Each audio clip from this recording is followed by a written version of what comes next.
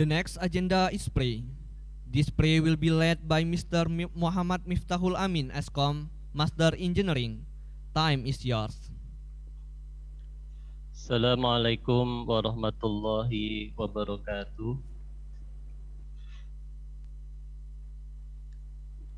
Ladies and gentlemen, let's pray to Allah Subhanahu wa Ta'ala so that our international conference first 2021 can be precious of all us. I lead this prayer by teaching of Islam, and those who are not Muslims, you are pleased to pray according to each of your beliefs. A'udzu billahi minasyaitonir rajim. Bismillahirrahmanirrahim. Allahumma shalli ala sayyidina Muhammad sayyidil awwalin wal akhirin wa sallim radhiyallahu tabaraka wa ta'ala an kulli sahabati Rasulillah ajma'in. Allahumma barik wa sallim.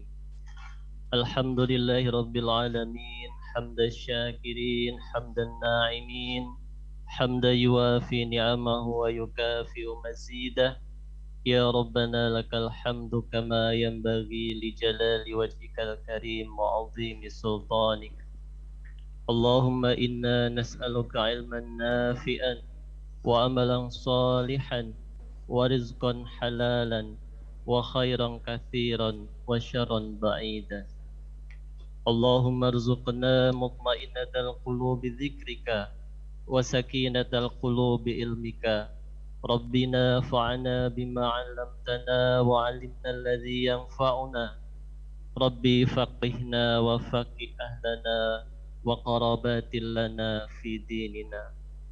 Allahumma ighfir lana dhunubana wa liwalidayna warhamhuma kama rabbayana shaghira. Allahumma ighfir lil muslimina wal muslimat wal mu'minina wal mu'minat al ahya'i minhum wal amwat innaka sami'un qaribun mujibud da'wat ya qadiyal hajat. Rabbana atina fid dunya hasanah wa fil akhirati hasanah wa qina adzabannar. Allahumma taqabbal minna du'aana innaka antas sami'ud du'a wa tub 'alaina innaka antat tawwabur rahim. Wa sallallahu ala sayyidina Muhammadin nabiyil ummi wa ala alihi wa sahbihi wa barak wa sallam. Subhana rabbika rabbil izzati amma yasifun wa salamun alal mursalin walhamdulillahi rabbil alamin. Assalamualaikum warahmatullahi wabarakatuh. Waalaikumsalam warahmatullahi wabarakatuh. Thank you very much to Mr. Muhammad Miftahul Amin, Eskom, and Master Engineering for the pray. Ladies and gentlemen, it's time to listen to the welcoming speech from Chair Committee of 5th International Conference First Forum in Research, Science and Technology, Politeknik Negeri Sriwijaya. Please welcome Dr. Rita Martini, SAMSI AK. The stage is yours.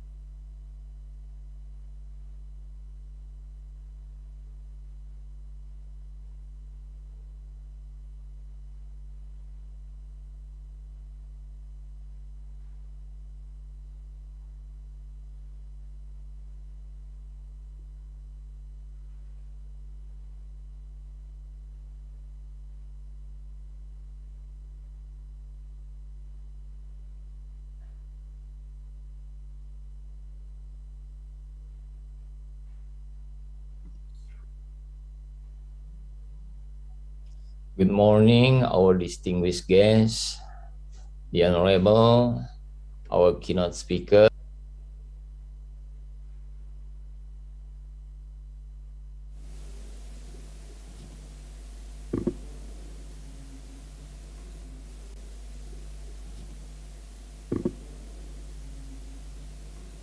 Assalamualaikum warahmatullahi wabarakatuh. Waalaikumsalam. Alhamdulillahirabbil alamin. Thanks to the Allah, due to His bless and love, we are granted good health and opportunity so that we can meet here in the event of the 51st and the 3rd Snaptekmas 2020. The Honorable keynote speakers, Her Excellency Nana Yuliana PhD, as the Indonesia LBBP Ambassador for the Republic of Cuba, currently with the Commonwealth of the Bahamas, Jamaica, the Dominican Republic, and Haiti. Professor Ramarat Bupati from the Nicholas State University, USA. Dr. Ing Ahmad Taqwa, the Director of State Polytechnic of Sriwijaya. The Honorable keynote speaker, distinguished guests, all participants, ladies and gentlemen. For the beginning of my speech, let me welcome all of you with my great warmth. I am so proud that the authors still keep spirit to develop the knowledge, although in this pandemic situation. Let us still work to support the development of the world through the research, science, and technology in many parts of the knowledge. I would like proudly to inform you that the 51st and the 3rd Snaptekmas 2020 as the forum of shared knowledge, to research, to find, and to enlarge the link with other industries and universities has attracted so many authors from abroad, such as from Polytechnic Tun Syed Nasir Syed Ismail, Mara University, Polytechnic Muka Sarawak, University Sultan Zainal Abidin, Terengganu, Malaysia, Polytechnic Malacca, Malaysia, Iloilo Science and Teknologi University, Filipina, Polytechnic Kota Kinabalu, University Teknologi Malaysia, Accounting Research Institute UITM Malaysia, Management and Science University Malaysia, Al-Baha University Saudi Arabia, Polytechnic Malacca Malaysia, Kuantan Community College Pahang Malaysia, University Brunei Darussalam, and Pedowsi University of Mashhad, Iran. Welcome to all the researchers that become the collaborators in our research and community service. It's our great honor to have you as our collaborators and participants in this conference.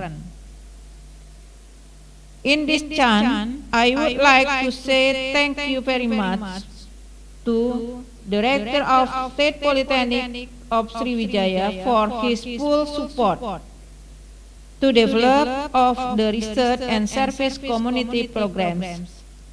Due to his hard work and his belief to all the committee so that this event can be held.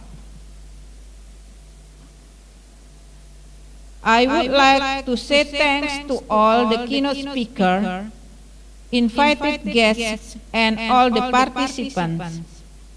Also, for our sponsor, PT Bukit Asam Tbk and PT Bank Mandiri Tbk. Without you, this event will be nothing. May Allah Subhanahu wa Ta'ala give His reward for your sincerity. I hope that our cooperation and coordination can be maintained and improved. I hope that you can enjoy this conference and can get a big benefit from this event. I also wish that we can meet again in the further first and Snaptekmas. Wassalamualaikum warahmatullahi wabarakatuh. Thank you very much, Dr. Rita Martini, SA, MSI, AK, for the nice speech. The next agenda would be listening to the welcoming speech from Director of Polytechnic Negeri Sriwijaya to Dr. Ing Ahmad Takwa MT. The stage is yours. Good morning, our distinguished guests, the Honorable, our keynote speakers, our conference first 2000.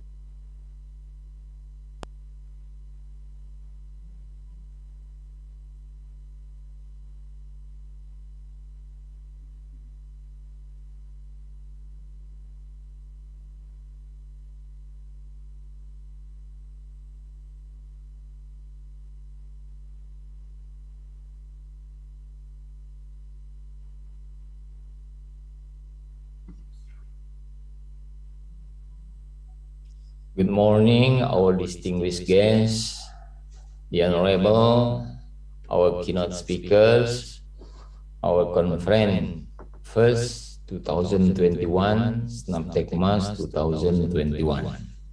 Our first speaker, Ibu Dr. Nana Yuliana, MA PhD, as the Indonesian LBBP Ambassador for Republic of Cuba, currently with the Commonwealth of the Bahamas, Jamaica, the Dominican Republic, and Haiti.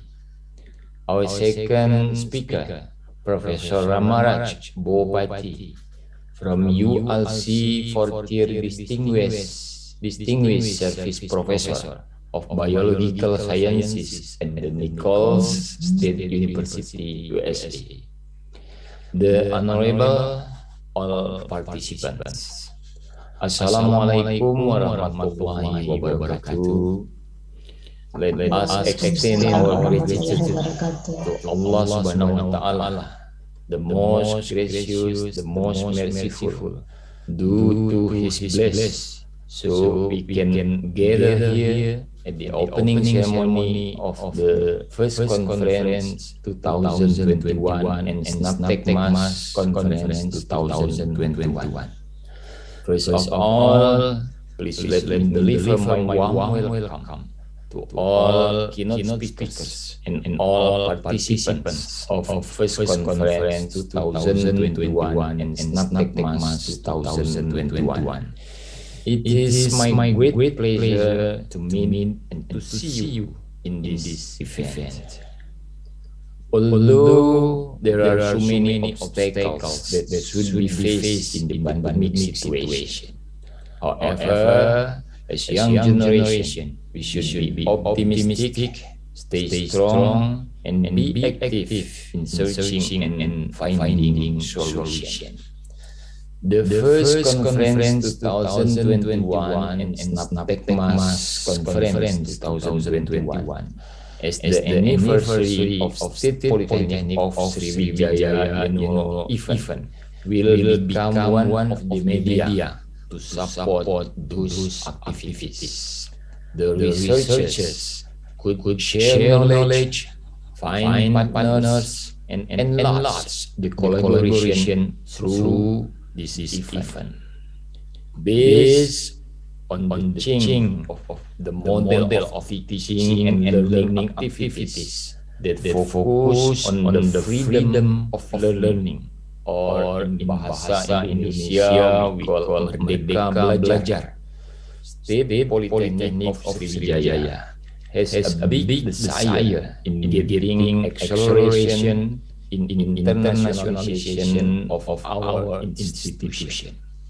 One of them by improving the overseas and the industrial collaboration, especially in joint research and joint publication. In the beginning of 2021, the Research and Community Service Unit in Politeknik Negeri Sriwijaya has launched new scheme of research and community service, namely the Overseas Collaboration, Research and Overseas Collaboration Community Service. Thanks to that, this scheme has attracted not only from countries in Asia, but also several countries outside Asia, such as Research and Community Service collaboration with Al-Baha University from Saudi Arabia, with Ferdowsi University of Mashhad from Iran, and with Princess Sumaya University of Technology from Jordan, as well as several other foreign universities. In this occasion, I also would like to welcome all the researchers that become the collaborators in our new scheme of research and community service. It is our great honor to have you as our collaborators. The honorable participants, at this time, State Polytechnic of Sriwijaya has held 5 times of first conference. First publication from previous conference has been successfully indexed not only in Scopus but also in WAS. This fifth first seminar will be conjugated with Nasional Seminar in Community Service SNAP Tekmas, Nasional Seminar on Technology Application to the public. So finally, I wish you all the participants enjoy the seminar, enjoy each discussion, getting more networking and sharing. So finally, we hope you can bring a new result, a great innovation and great technology. Thank you. Wassalamualaikum warahmatullahi wabarakatuh.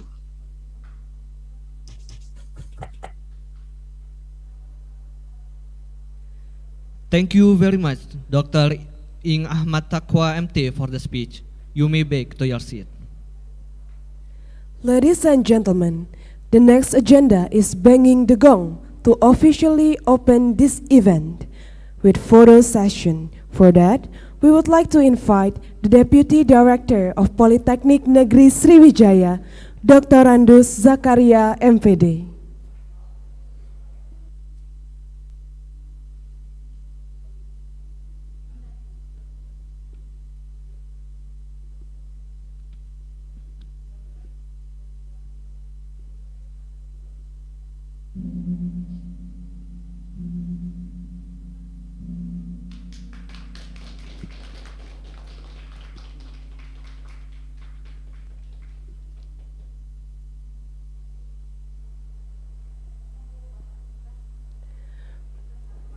We will continue to photo section.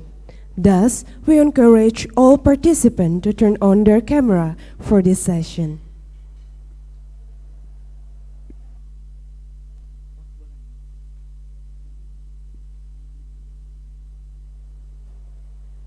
Ladies and gentlemen, now we will hear the speech from Dr. Andus Zakaria, MPD.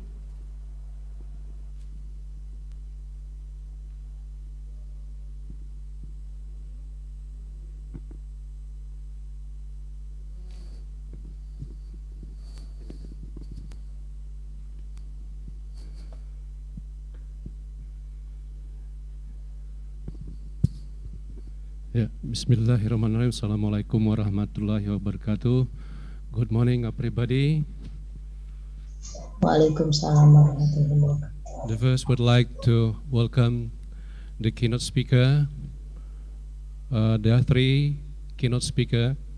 The first one, there are Nana Yuliana, MA PhD. Selamat datang Ibu Ana, Bu Nana di the fifth PES 2021 International Conference and Snaptekmas 2021. Selamat jumpa lagi Bu Ana, dan mudah-mudahan bisa datang kembali ke Politeknik Negeri Sriwijaya Bu Ana. Selamat pagi Bu Ana. Ya. Terima kasih. Ya. Mudah-mudahan kita bisa jumpa lagi Bu Ana. Pak. Insyaallah. Ya, Insyaallah. Pak Zakaria Bu Ana. And the second speaker here from Ramajaya Bupati, the Professor of Biological Science and Nicholas Upstate University USA. Yes, welcome to the fifth 2021 International Conference and Snaptekmas 2021.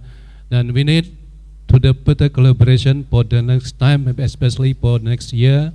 We hope you can join again to our international conference. And the third keynote speaker, Dr. Engineering Ahmad Taqwa, MT, the Director of State Polytechnic of Sriwijaya.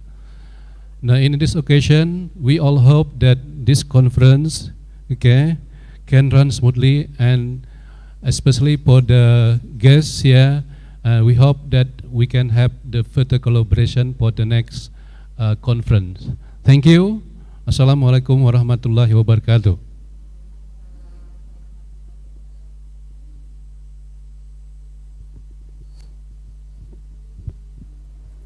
Thank you very much, Dr. Andes Zakaria, MPD, for the nice speech. Ladies and gentlemen, as this is a photo session, so please let me inform you that you need to turn on your camera.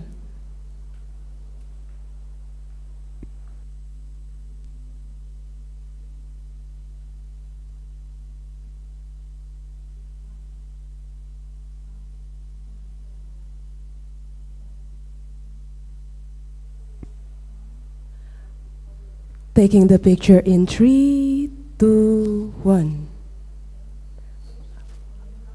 Okay, in the next slide, taking the picture in 3, 2, 1. Okay, for the next slide, taking it in 3, 2, 1. And for the last slide, taking it in 3, 2, 1. Thank you very much for all of the participants for joining our photo session. Ladies and gentlemen, at the end of this session, we as your Master of Ceremony would like to say thank you for your participation. And sponsor PT Bukit Asam Tbk and Mandiri Bank. I am Angga Saputra. And I am Fiorina Cuku. Good afternoon. Wassalamualaikum warahmatullahi wabarakatuh. Waalaikumsalam warahmatullahi wabarakatuh.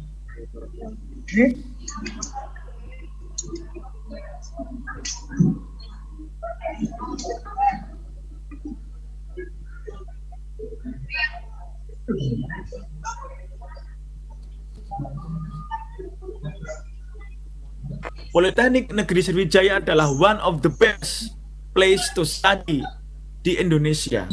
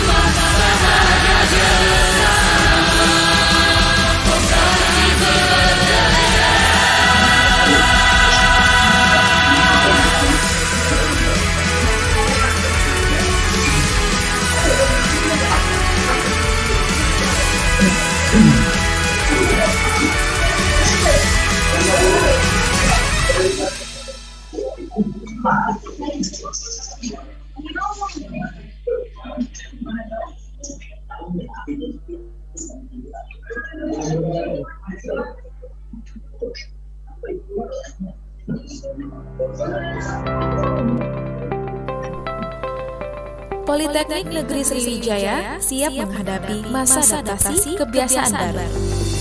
Kegiatan belajar mengajar dilakukan secara daring, namun untuk kegiatan seperti praktikum dan penelitian dapat dilakukan secara tatap muka dengan mematuhi protokol kesehatan.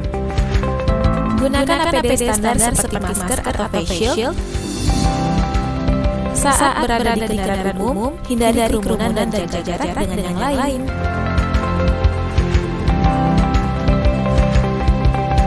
Periksa suhu tubuh, jika suhu di bawah 37 derajat, maka diperbolehkan memasuki area kampus. Namun jika di atas 37 derajat, diinstruksikan menuju poliklinik untuk diperiksa lebih lanjut. Jika Anda merasa sedang sakit, sebaiknya tetap berada di rumah.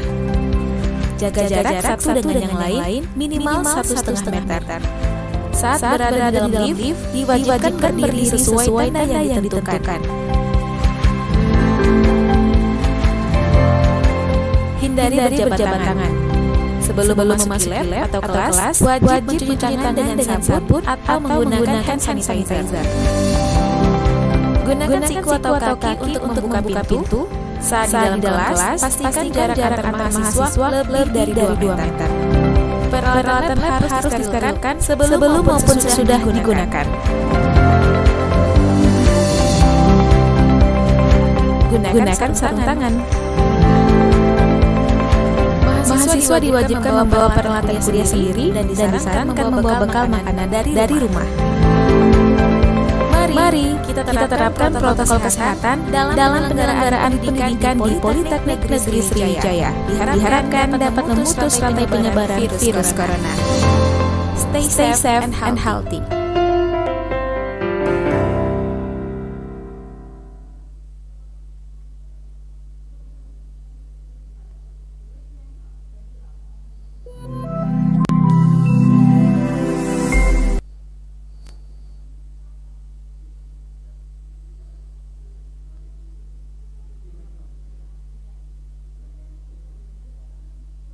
Proses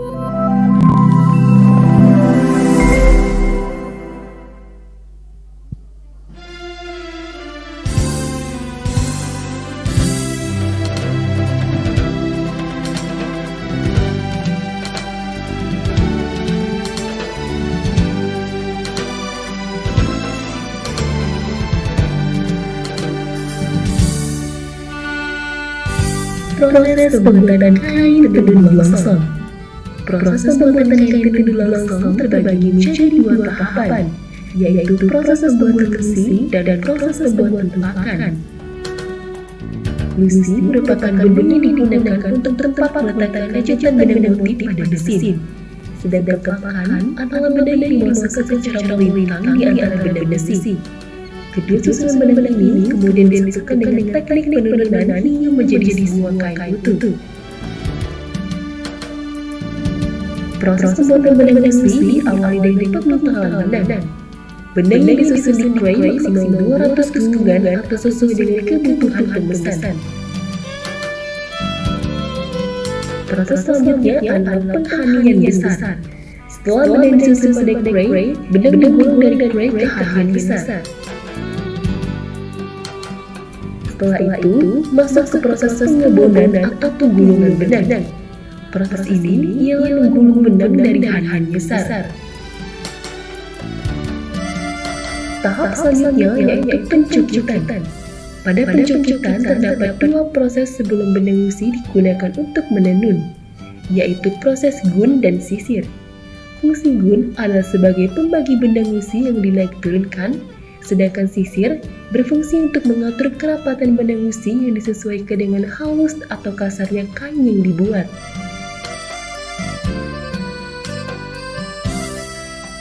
Sedangkan proses pembuatan pakan diawali dengan pemintalan. Proses selanjutnya adalah penghanian kecil. Setelah itu, masuk ke proses pelimaran, yaitu pembuatan motif pada benang. Pada pemberian warna ini, kain digesek-gesek dengan stik kayu dengan ukuran beragam dan telah diberi warna mengikuti pola yang telah dibuat.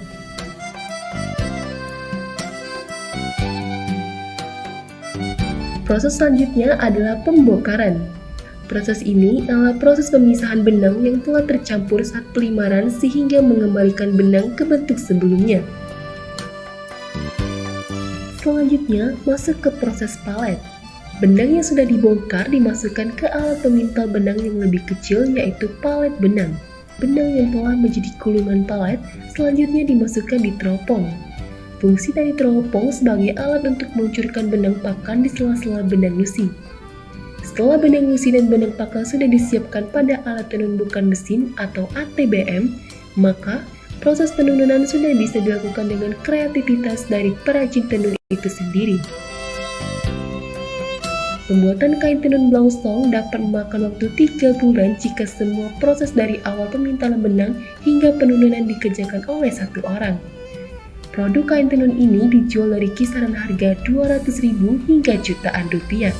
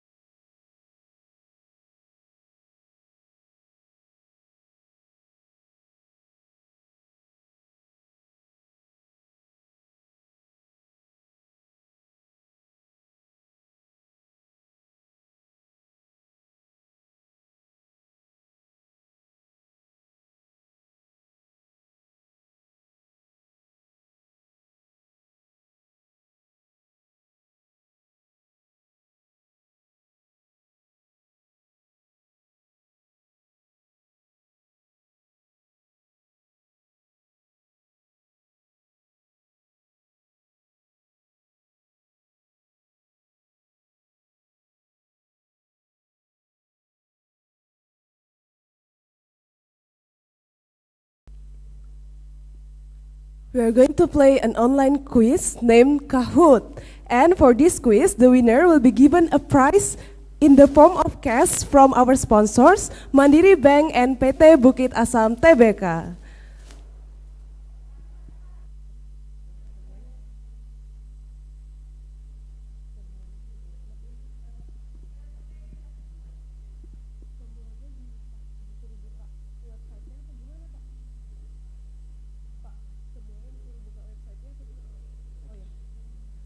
So for all participants, please open the website of this game. As you can see on the screen,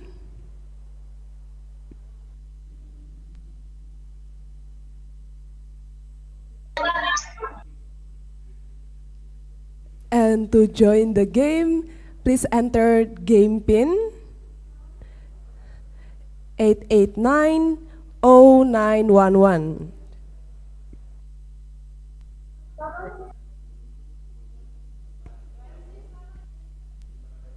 We are currently waiting all participants to join. And for the participants who have been joined, your name will be displayed on the screen.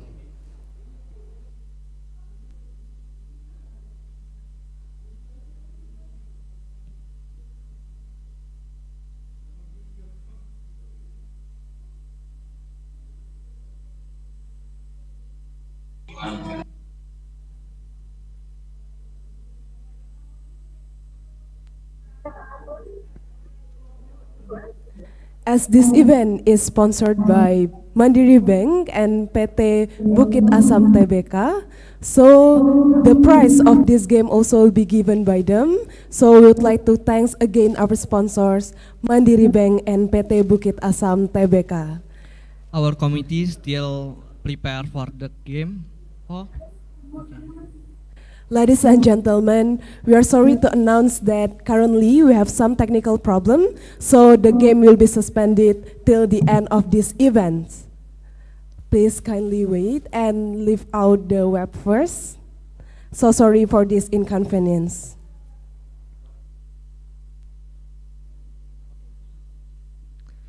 Assalamualaikum warahmatullahi wabarakatuh. Good morning. Welcome back to Fifth First 2021 Forum in Research, Science and Technology International Conference and the third SNAP Tekmas 2021 Seminar Nasional Aplikasi Teknologi pada Masyarakat Politeknik Negeri Sriwijaya, Palembang. Ladies and gentlemen, now we proceed to the main agenda of this conference. Therefore, we would like to invite our honorable speaker, DRA Nana Yuliana MA PhD, the Indonesian LBBP Ambassador of the Bahamas, Jamaica, the Dominican Republic and Haiti. And also, the moderator who will lead the seminar today, Mrs. Tior Simanjuntak MPD, to come to the stage.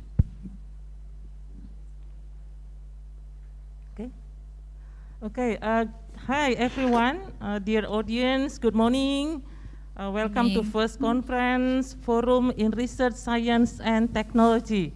Sorry, the camera is there, yeah. Okay, thanks for charming MCs, yeah, who have given me opportunity to be a moderator in this session. Okay, dear audience, your video, please make it on. Is there an audience here? I mean, can I see the audience in this screen? Yeah, I would like to see the audience there. Do I make myself clear? If I sound clear, would you please type is there any chat room? Any chat room? Would you please type first in each chat room so I know that everybody is with me and ready to get information, ideas from our keynote speaker. Ya, ada yang sudah menulis ya? Is there? Please write first. Please type first on the chat in the chat box. Okay, thank you very much. Thank you that you are with me right now. And rename your name. Put your name and your affiliation. Please write your name and your affiliation so it's easy for us to get connected to you or to communicate with you. Thank you. Okay, let me start. Good morning, Bapak Direktur Politeknik Negeri Sriwijaya, Bapak Ibu keynote speakers, ya, researchers, distinguished guests, ladies and gentlemen. In this first session, I'm Tir Simanjuntak, and I will act as your director. Thank you for being here, and then I hope that everybody will get engaged by giving questions, asking more details about everything related to the issue that will be addressed by the speaker. Internationalization is a must and cannot be avoided. I hope everybody agrees, yeah? Whether you like it or not, we are now citizens of this world. So in today's world, globalization is an important concept for students and teachers in higher education to understand and appreciate.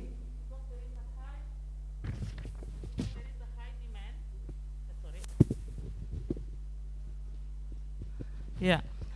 So in today's world, globalization is an important concept for students and teachers in higher degree education to understand and appreciate, because there is a high demand in business and industry to hire people who can work with people of other nations and cultures. And in this situation, also demands traveling independently, internationally, in order to promote their business or to get hired or get employed. For this issue, we have our keynote speaker who has huge experience in the area of internationalization. She is Ibu Nana Yuliana, PhD. Good morning, Ibu Nana. Nice to meet you here again. After being a while. Nice to meet you, Ibu. Yeah. Hi, I'm in Havana now. Thank you for having me. This is, what time is it? This is evening time. And good morning, everyone in Palembang. Yeah, good evening there then. Yes, right. Yeah, sorry to wake you up, yeah? To keep you up until this time. No problem. Okay.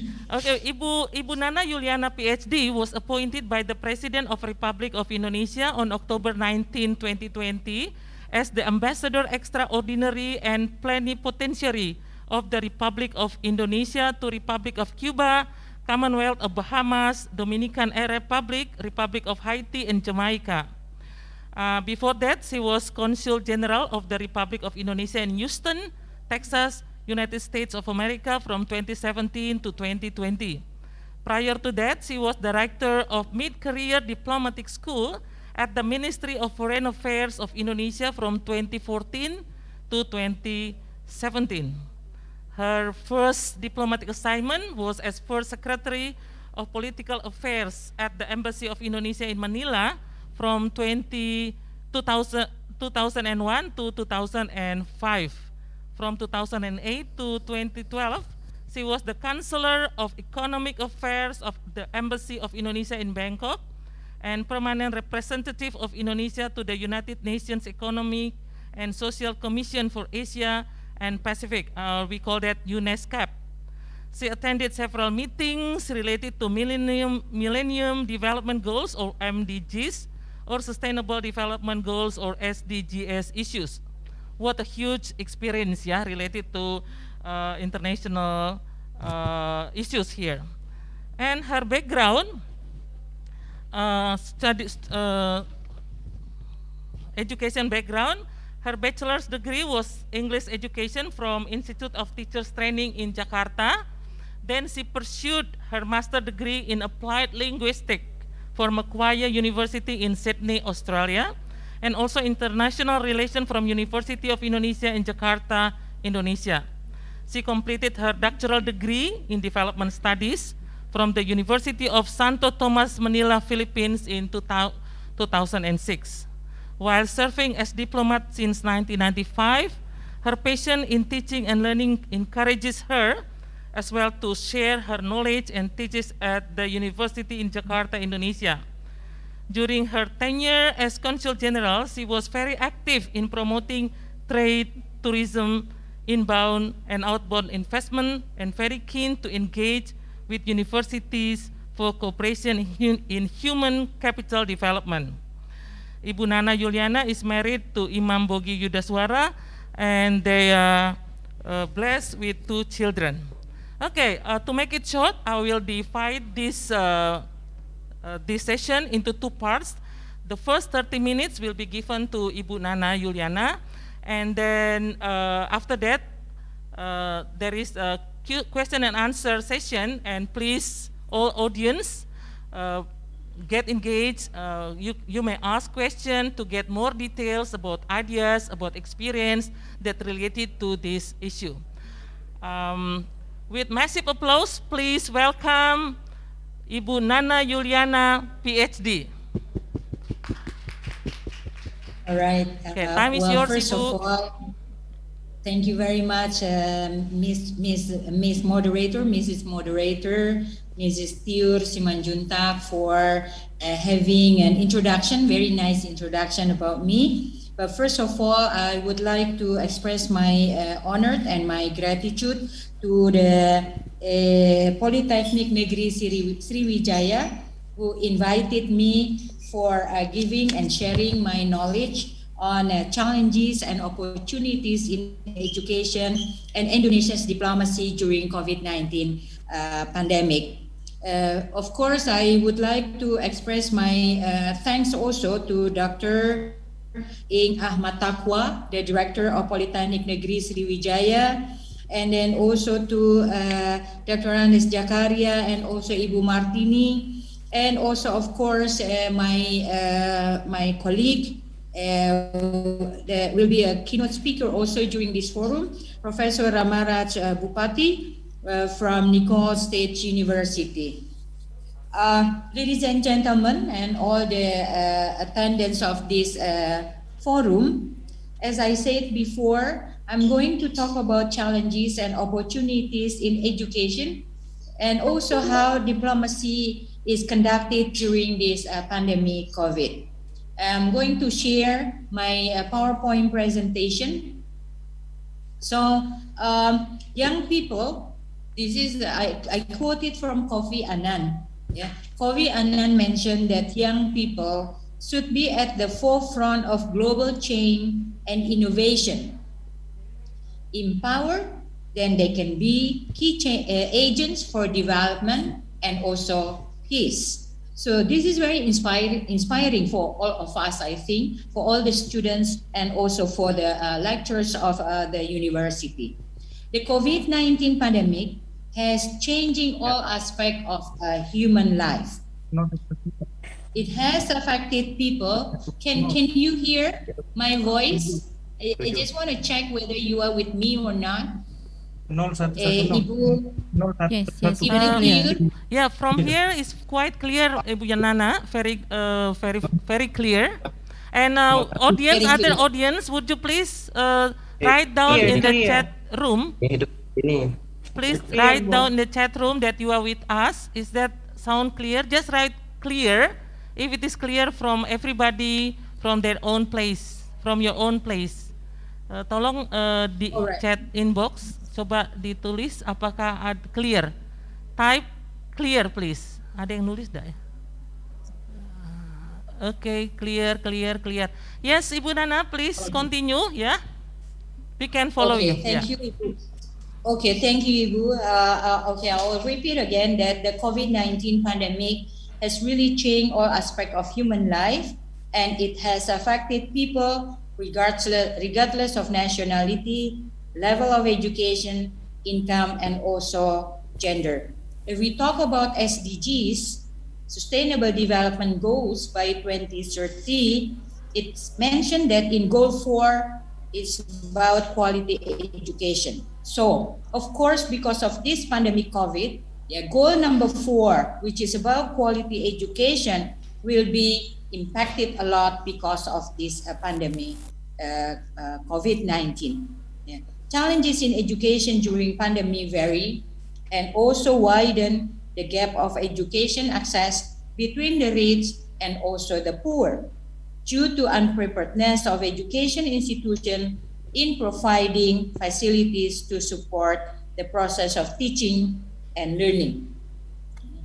It is estimated that 94% of learners worldwide were affected by pandemic COVID, and representing 1.5 billion children and youth from pre-primary to higher education in 200 countries. So you can see that all of the countries are also affected, not only Indonesia.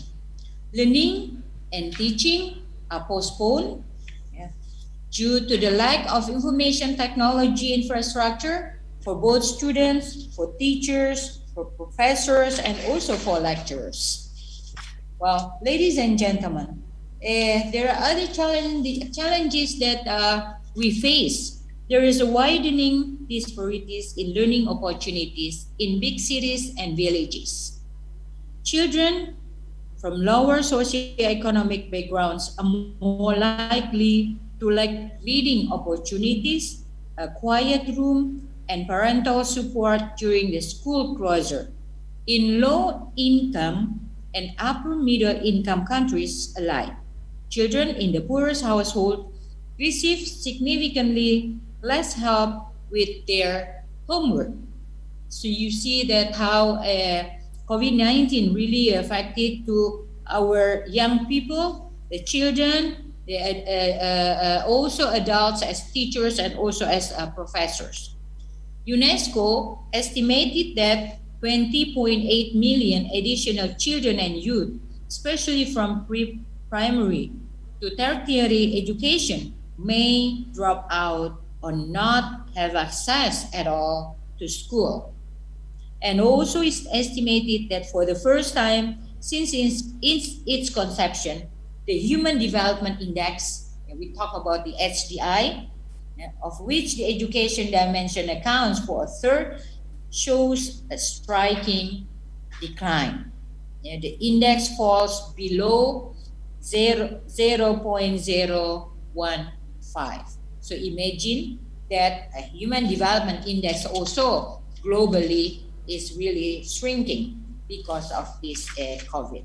And there is a change in students' interpersonal behavior. Behavior changes happen there. Behavior management becomes challenging while adjusting to virtual or at-home education. This can be especially difficult as many children deal with emotional challenges like increased anxiety, increased stress, and also because they cannot go anywhere during this pandemic COVID, they are just staying at home. That makes them also even difficult to face these extreme challenges.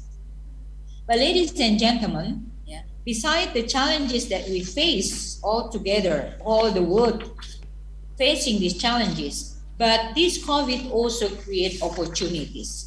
What are the opportunities that we have? Now, especially in technology, now we build resilient technological advances in education to adapt to online learning. I believe Polytechnic Sriwijaya also have to do a kind of online learning for the teachers and also for the students to engage each other, and the education still have to go to be conducted. And the only thing that we have to adapt is using the IT in the learning and teaching process. In Indonesia, more than $1 billion has been allocated for the school digitalization platform.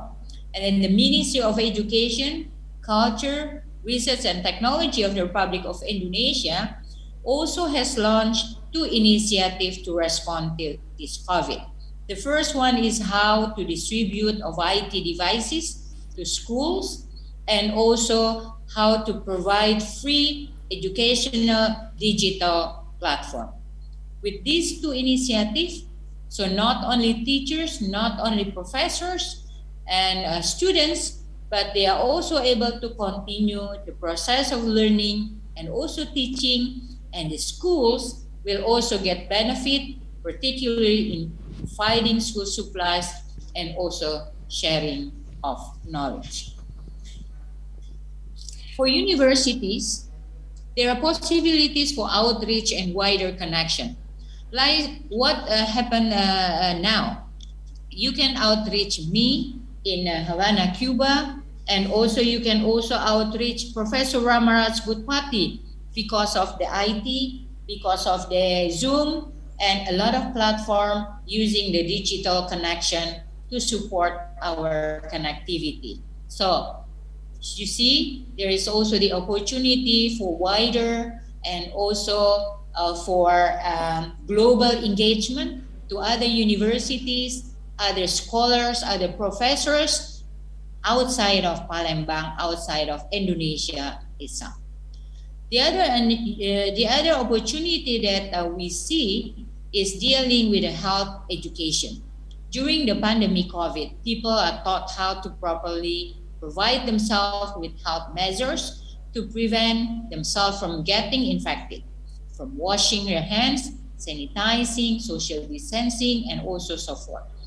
So now people are more aware of keeping their own health. I believe everyone in this room, in this Zoom also, you also will be more aware to take care your own health and also the family health and also the surrounding for our health, so we can still continue with our education in this university. Well, what we are doing in diplomacy itself, during this pandemic COVID, of course, as I said at the beginning, it is very challenging, but it's also opened our mind as a diplomats and also push our diplomacy to shift to a different issues. The issues before is on political issues and also on economic issues, but now we are shifting to how to make health diplomacy, vaccine diplomacy also available for everyone in Indonesia, and it has become one of the priorities of our diplomacy. So Indonesian mission abroad through Indonesian embassy, the consular general offices abroad, we have to do a kind of looking for an opportunity, increasing the cooperation in health sectors, including also we in the embassy, we are trying to connect with the research center in Cuba, because Cuba is one of the countries in Latin America and Caribbean countries who produce their own vaccine. So we are doing and we are trying to communicate and facilitating between the research centers in Cuba with the research centers in Indonesia and the business people in Indonesia. So we do that with the aims to develop the national health industry independence and also the raw material industry for our medicine, pharmaceutical, and also medical devices. We do it through bilateral, we do it through multilateral cooperation, such as in United Nations, and also in regional cooperation like in ASEAN. That also includes joint research, joint production, and also in the future, probably if we already have our own vaccine, then we could also do a joint marketing to other countries if we can produce our own vaccine in Indonesia. So Indonesia has collaborated with several countries in procurement of COVID-19 vaccine. I hope that everyone who is attending this seminar already have a vaccine, because the government already give a lot of facilities for the people in Indonesia to have the vaccine. And we have a cooperation with the United States, with Netherlands, with Japan, Australia, UAE, and also with UK and also with China in providing the vaccine for the whole people of Indonesia. Next. Other things that we are doing, as I mentioned earlier about how the cooperation between Indonesia and Cuba, actually in 2017, Indonesia and Cuba have signed the MOU on the health sectors.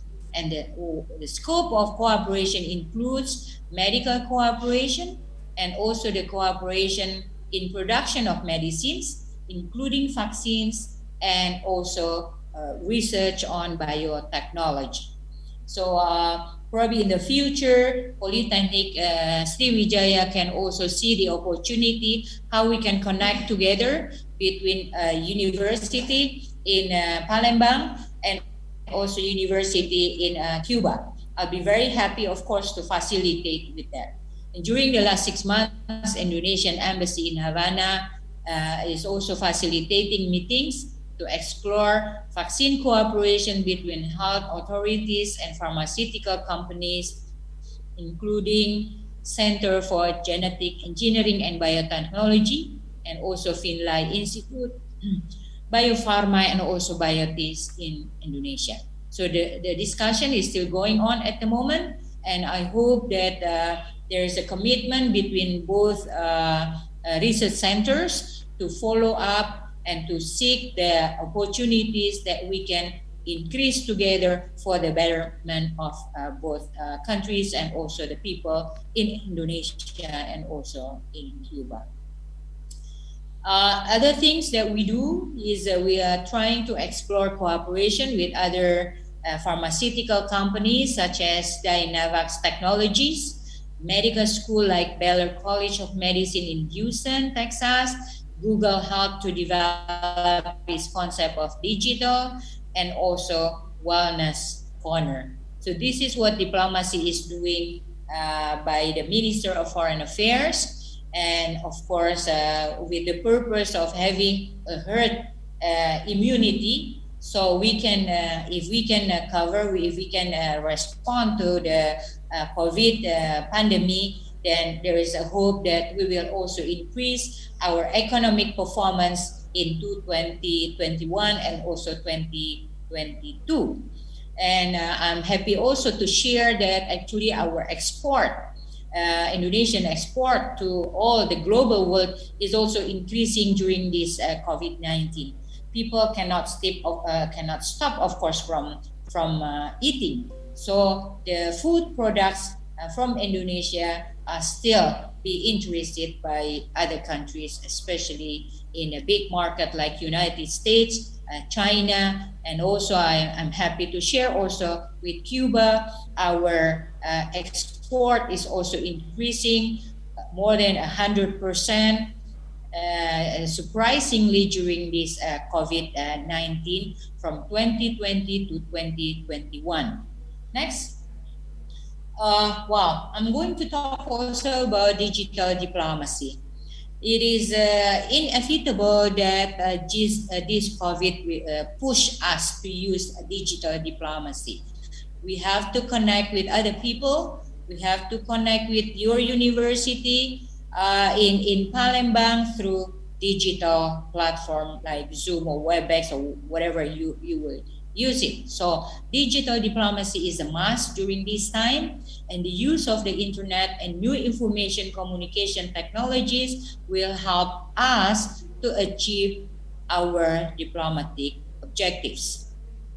And the impact of internet on international relations. There are several impacts, of course. The first one, it will multiply and amplify the number of voices and interests involved in international policy making, complicating international decision making, and reducing the exclusive control of states in the process. So with this digitalization, states' control is less, but public also now have a lot of involvement, engaged in the making of decision process, and also in supporting Indonesian diplomacy.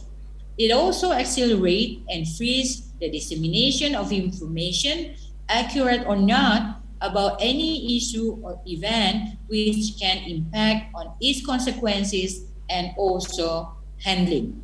So dissemination of information, accurate information cannot be closed anymore. We have to disclose. We have to have a transparency in doing our diplomacy activism. So is also part of our public accountability to Indonesian people, and we can also engage more international citizens to see what Indonesia is doing in our diplomacy. It also enables traditional diplomatic services to be delivered faster and more cost effectively, both to one's own citizens and also government, and also to those of other countries. So modern diplomacy is a digital diplomacy. In the past, we have to meet personally, but now we can also outreach our diplomats through a lot of platform. But still, actually for diplomats, for diplomacy, face-to-face is very important also, beside using the IT, beside using digital diplomacy to engage and also to connect with other countries. So both ways is still important. That's what we feel as a diplomats. Face-to-face diplomacy and also digital diplomacy will support our endeavors, our work to pursue our national interests. Okay, so I'm going to take a quotation from Ibu Retno, our Minister of Foreign Affairs, during the Regional Conference on Digital Diplomacy in 2019. Ibu Retno, the Minister, said that digital diplomacy can be used as a tool to spread peace, foster economic cooperation, increase protection of citizens, as well as a tool for development. I should say also a tool for increasing human capital or human development in Indonesia as well, as part of our development process in Indonesia. Because the backbone of development, of course, human resources. We need to have a qualified human resources to reach our 2045 century celebration of Indonesia. The Ministry of Foreign Affairs of the Republic of Indonesia also conducted various diplomatic activities through digital platform to support our activities in economic and political fields, and one of which by having social media accounts. So I hope that all the students, you can also search our website, our Instagram, our Facebook for Indonesian Embassy in Havana, or also our digital platform of the Ministry of Foreign Affairs to update yourself with the global issues. So it will also increase your knowledge globally. The other things that the Minister Retno Marsudi mentioned is actually said that digital technology and social media are diplomatic assets. The promotion of digital diplomacy of internet users in Indonesia, mind you, is very surprising, It is already reached half of Indonesian population. 143.26 million people in Indonesia, so almost 50% of the population in Indonesia use internet users. This means that digital technology owned by Indonesian individuals has the potential to play a role in promoting the country. And I believe that all the students, the lecturers, they have a gadget, they have a laptop, they also have the internet access. So you can use those digital technology for a positive purposes to enhance our knowledge and also enhance our expertise. Ladies and gentlemen, I still want to talk about Indonesian digital diplomacy. So digital platforms are also used to establish communication. And we have more than 6 million Indonesian living abroad. Mostly they are in Malaysia, in Middle East countries, in United States, and also in countries where we have our Indonesian citizens working.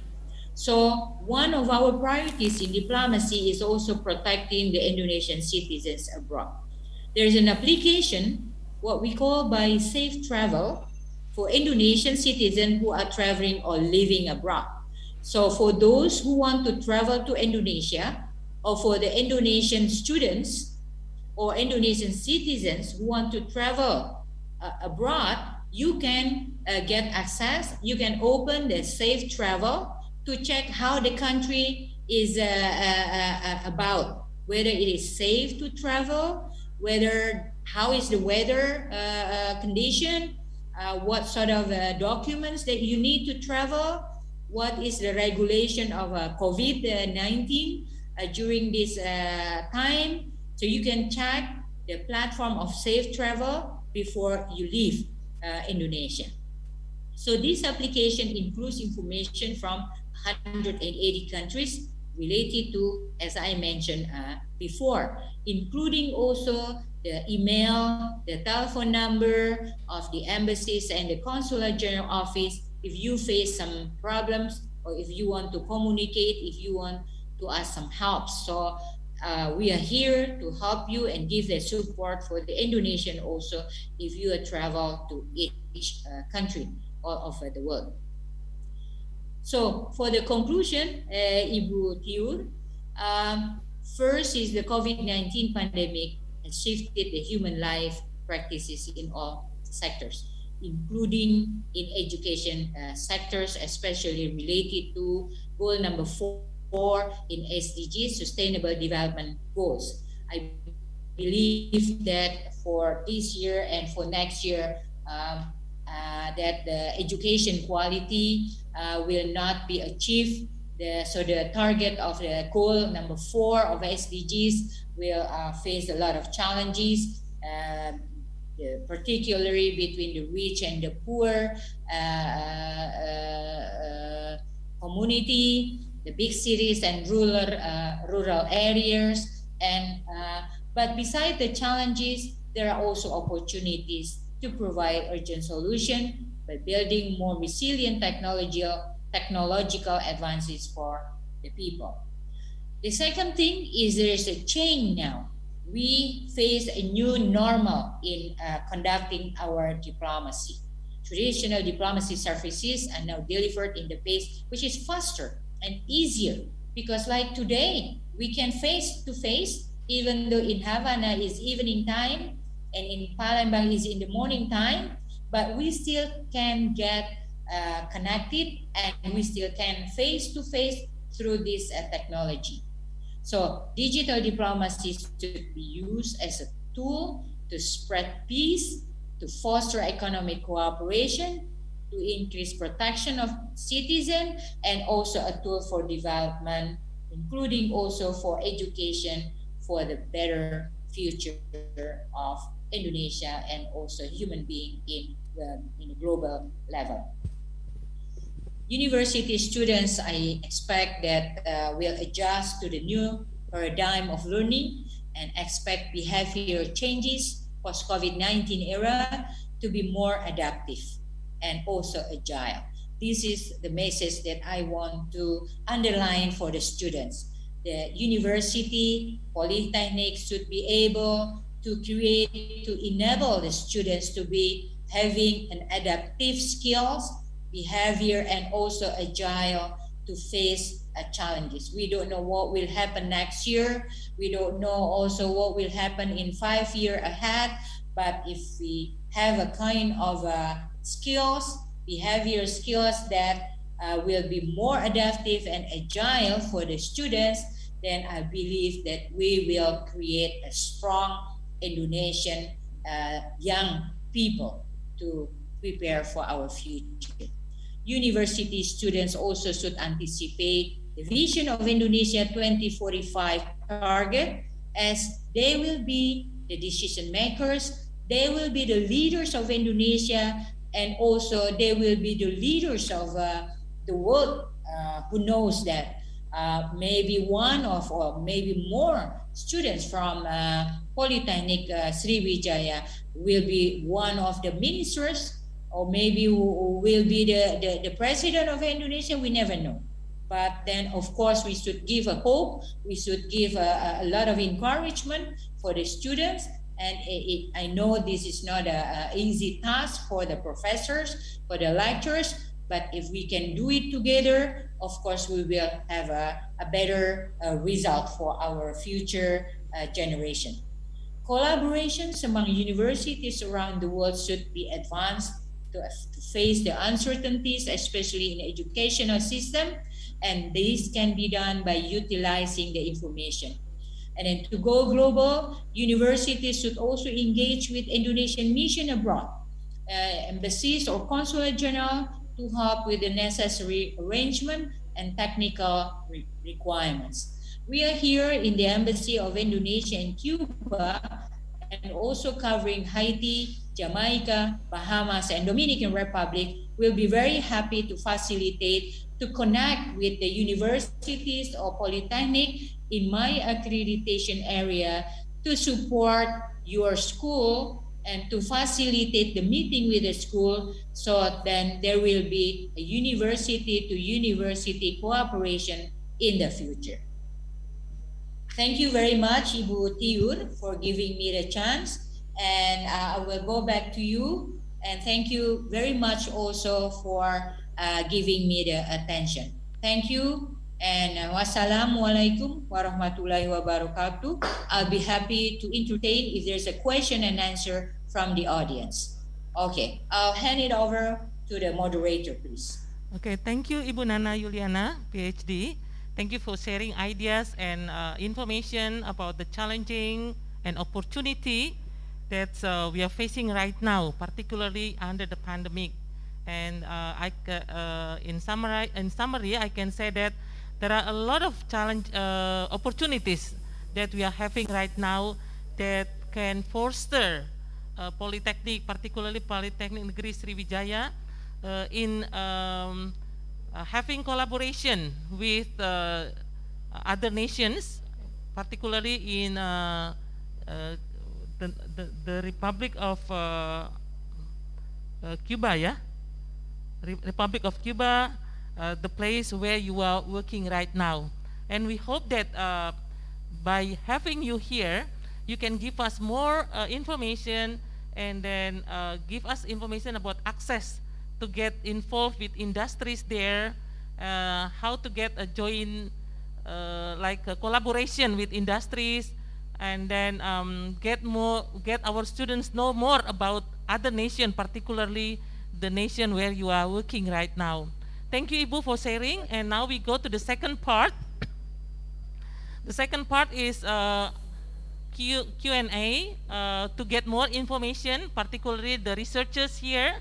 I'm sure that they really want to have work together with researchers in Cuba or in the nations where you are working or you are related with.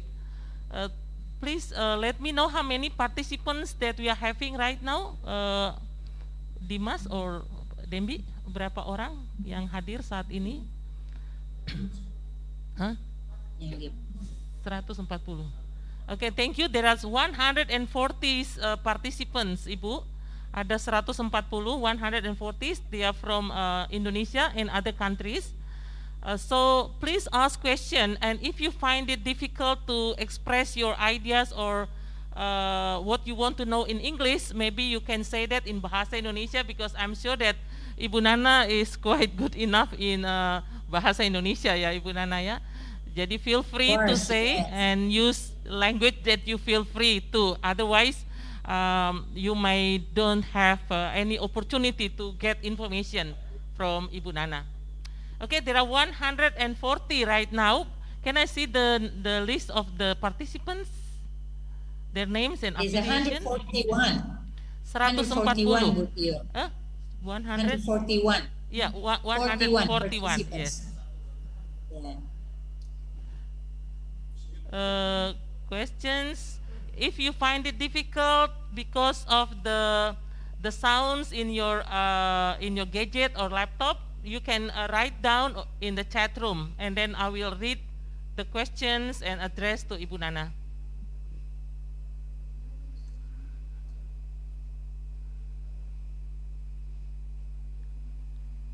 While we're waiting for the questions, students or lecturers who want to ask question, maybe I'm going to also explain what is the strength of Cuba, Bu Tiur. Yes, please. Cuba is very popular with the medical science. We have some students having a scholarship, getting a scholarship from Cuban government to study medical science, to be a doctors in Cuba at the moment. So they are producing a lot of doctors, and they also send doctors all over the world to help other countries. When we had a tsunami in 2004, and also when we experienced a Mount Merapi eruption, Cuba helped Indonesia by sending their doctors to help the victims of the tsunami in Aceh, and also the Mount Merapi victims at that time. So their medical doctors is very strong. And besides, also Cuba Human Development Index is very high, more than 91 of the HDI, and also the life expectancy in Cuba is also very high. It is almost or similar like in the United States. So the strength of Cuba is in human resources, especially in medical doctors, in biotechnology, also is very strong. I'll be very happy to facilitate, of course, the Polytechnic Negeri Semarang. If you have any interest to connect with the universities here, then we can Sriwijaya. Yeah, we can connect with universities here, of course. Yeah, thank you, Bu. That's a very good information for us, because we are now trying to get connected with many universities, and then we are glad that you are here. Okay, we have one participant raised his hand or her hand. What's the name? I cannot see. Students. Yeah, would you please? Can you? Okay, thank you for the hand. Would you please express your questions or any information that you want to know? Namanya, I'm sorry I couldn't read your name. Okay. Yes, please allow do. me to introduce myself. Yes. Okay, my name is Risma Ambarwati. Okay, Risma. I am the student of State Polytechnic of Sriwijaya. So, I am sorry I couldn't open my video because there is some problem. So, if it's okay, I will just talk. Yes, please do, Risma. All right. So, thank you so much for Ibu Nana for the explanations. And actually, there is something that came into my mind when you were explaining about the challenging in academic. When we were talking about online schooling, there are actually a lot of problems that faced by the students. For examples, it's like a domestics in a house where in the house for the students is not convenient for them to study at home, and also like the students don't have a proper equipment to study, like handphone or laptop. And do you have any idea, like any effective ways to solve the problems? Because we can't deny the fact that it happens, like it happened in some houses that not everyone have safe house to study at home. So I would like to hear from your opinion if you have something to solve the problems. Thank you. Thank you, Risma Ambarwati. Okay, the questions is about some challenges that we have, particularly in study from home, yeah, and when some students they don't have proper equipment. Is if you have any ideas to solve the problem, Ibu Nana? And that's the first question. Can you, Ibu Nana, would you please hold on for a second? I'm going to the second question. Okay. Is there any other questions? Tadi saya baca ada asking about scholarship. Ya, tadi sempat saya baca. Would you please? Tadi ada yang tentang scholarship. Ya, itu namanya siapa ya? Sorry, I cannot read that. Oscar, is the teacher. Pak dosen apa mahasiswa? Okay, Bapak Oscar, would you like to address the question yourself, or you want me to read that for you? I think it's better for you to address the question, ya, Bapak Oscar. Okay, there is no reply. Okay, I'm going to read that, Ibu Nana. Good morning, Bu Nana. How to get scholarship in Cuba, especially for mechanical engineering field? It is more opportunities. Is there any opportunities for us? And what's the important requirements to get that? Thank you for your nice information, ma'am. Okay, that's the question from Pak Oscar. And then the last question. Last question, I give 3 question for this part. Pertanyaan satu lagi, adakah lagi? Tolong admin. Atau cuma 2 saja kah? Okay, for this time being, there are only 2 questions, Ibu Nana.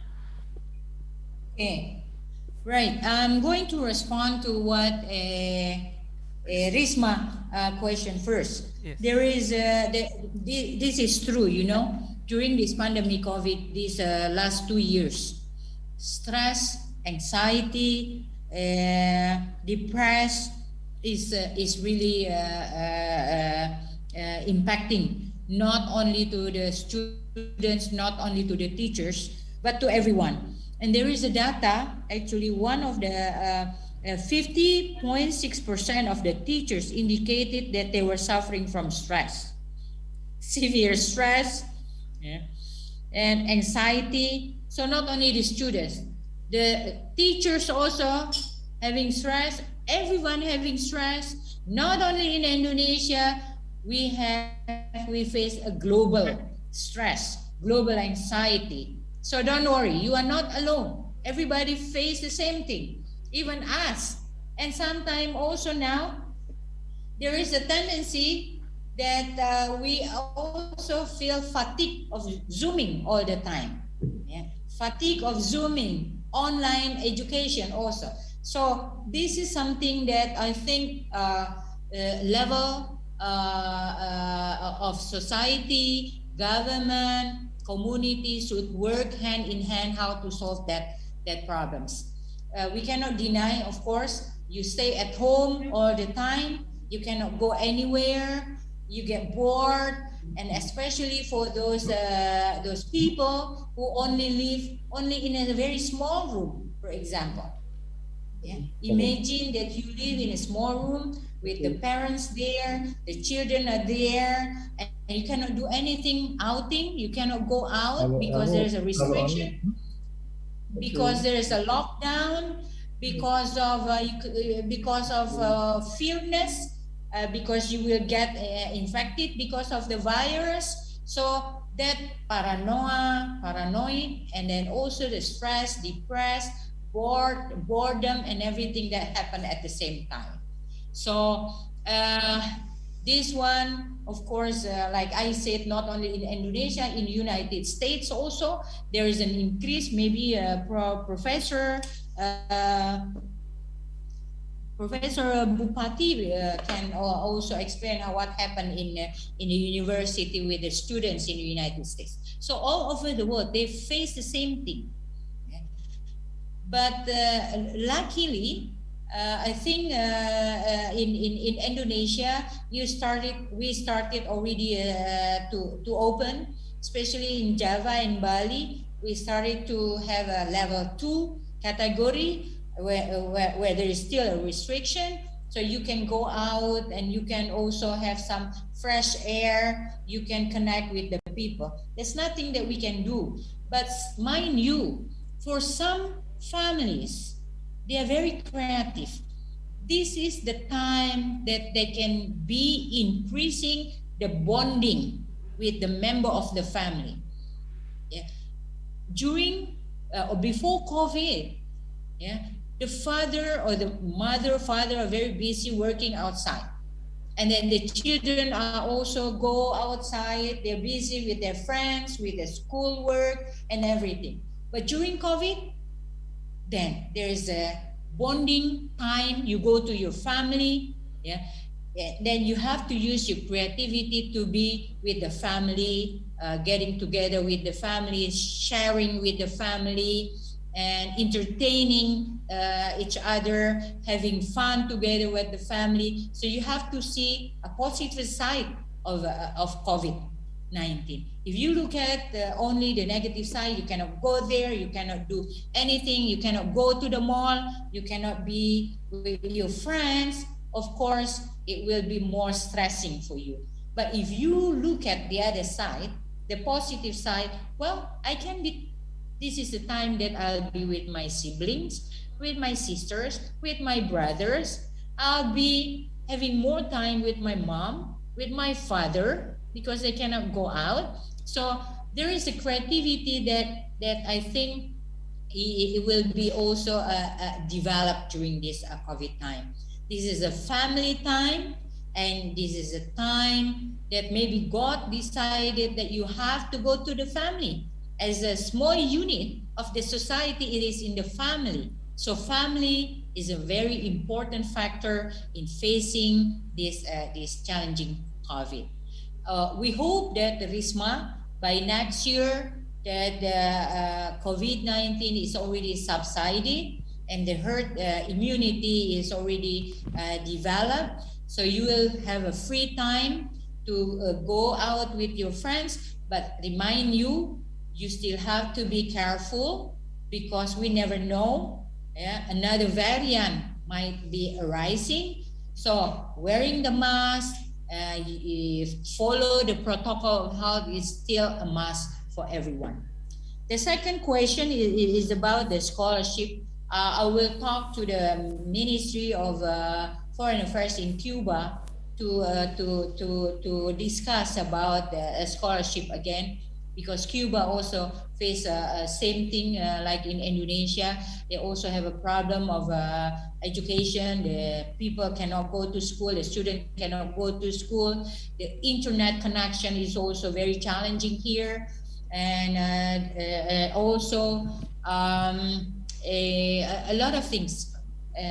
Time differences also with Indonesia is very challenging. So hopefully by next year, there will be an open opportunity also for the scholarship, especially for a medical engineering. I'll put our website and also our email address in chat so we can connect each other. I'm very happy that we have Ibu Marta. Dr. Marta is always having a conversation with me, so she can be a bridge between Polytechnic Sriwijaya with the Indonesian Embassy in Cuba to seek the opportunity what we can offer and what we can connect with the university in Cuba, of course. I'll go back to you, Ibu Tiur. Please. Thank you, Ibu. Now the second question from Pak Oscar, and then there is another question. I think I'll give it later, the third one. But first, the question from Pak Oscar. It's about opportunity. Scholarship, to get scholarship. He's from mechanical engineering, and he would like to know, to get more information about getting scholarship in Cuba. Yeah, I think I just explained about the scholarship. Just connect to us. Mechanical engineering is not very strong in Cuba. Medical engineering, medicine is their strong field, and what else? Biomedicine, biotechnology, and also medical science. So those are the three fields that are strong in Cuba. But for mechanical engineering, I don't know in other my accreditation countries. I know in Bahamas probably, because I cover also Bahamas and Dominican Republic. Because of this COVID, I arrived here in December 2020, so I don't travel a lot to those countries because of no airlines to go to those countries. and then also a very limited conversation with the universities. But I'm planning to go to Jamaica tomorrow, so I will also visit 2 universities there, and I will also try to find if they also have a mechanical engineering field that also can be useful to support Polytechnic Sriwijaya. Thank you, Pak Oscar, for raising that question. Thank you, Ibu. So when you visit Jamaica and Bahamas, we would be happy if you have the ole-ole about the university there that can work together with Polytechnic Negeri Sriwijaya. And the third question, tadi ada yang mengatakan bahwa he already raised his or her hand from room 7. Tadi dari room 7, please room 7, Susetio, ya. Yeah, thank you. Bapak Susetio. Yes, thank you very much for your time. Bu Nana Juliana, PhD, the Ambassador of Indonesia in Cuba. May I have information about what you have explained? First, I wonder that Cuba now has a hike of Human Development Index, as you said, and also a high growth of economics. I'm from Semarang, Central Java. Why I wonder, because previously we just know Cuba is like other developing countries. They only have like jungles and others, but I wonder, so what is the superior products of Cuba? Because I'm from management, from economics, I want to know the superior products in international trade from Cuba, and also how is the trade relationship between Indonesia and Cuba? What we can utilize from Cuba for international trade? And last thing is about education. I don't hear a lot of conferences held by Cuba, because it will be important for Cuba to open the country by some conferences. So we as the university or academics, we can visit Cuba to attend a conference there and to see the people of the country and to utilize some superior product there to Indonesia. Thank you for your time. Okay, thank you, Pak. Thank you very much. Thank you, Pak Bapak Susetio Darmanto. Ibu Nana,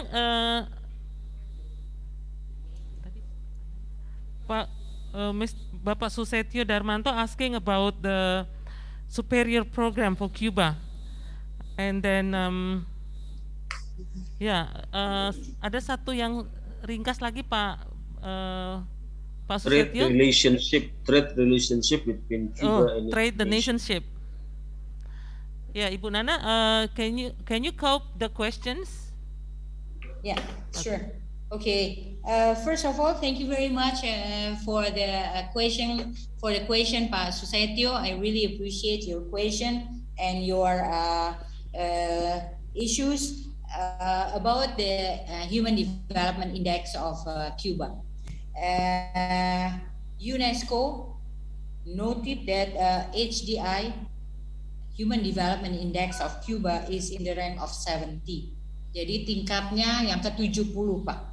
With the index is 0.783. Indonesia in the rank of 107. So we are below 37 level below Cuba. With our index is 0.718. I repeat, Cuba HDI is in the rank of 70, while Cuba is in the rank of 70, while Indonesia is in the rank of 107 in 2019. So meaning we have to run marathon very fast, Pak, to increase our HDI, Human Development Index. Why Cuba has a very high development index? Number one, education is free. So, free education for all. From elementary school, secondary school, high school, university student, undergraduate, master student, PhD student, they all free. They don't pay any cent of money. Even if you want to study master degree, PhD degree, Pak, is free here. So that's why it is supporting the HDI. Yeah. The second thing, the level of literacy in Cuba is very high. So most of the people in Cuba, they can read and write because of free education. So they are lucky, the Cuban, if they want to continue to master degree or they want to continue to PhD degree, they don't pay anything. The government pay for that. The central government will pay everything. And they really support the teachers, the professors, and there are also a lot of teachers and professors here. Yeah.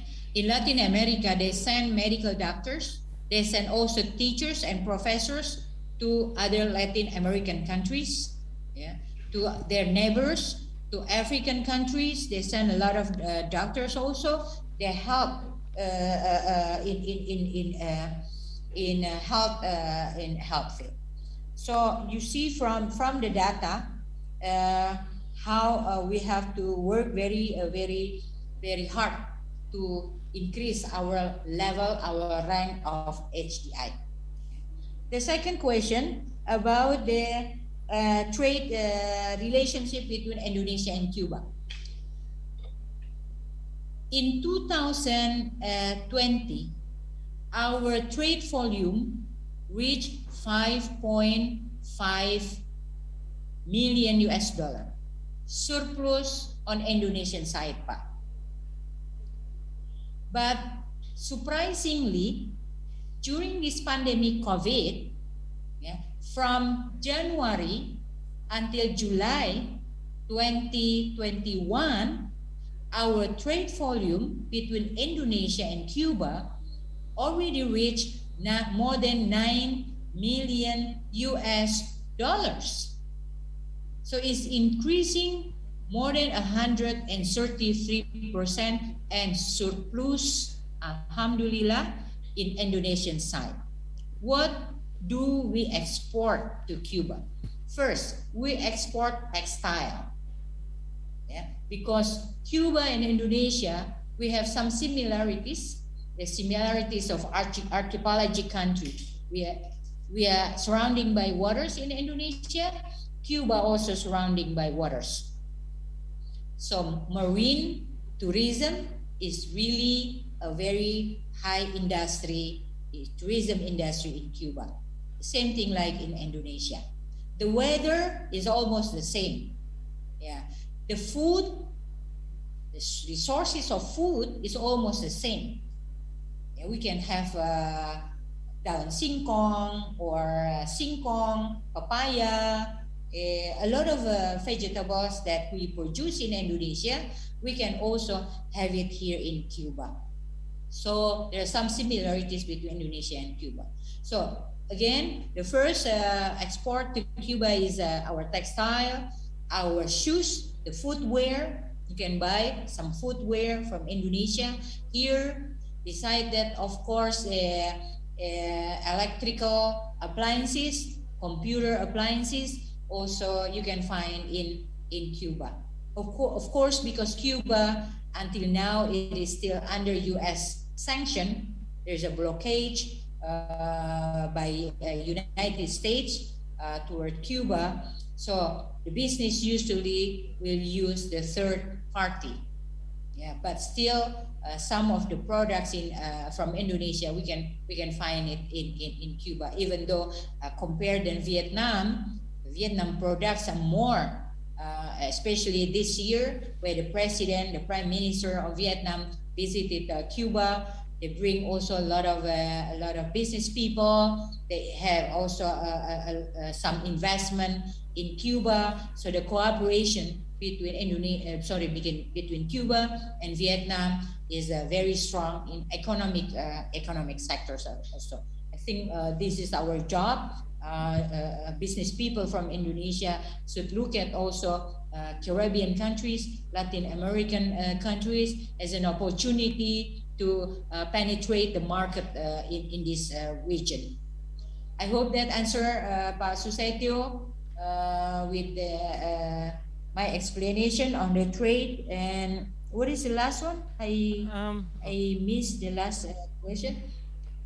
The trade relation already I answered, and then also the conference. Yes, Pak. Cuba, and then Cuba, Dominican Republic, and what is one more? They speak Spanish, Pak. But Bahamas, they speak English. Haiti, they speak French. So language will be a kind of challenges also. They have a lot of conference actually, but because their outreach to ASEAN countries is still limited, our engagement, especially during this COVID, is still limited. So the communication and also the information about conference are still not exposed a lot. Cuba has a problem with connection, Pak. So in next year, probably they will be more active in conferences and everything. If I know some information, I'll be very happy to share with Polytechnic Sriwijaya. So probably Pak Takwa later on can come, and also the lecturers can come here to visit Cuba and have a conversation and have a discussion with the university in Havana, in the provinces in Cuba itself. But these 2 years, this is very challenging. Not so many conferences that they make part because of the pandemic COVID. But hopefully by next year, if they start, then I'll be happy to share. There is a conference in November, but mostly it is on social science, not on the science and also technology research, but the social science is conducted by the Research Center of Cuba. And also they open for some panelists to join, but mostly they invite from Latin American countries and also the Caribbean countries. Hopefully next year, when the COVID is already decreased, then they will be more open. Thank you, Pak Susetio. Thank you, Ibu. Thank you. Yeah, thank you, Ibu. The last question, the last question, because we almost 2 more question, we try to make it short, Bu, because we are running out of time. The next question is from Agus, Bapak Agus Budianto. Yeah, ini cannot read that. Bapak Agus Budianto, would you please make your questions short as possible? Thank you, Bapak. Yes, first I'm also sorry because my English is not so good. Yeah, so no I will problem. ask Indonesia. Jadi COVID suka tidak tahu suka ataupun tidak suka telah membawa perubahan dengan cepat ya untuk kehidupan masyarakat di seluruh dunia, membawa dampak positif dan negatif, termasuk juga terhadap lingkungan. Jadi di bulan Agustus 2021 itu Menteri Koordinator Kemaritiman dan Investasi Luhut Binsar Panjaitan menyatakan bahwa Indonesia saat ini dalam kondisi darurat limbah medis COVID-19. Terkait dengan itu, bagaimana dengan keadaan di Kuba terkait limbah medis COVID-19? Terima kasih. Okay, and the second one tadi dari Bapak, tolong saya tidak bisa, cannot read from here. Would you please help? Yang pertanyaan berikut, yang terakhir untuk sesi ini, kedua.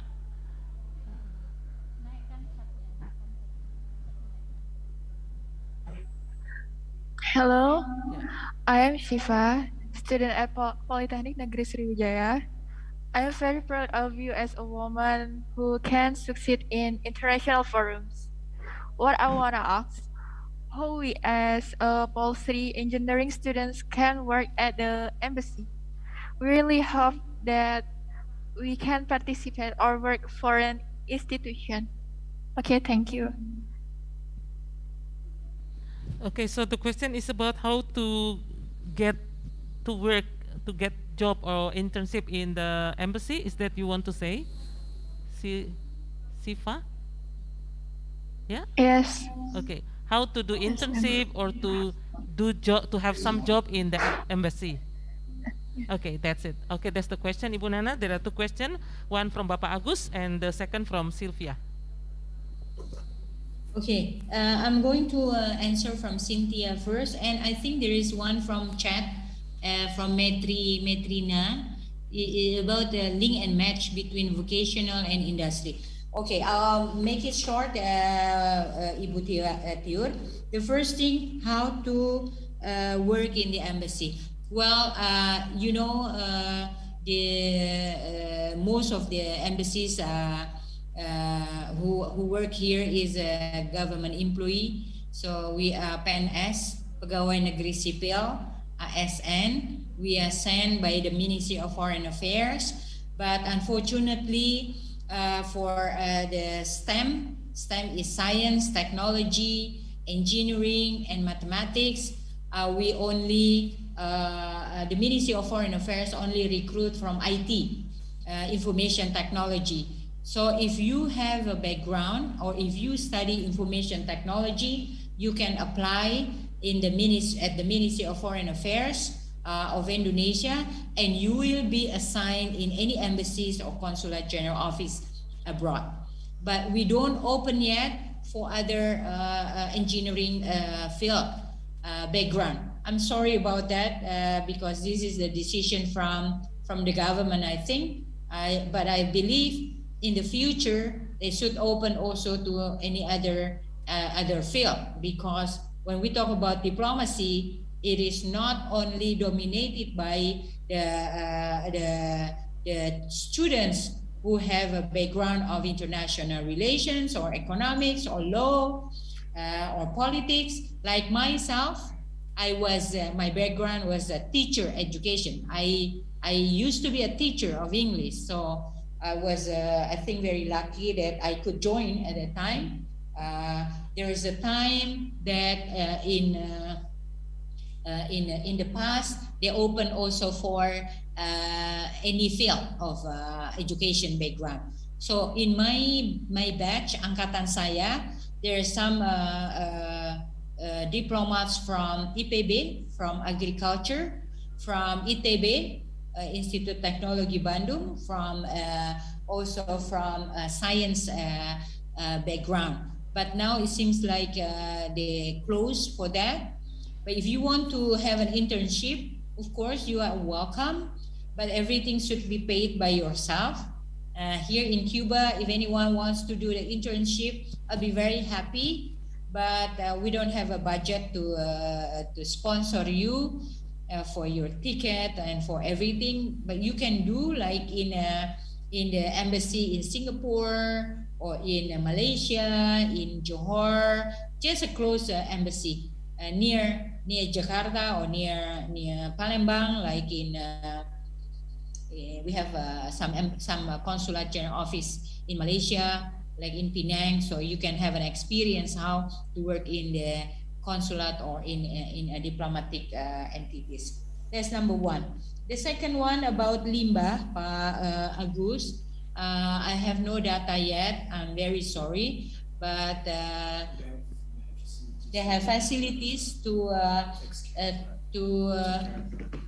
take care of the waste of the medical waste part. They have a kind of facilities for that, and I'm sure that because Cuba population is only 11.3 million people, not as big as Indonesia, so they of course they also have a process of how to take care with the medical waste. and they also have a waste management in Cuba, even though maybe it's not so advanced, but I believe that they also have a waste management system here. The last one, Ibu Tiur, about link and match. Link and match is very important in education. What happened in medical science students here? From the beginning, the students of medical science, they already go to check the patient by visiting the houses every week. They check the temperature, they check everything. So Cuba really very good in their public health. There is a doctor who will visit every week to check people health in the house, checking basic health, of course. And from the beginning of the year, the students of medical science, they already go to communities for that. But link and match, when they graduate from medical school, the government already guarantee their work, because they send also a lot of doctors to countries all over the world, to the Middle East, to African countries, to Latin America, to Caribbean. So it's very, very interesting, and that is their expertise, and that is their strength. So that's what I can explain about link and match in Cuba. Thank you very much, Ibu Tiur, for chairing this session. I'm so happy having the discussion with the students, the lecturers, the professors of Polytechnic, and also hopefully next year, if COVID is already decreasing, I would like to visit the Polytechnic again and meet you personally, so I can see your smile. I can have some word to encourage the students to face the future career for your benefit. Thank you, Bu Tiur. Thank you, Ibu Nana, for sharing your ideas and experience. Have a great evening there. Sorry to keep you awake until this time. And thanks, Bapak Ibu, ladies and gentlemen, for your participation. Please enjoy this conference and have a nice day. Bye-bye. Bye. Thank you very much. Thank you, Pak Takwa and Ibu Marta and everyone. Please permit me to leave the Zoom. And I wish you all the best. And the graduate of Polytechnic Sriwijaya will be the future leaders of Indonesia. Yes. Yes, thank you. For Indonesia. Thank you. Sorry, do you want to take a pictures of the whole participants? Mau ambil foto untuk Sure. semuanya? Ibu, Yeah, can you of hold it for a course, I'll second? be We are going happy. to have a picture with all participants. Tolong partisipan bersama dengan Ibu Nana, kita semua videonya di-on-kan, silakan. Dan kita ambil foto bersama ya. We take a picture for the whole participants. Kira-kira ada berapa layar tuh Pak Dimas? 4, okay, there are 4 screens. 6 screens. Okay, the first screen please. Layar pertama, first screen. Smile. Smile. Smile. Okay, second screen. Second screen. Ini. The third screen. Okay, now the fourth ya. Dimas. Fourth screen. The fifth. Cheers. And the last screen. Cheers. Okay, that's all. Sudah semua Pak Dembi. Thank you very much. Have a nice day. Bye-bye. Bye. Thank you, Bu Tiur. Thank you, everyone. Bye-bye.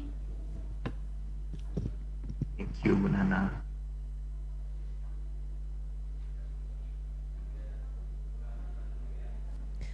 Again, we thank Dr. Randa Nana Yuliana, MA PhD, as well as our beloved moderator, Mrs. Tiur Simanjuntak. Ladies and gentlemen, we will soon enter the next session.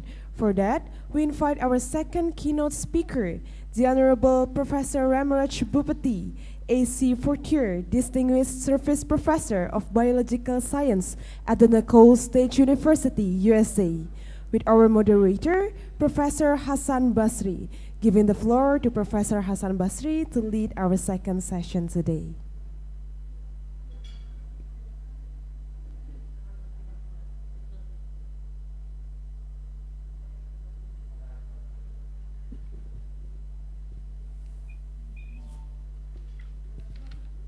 Okay, thank you very much. I think I'm accompanied by Dr. Nyayu Latifah Usni. Is there? Okay. Yeah. Yes, I am here from. Okay. You can begin. Okay, thank you very much. Bismillahirrahmanirrahim. Assalamualaikum warahmatullahi wabarakatuh. The honorable keynote speakers, distinguished guests, all participants, ladies and gentlemen, thank you very much for your attendance in this conference, the 1st 2021 and the 3rd SNAPTECMAS 2021. For this occasion, I would like to be the liaison officers who will accompany Prof. Hasan Basri as the moderator. Okay, Prof. Hasan Basri, please, time is ours. Okay, thank you very much, Dr. Nyayu Latifah Usni. First, let me introduce myself. Hasan Basri, I'm a professor from Mechanical Engineering of University of Sriwijaya, and then will be responsible for hosting this presentation today. And then our keynote speaker of the second session today, and I'm glad to welcome from Ramaraj Bupati, from LT 4th year Distinguished Service Professor of Biological Sciences at the Nicole State University. He will present sustainable treatment of shrimp aquaculture wastewater using circular economy concept. Before presentation begin, let me read the curriculum vitae of Professor Ramaraj Bupati. He has been as a Fulbright scholar and Fulbright senior special world-class professor for the government of Indonesia, and then honorary visiting professor in ITB Indonesia, and then now in LC Portier Distinguished Service Professor in Biological Sciences, Department of Biological Sciences in Nicole State University, USA. And then he has received his bachelor degree in zoology in University of Madras, India in 1979. And then he received master degree in environmental biology in Tamil Nadu Agriculture University, India, 1991. And then also he has received his PhD in environmental biology in University of Madras, India in 1986. Sorry. Of course, he has responsibilities, including teaching environmental biomethodology, and as a senior and graduate level course, marine environmental biology or graduate course, and then microbiology and environmental biology courses.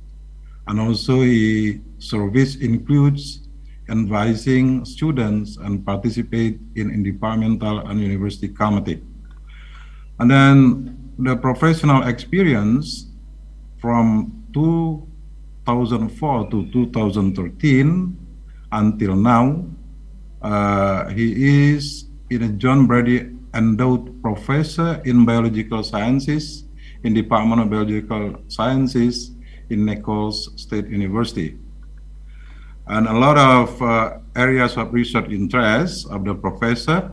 I will not read all of them, but maybe 3 of 9 of them. Number 1 is anaerobic digestion, composting, biodegradation of hazardous chemicals, and then design and development of biological reactor systems, which is related to his presentation later, and water quality in the wetlands, alternative to sugarcane burning, and then biological control of terminates. Ladies and gentlemen, before the presentation begins, let me inform how the presentation will be going on. First, the keynote speaker will be invited to present the material. After that, There will be question and answer session and followed by the conclusion. And now, here's our special guest, and allow me to welcome the keynote speaker, Professor Ahmad Bupati, to deliver his presentation. And then the time is yours. Okay. Thank you, Professor Hassan. And first of all, I would like to thank the organizer and Dr. Martha for inviting me to be the part of the conference. Good morning, everyone, and very good night from here. It's a little late. I'm going to share my screen. Hopefully, I can able to see my screen. Share.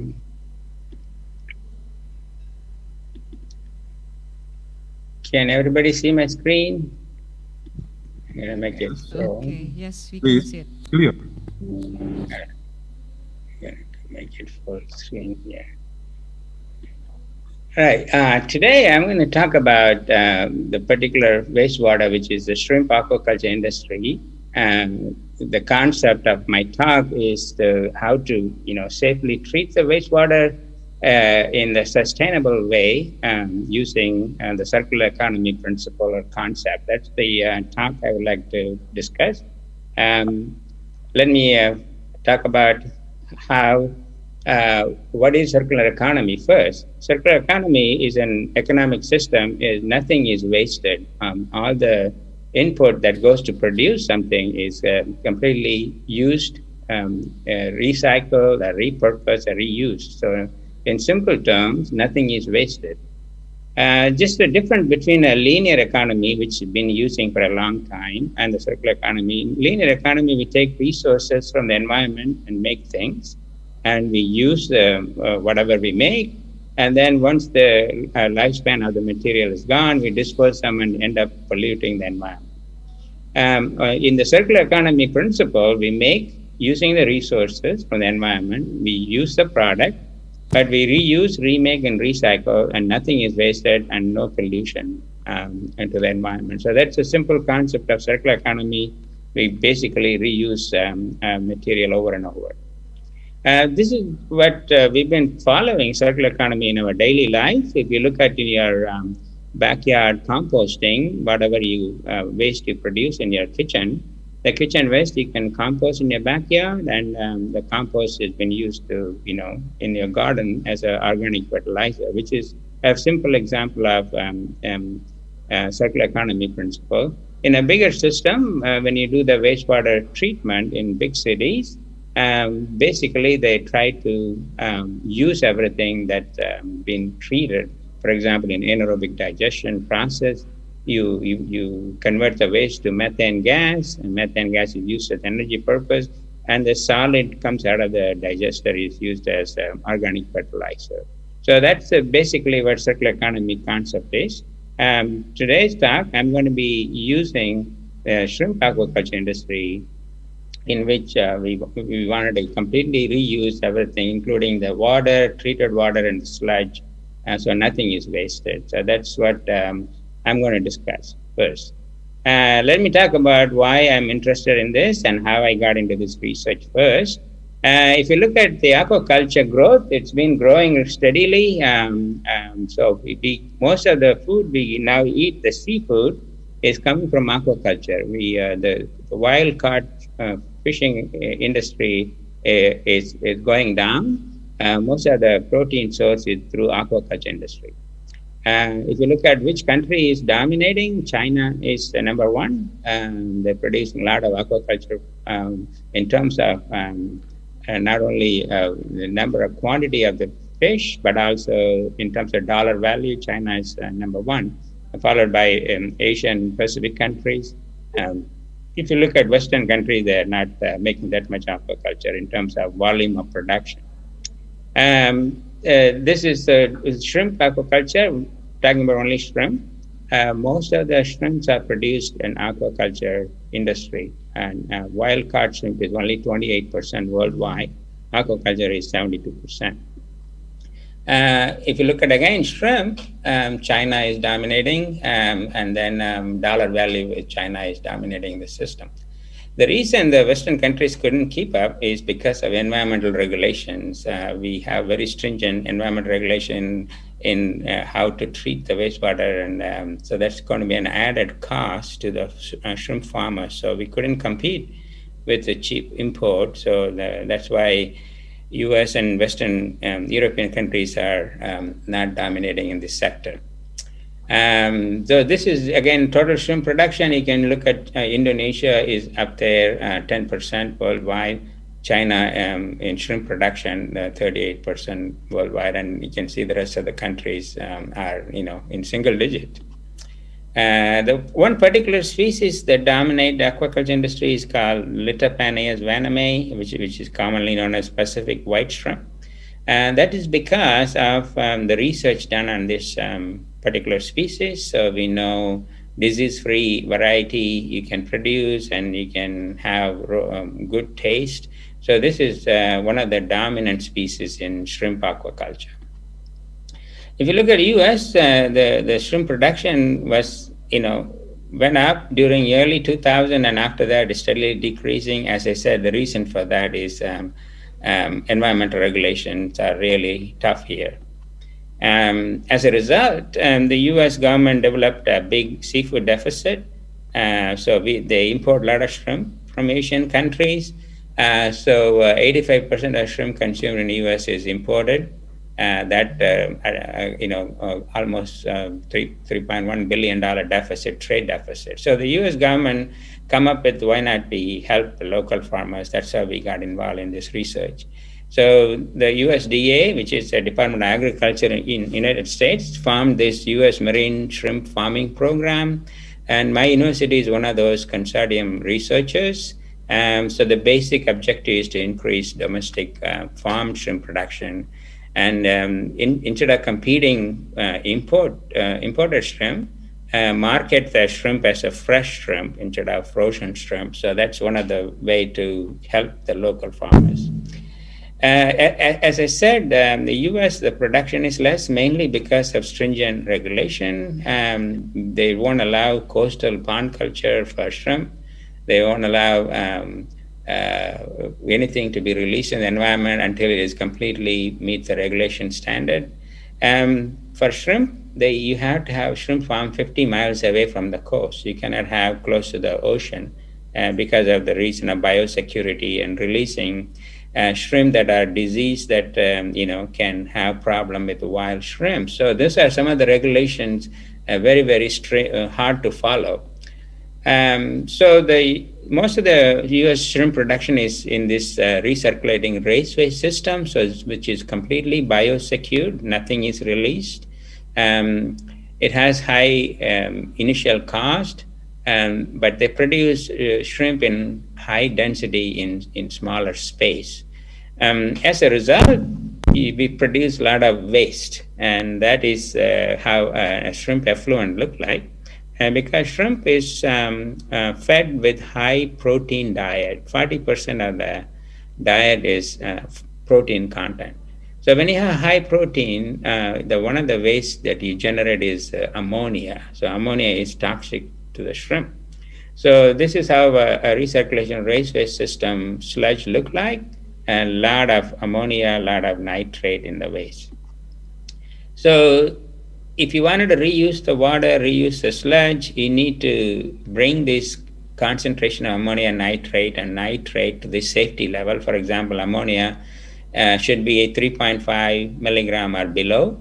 Nitrate is around 15.2 milligram nitrate and 158 milligram. Anything more than this concentration, it's going to kill the shrimp. So if you wanted to reuse the water, because you're bringing seawater one time and reusing the seawater over and over, because this shrimp aquaculture is 50 miles away. So you have to truck the seawater, and then you don't have to go over and over for in the next batch of producing shrimp. You need to treat the water and reuse the water over and over. So that's why the wastewater treatment is very important. So when we got involved how to use reduce the nitrogen from this wastewater, we simply look at nature. We looked at the nitrogen cycle. In nitrogen cycle, if you have a high ammonia problem, what you do nitrification and denitrification steps. In nitrification, you convert ammonia to nitrate by bacteria that are called nitrification bacteria. And then you denitrification, which is an anaerobic process, which remove nitrate to nitrogen gas back to the atmosphere. So we just wanted to follow this natural cycle and treat the wastewater. So we looked at the literature, the simple way to do it, because you don't want to keep the system complicated. We want to keep it simple for the farmers. So we looked at sequencing batch reactor, which is one of the old technology, been used successfully in many other industry. So we followed the sequencing batch reactor to treat this shrimp wastewater to reduce the nitrogen species. So SPR, people that don't know what it is, it's basically a tank or a reactor or a vessel. You put the waste in there and operate them in sequence. You operate them aerobically first to remove ammonia and convert them to nitrate using aerobic bacteria. And then you turn the air off and operate anaerobically without oxygen. And during this process, the denitrification bacteria will take over and convert the nitrate to nitrogen gas. And so it completely remove all the nitrogen. And once the nitrogen level go to safety level, you settle the waste and remove the water and recycle back into production system. And then the solid you could use to grow salt-tolerant plants. So that's a simple SPR technology. So we use the biosolids. We don't want anything to waste. So we use the biosolids to grow salt-tolerant plant to restore wetlands that we are losing coastal wetlands. So we are growing plants to restore the wetlands. So our objective is to exploit this nitrogen cycle and treat the wastewater and try to simplify as simple as possible so the farmers can use them and make it very economical and sustainable, and nothing is wasted in the system. So again, biochemically, this is what's happening. So we have, initially, there is a lot of ammonia in the system. So ammonia is converted to nitrate during aerobic sequence of reactor.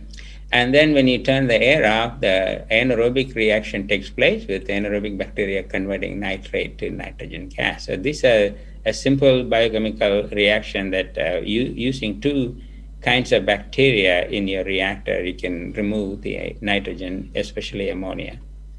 So we built started with a small lab reactor in a bucket with a stirring motor, 5-liter plastic container. We took the waste and analyzed the waste for various content with carbon, nitrogen solids, collected the waste from shrimp production system. It comes from the sludge, and analyzed it. It has a lot of carbon. If you look at it, there's a lot of ammonia and nitrate and nitrate. So these are the problem that we wanted to reduce to safety level. So we wanted to finalize the conditions in which how many days you have to operate your reactor aerobically, how many days you need to operate anaerobically. So we played around with this sequence of aerobic and anaerobic sequence. So you can see the carbon removal during that aerobic sequence and anaerobic sequence in 4 different reactors from reactor 1 to 4. They all follow similar pattern. And then we can also look at soluble COD, which is the COD that is dissolved, carbon that is dissolved in the water. They also followed the sequence of aerobic, anaerobic, aerobic sequence. We wanted to optimize how many days to operate aerobically and anaerobically. And then we followed, as we predicted, the high ammonia at the initial level during aerobic process removed. And then during anaerobic process, it's converted to nitrate. So you can see all of the ammonia species went down, but it's not totally gone. It's converted to nitrite and nitrate. You can see in the next slide. So the nitrite concentration went up when it was aerated, and then when it was anaerobic system, the nitrate went down. So this is what exactly we predicted according to nature, and we mimicked it in a small scale bioreactor. And then nitrate followed the same pattern. During aerobic process, the nitrate went up, and then anaerobic it went down. But we reached a point where it became carbon limiting, so we have to add additional carbon to get the nitrate to all the way to 0, because in order for complete denitrification, you need to have a carbon-nitrogen ratio of 30:1. If the carbon is limiting, then the reaction stops. So you had to add a little bit of external carbon and dose them into the reactor to get the nitrate to acceptable level. And then if you look at the sludge produced and how much sludge removed during this process, we reduced 20% of the sludge from initial to final stage. And that is a good amount of sludge that we reduced using SPR. All the sludges are basically dead bacteria, dead the fecal matter and all that. So bacteria actually digested all the material, so the sludge volume reduced. If you look at the shrimp production in the US, there are farmers in different part of the state. Some of them are in Arizona, Hawaii, Louisiana, Mississippi. So they operate in a condition where different temperature and different salinity level, they operate the salt content for shrimp. So we wanted to optimize the condition in various temperature and salinity depending on what the farmers are using, make sure the SBR technology works, not in the lab, but also in all conditions in various states. So we wanted to do a small-scale lab study first. So we took waste again, characterized the waste in a small bioreactor, 500 ml reactor. We did the different variation of temperature from 22 degree to 40 degree in the reactor temperature. And when we operated 2 days aerobically, 3 days anaerobically, 2 days aerobically, and then 1 day to settle. So totally it's a 7-day operation. You can see that when we have a bioreactor that is 22 to 45 degrees, most of the temperature it worked, except the higher temperature, 45 degree, the ammonia removal was not that good. So 45 degrees is very rare, but we pushed the limit. So most of the reactor, most of the shrimp production is in 30 degree centigrade or less. And then we followed the same thing with nitrite in the same temperature, same problem, 45 degree temperature did not work, the extreme condition, but the rest of the temperature removed nitrite. And then nitrate is the same thing, 45 degree did not work. So the ranges of temperature where shrimp production in this country, which is 20 to 35 degrees, no problem, our SBR can work. Removing carbon, nitrogen, including ammonia and nitrate. And then we looked at farmers, they used various salinity. And the salinity, some of them used 5 parts per thousand, some of them used 40 parts per thousand. So we wanted to test this various salinity, how our SPR performs in a small scale. Same kind of experiment like temperature experiment. In this time, we kept the temperature constant, but the wastewater has different salt condition from 5 parts per thousand to 40 parts per thousand. If you look at that, the low parts per thousand, which is our 5 parts per thousand, did not perform well. The rest of the salinity really worked well in terms of ammonia removal. So if you look at shrimp production, most of the time it's 15 to 28 parts per thousand. That's what they use, but we tried to find out at low and high end. The bacteria are not adapted to, the bacteria that remove this from this sludge, not adapted to the low salt conditions. And same thing in nitrite, at different salinity level, the low salinity level did not perform well. But our rest of the salinity level, we had no problem removing nitrite. And then same thing, same scenario with the nitrate removal, 5 parts per thousand did not do well compared to the rest of the salinity level we tested in the lab. So with this information, we designed a real application of this process. So again, just to show you the sludge volume reduction in all this are really good. 21% of the sludge is reduced in various temperature and salinity level. it followed exactly from our initial experiment. So we were able to remove sludge as well. So we designed a system. So here's our recirculation system from the farms. We take the wastewater. You can use a bead filter or sedimentation tank to allow the sludge to settle, and then keep the wastewater in a holding tank, operate an SPR, reduce your ammonia, nitrate, and nitrite, and the water, treated water, can go back and recycle, and the sludge that is removed can be used for producing salt-tolerant plants. So that is our basic schematic of how we want to operate in real world. So this is the actual picture of a raceway system in a farm in South Carolina. So we went there and set up our system. My graduate student, Chris Lyle, is setting up actual bioreactor, a lot of plumbing involved, a lot of big bioreactors involved. So we operated a control, we operated a SPR, and tried to follow the same operating condition I just showed you in the lab.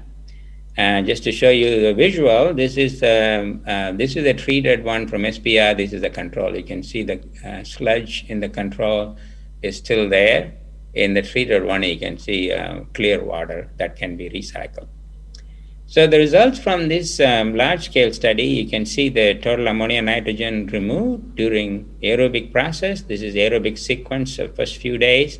And then it remained all the way down. So the water can be recycled, which is 3.5 ppm of ammonia is toxic above that. So we maintain below that, so the water was recycled back into the farm. And then the nitrite, as expected, went up during anaerobic process or anoxic process, and then it came down after anaerobic operation for a few more days. It came down. Nitrate did the same. It went up during aerobic and then came down during anaerobic process. So as expected, we removed the ammonia, nitrate, and nitrate in a large scale. If we put all three species of nitrogen, this is how the results should look like. In a sequencing batch reactor, we removed all the nitrogen species in a large scale. And then we want to duplicate this. We went to another farm in Mississippi. Their system is different. They have this greenhouse production systems that they have two different units. So we had to set up two different SPR for each side of the greenhouse. So this is how our layout looked like. They had, instead of a bead filter, they have sedimentation tank. So they allow the sludge to settle here. The water come from the greenhouse. Shrimp production is now pumped into our SPR. Again, my grad student working on it. So we operated a SPR and a control. And this is how a layout look like. This is where the shrimp production is. Here's one tank, and there's another tank, and there are multiple greenhouses. So we set up a treatment system for each side of the greenhouse, similar to what we set up in South Carolina. So that's our setup of our treatment system. This time we wanted to make sure we modify our nitrogen cycle, because if you look at nitrogen removal, so what we're doing is naturally, aerobic process takes ammonia to nitrite by one set of bacteria. Another set of bacteria convert nitrite to nitrate. And then we turn the oxygen off. The denitrification and anaerobic condition remove nitrate to nitrogen gas. So we thought, why we have to go all the way to nitrate and then to the nitrogen denitrification? Why not we short circuit this process? When we get enough nitrite, then we turn the air off and start the denitrification step. So this is what we modified in this system in Mississippi. So in this way, we save money in carbon and not adding molasses to complete the nitrogen cycle, and also we don't have to aerate all the way during aerobic process. So we save 25% of aeration cost, 40% of carbon cost. So we even economize the system. The result, just to show you how the system works, here is a nitrite on one side of the reactor, one side of the greenhouse result. you can see the SBR all function beautifully as expected compared to control. And nitrate also went down as expected. Ammonia level went down. This is the treatment, this is the control. And we achieved it, what we wanted, to the standard we wanted to achieve. And this is the other side of the greenhouse, the second set I showed you, similar result compared to control, and again for nitrate. So the numbers are all over the place, but if you look at it, the trend line is the same with all the nitrate come down in the SBR operation. Then we did some microbial analysis, what kind of bacteria doing, some molecular work. We took sludge, and if you look at it, we had a lot of Paracoccus, Pseudomonas, Aeromonas, Comomonas, Flavorbacterium. So these are some of the common bacteria that does the nitrification, denitrification reactions in the sludge. And then we did some molecular work, and we found out the dominant genes that does the denitrification, which is now Z gene. Every time we collected sample from our reactor, we found this gene expressed. That means there's a robust microbial population in the sludge. You don't have to add any bacteria from outside to achieve this process. They are naturally present in the shrimp sludge. They can do nitrification, denitrification process. All you need to do is facilitate this bacteria by providing air and then turning it air off and creating anaerobic conditions. And then the sludge, so we don't want to waste anything. So the sludge, that is the 20% reduction of the sludge, we still have sludge in the SBR that is decanted after treated. So we used this cord grass called Spartina alternariflora, which is commonly present in salt-rich marsh. So we can use this plant to restore coastal areas that we are losing as a land loss from increase in global warming and coastal erosion.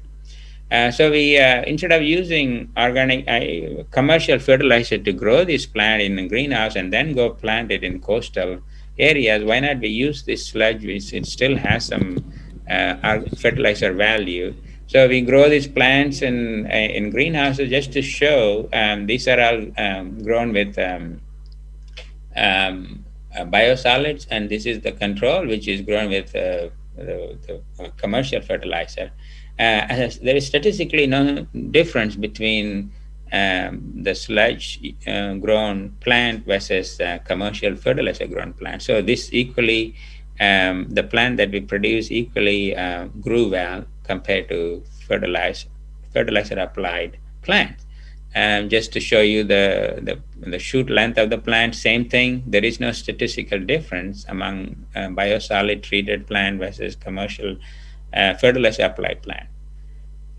So we did the feasibility analysis, how much it's going to cost to reduce the ammonia. And if you look at it, we reduced the ammonia to below 3.5 when you have 25 parts per thousand salinity wastewater that we treated in this 2 production system. And then we put all the cost and savings in a calculations. And we used a very simple system, how much it's going to cost to set up a SPR, how much the farmers will use to dispose if they don't use the treatment system, how much is electricity cost and pumping efficiency, if they have to add carbon for denitrification, how much molasses cost. If you look at this, the farmers can save $1,300 in their first production cycle, if they are using the recirculation system, that is 2,000 square feet recirculation system. So in the very first cycle itself, which is a 2 months production cycle, they can save money. So they're not, when you talk about wastewater treatment, the first thing they ask is how much it's going to cost, how much, because when you treat waste, you're not getting anything in return. But here, you have to treat, otherwise the government won't allow you to produce. So here, by using this kind of system, you can save money in the very first batch of your production. So I just want to show you, we took this concept of the circular economy principle of you don't want to waste anything, you want to follow the guidelines of government regulation, and use the natural system of nitrogen cycle, how bacteria does that in nature, and we exploited this in a system, and started from a small lab scale all the way to a treatment system, and we showed the farmers that you can use this and treat the water and produce more shrimp, and whatever biosolids you produce could be sold to greenhouses to make this salt tolerant plant. So we had a lot of funding for this project from Department of Agriculture, Gulf Coast Research Lab, and Nichols is my university, and U.S. Marine Shrimp Farming Program is my part of the consortium of research that we did. These, not everything went well. Here you can see I have foaming issues.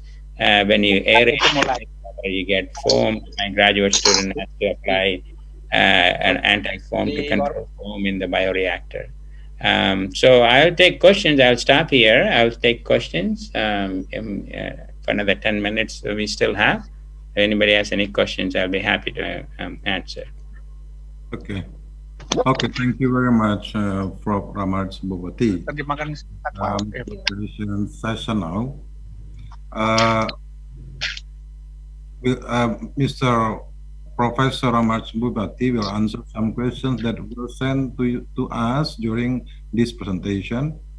And then please, if you have questions, you can write to the chat of the Zoom, and then we can deliver to Professor Ramaj Bupati, or you can raise your hand to ask some questions to him.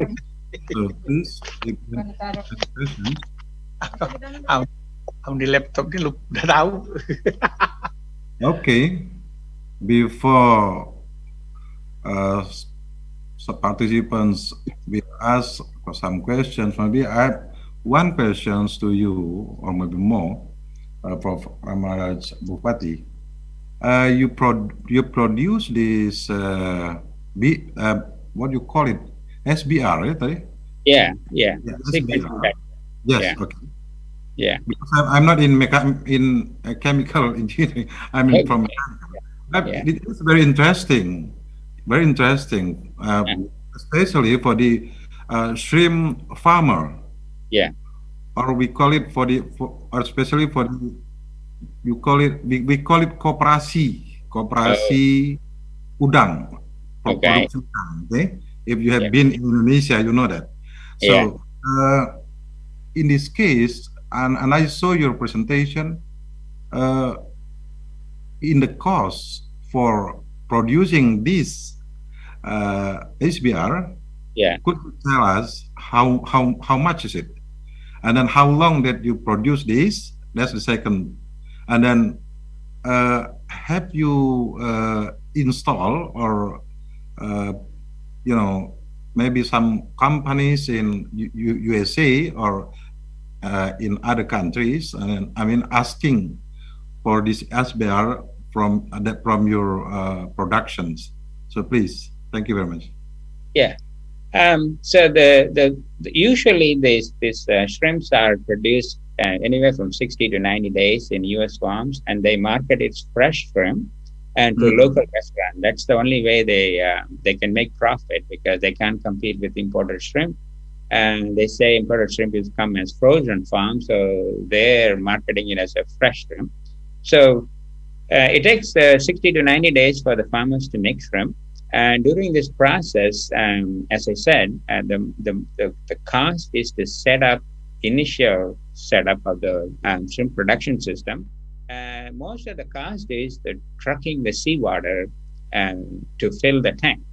Once they fill the tank, and they cannot, for the second production, they cannot go get another tank of water. That's going to cost more to the farmers. So that's where we come into play.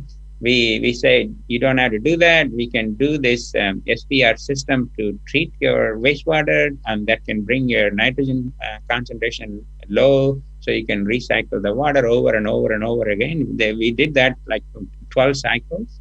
12 production cycles. There was no difference in shrimp yield and no disease, and everything went really well.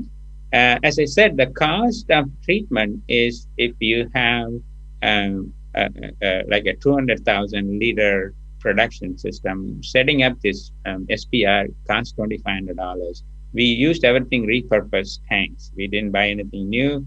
Anything that is available, a tank, a plastic bucket, a big bucket.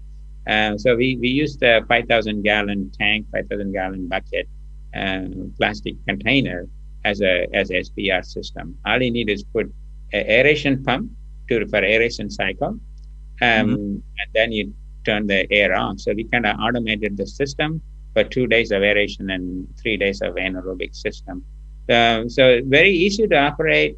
It successfully, we treated 12 times in 2 different farms. As farmers adopted this system in US and they've been using it. Purposely, we did not patent this thing, so anybody in the world can use it. We published our papers, a lot of research publication out there.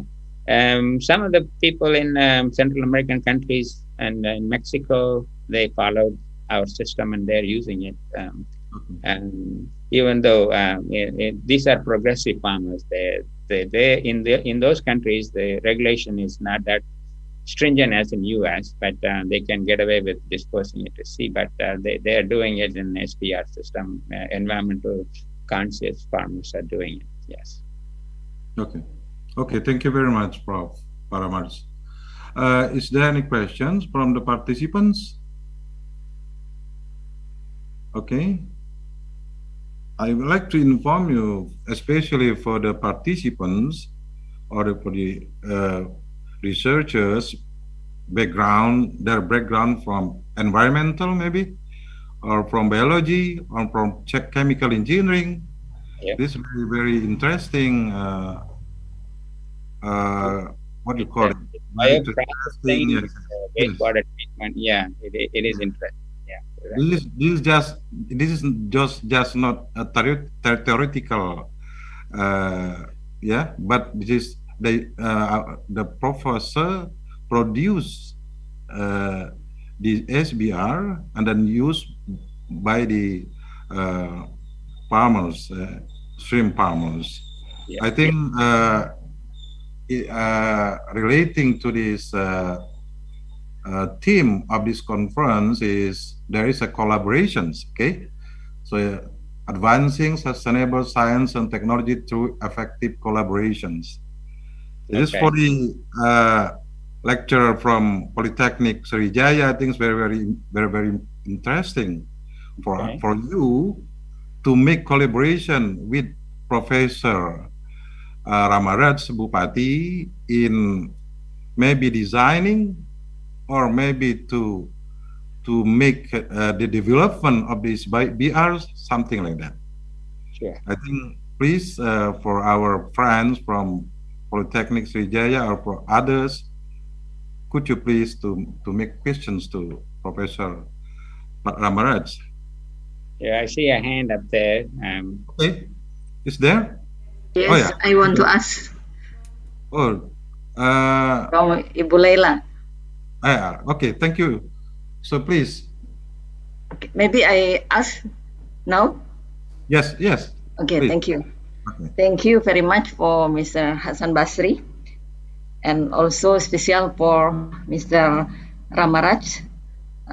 Your explanation is very interesting for me because I also interested in anaerobic digestion. Okay. Okay, and I have ever doing research about SBR in effluent from wastewater from sawit in Indonesia, palm oil. Okay. So I think there is a similarity with contact stabilization. Okay. But I ever read that the contact stabilization, it's part of activated sludge. It's also similar with the SBR. So in this occasion, I would like to ask you, what is the development of this process? Compare that, because there is some intermittent, aerobic and anaerobic, aerobic and settling. Maybe this is more simple or complex. Maybe I hope you can more explanation for me. Thank you, Mr. Yeah. So we first start every time we change the process, aerobic, anaerobic, and then bring in another batch of waste, we're going to lose bacteria. But surprisingly, we did not, because in the shrimp recirculation raceway itself, we have all kinds of bacteria. So every time we bring in fresh wastewater after we completed the treatment cycle, we bring in more bacteria from the waste itself. So you don't have to add any bacteria. So initially what we did, we developed a consortium of an aerobic Nitrosomonas nitrobacter for our nitrification step. And for denitrification step, we have Pseudomonas denitrificans and some Bacillus. But we did that and we compared it between adding bacteria for each cycle and using naturally from the wastewater itself. There was no difference. So why you have to spend money to keep your active culture and add bacteria when there is no difference? So we have developed consortium for each step.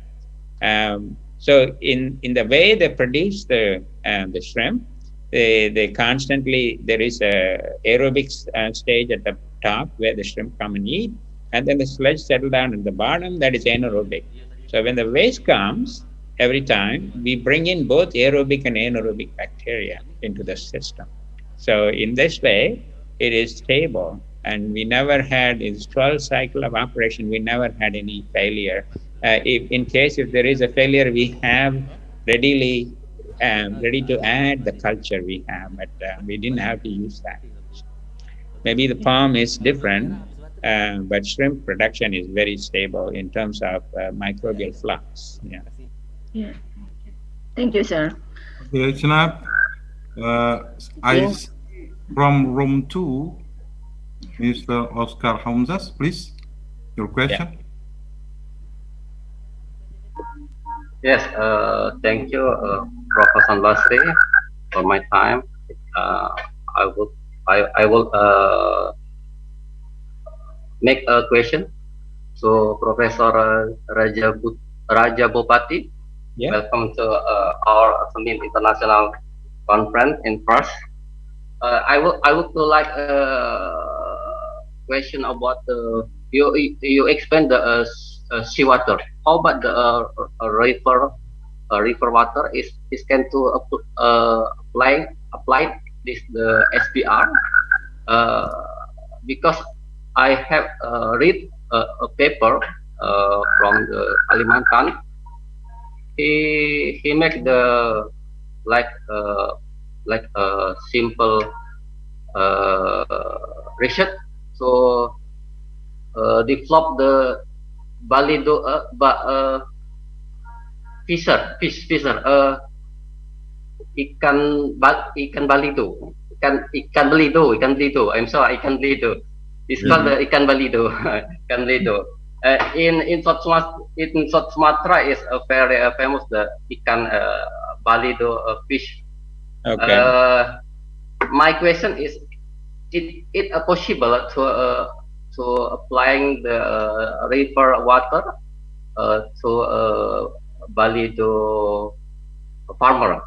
In the case especially in South Sumatra and the Kalimantan, too many fisher ikan balido. I think that's my question. Thank you. Yeah. I mean, to answer your question, I cannot say by looking at my shrimp research, you cannot say it's going to be equally good for the fish that you're talking about.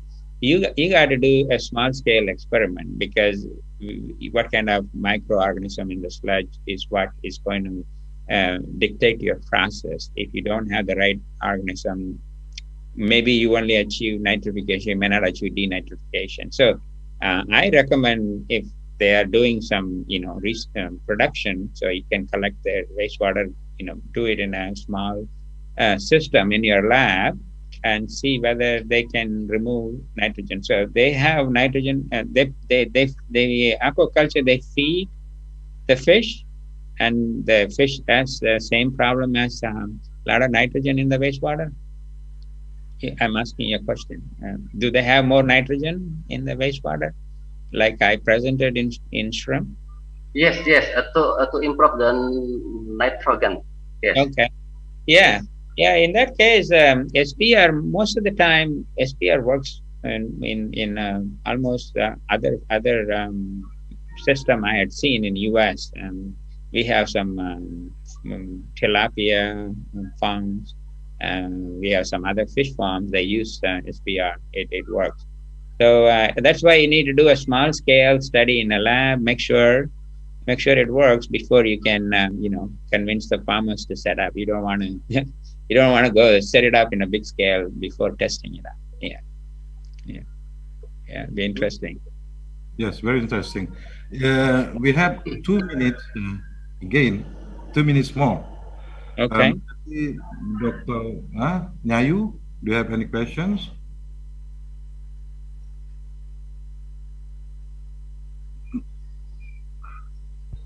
I can't hear you. You're unmuted.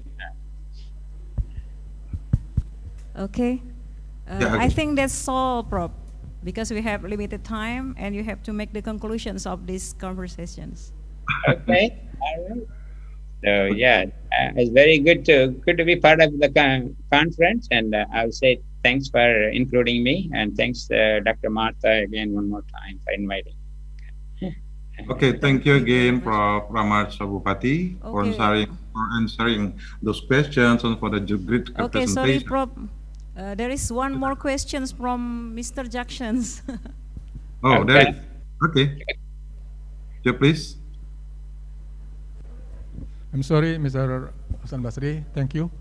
I have one question, but it is out of context of the paper. But I know that I have read your paper about your curriculum PT that you have ever research about lignocellulose, bioethanol from lignocellulose. It's hard for us to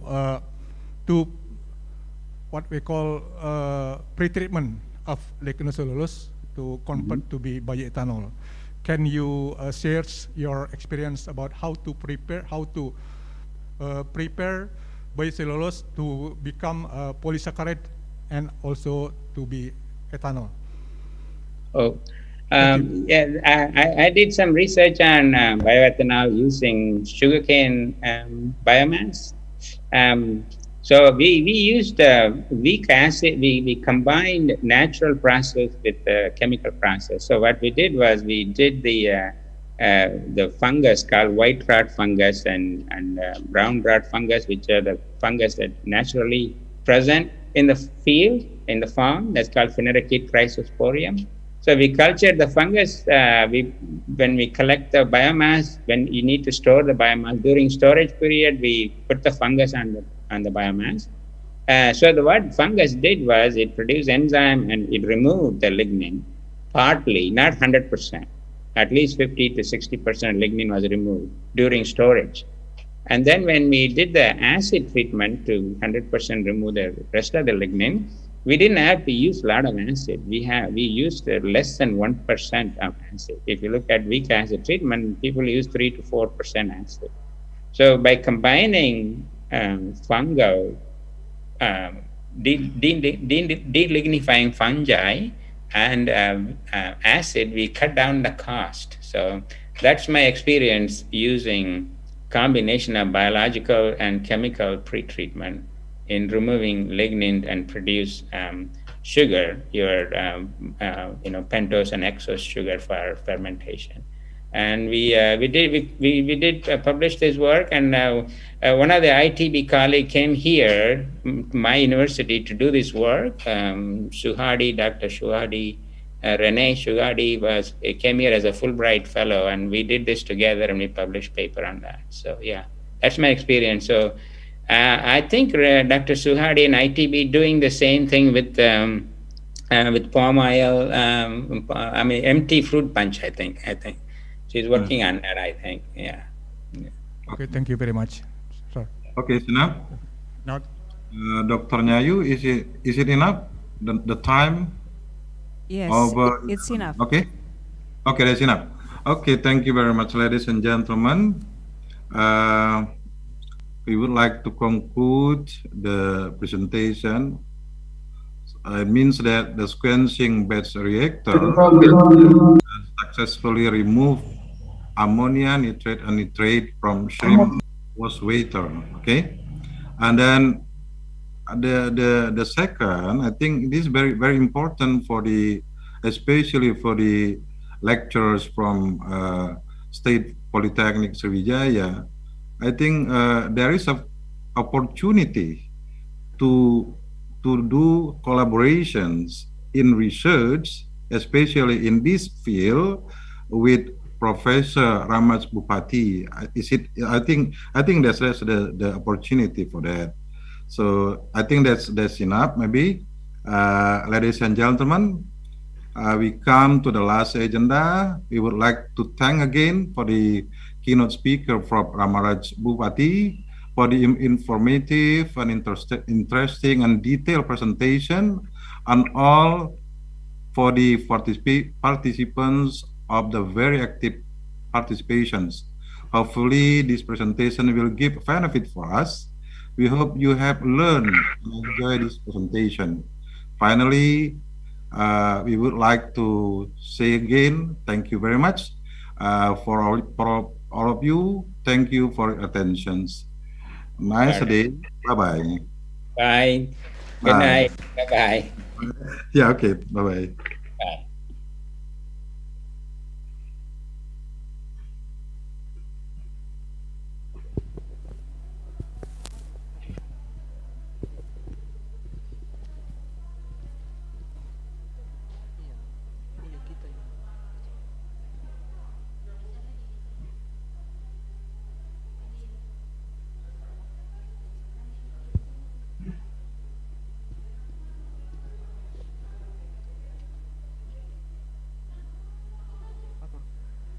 For this session, we will take a photo session.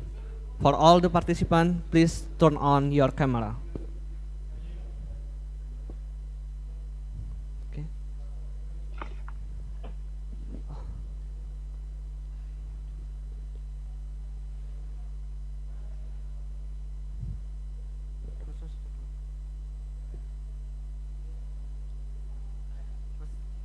Okay, next slide.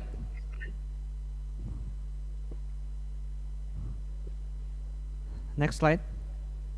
Okay, the third slide. Fourth slide. Fifth slide. And last slide. Thank you. Thank you, Professor Ramaraj Bupati, for the material you have shared. As the third keynote speaker, we cordially invite Dr. Ing Ahmad Taqwa MT from Polytechnic Negeri Sriwijaya. Ladies and gentlemen, now we are giving the floor to the seminar session to our moderator, to Mr. Jackson M. Amin. Time is yours.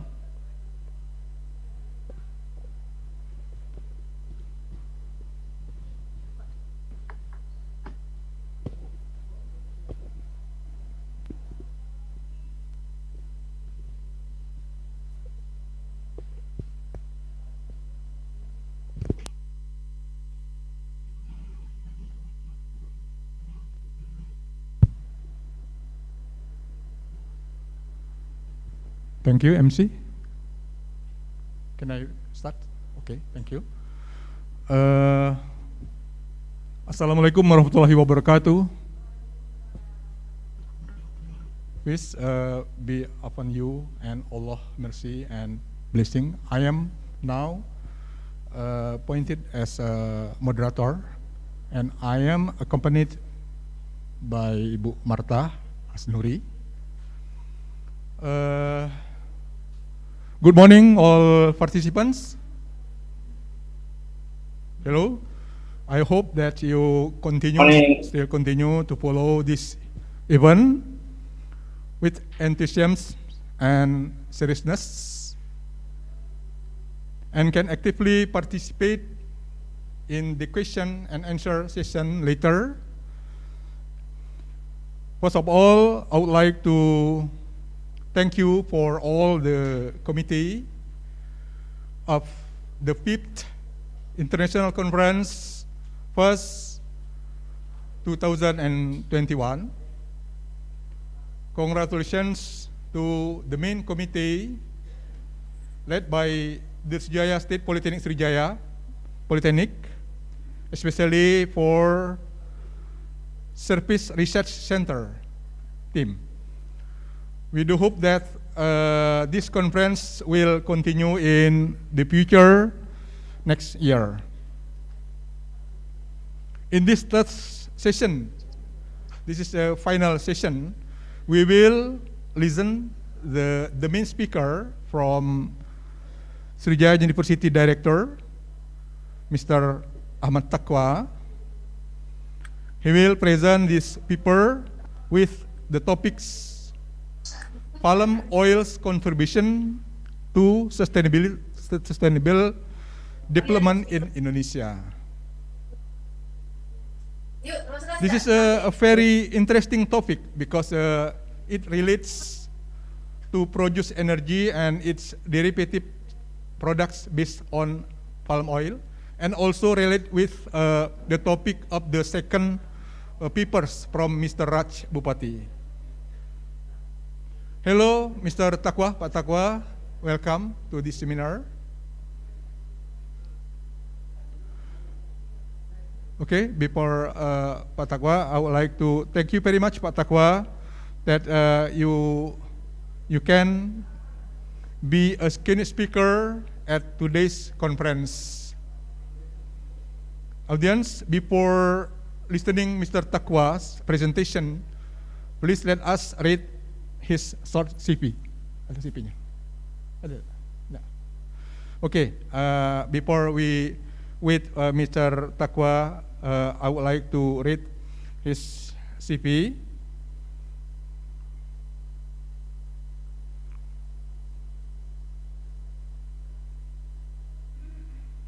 Name, Dr. Engineering Ahmad Taqwa, MT, the Director of Polytechnic Negeri Sriwijaya, Indonesia. He is still active ahead of Research and Publication Commission from Forum Director of States Polytechnic in Indonesia. Founder of the online journal board IWO Sumatera Selatan, South Sumatra, Chairman of the Advisory Board of UKM Nusantara Palembang, and Assessor of Higher Accreditation Board. Education, Diploma Engineer in Electrical Engineering, it's TL, Engineering School, Bader Basel, Switzerland, 1994. Magister 2005 and Doctoral 2010 at Electrical Engineering, Bandung Institute of Technology, Indonesia. Research, Head of Research Assignment, Mini Plants, PLTS, Periodic Cooling System to overcome overheating in Palembang City, 2019. Second, member of the research assignment, Effect of Sea Salt Dust Collection on Output Loss and Solar Panel Output Efficiency, 2020, and Head of Research Assignment, Design and Build of Wireless Sensor Network Prototype Detection of Landslides Based on IoT and LoRa, 2020. Dedication, the design of evolution of virus scan in the email system in SME and 5 Palembang, SMA Negeri 5 Palembang, 2018. Assigned service utilization of WSN technology in parking air monitoring foundation SMP Senior High School, Harapan Mulia, Palembang, 2019. Development of teaching materials with interactive multimedia with education game for Harapan Mulia Junior High School students, 2020. Awards. Certificate in participating in the 200-hour advanced training technical teacher training awarded by Fontis and PEDC 1998. Satya Lencana Karya, Satya 10-year 2011, and Satya Lencana Karya, Satya 20,000 year 2017 by the President of the Republic of Indonesia. Workshop, seminar and focus group discussion for forum the Rector of Indonesia, economic stability in the FUKA area, Ujung Pandang 2020. Workshop on using integrated resource information system application for lectures of State Polytechnic Palembang, 2019, and workshop of learning methodology of poultry lectures and outside education domicile PDD, as a source person, Palembang 2019.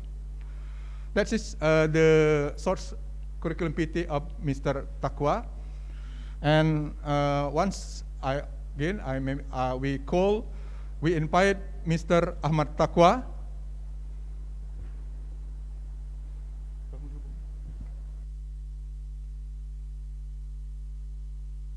Good morning. Hello.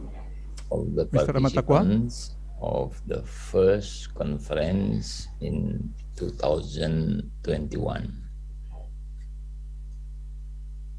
First of all, allow me to introduce my topic. Morning of the participants of the first conference.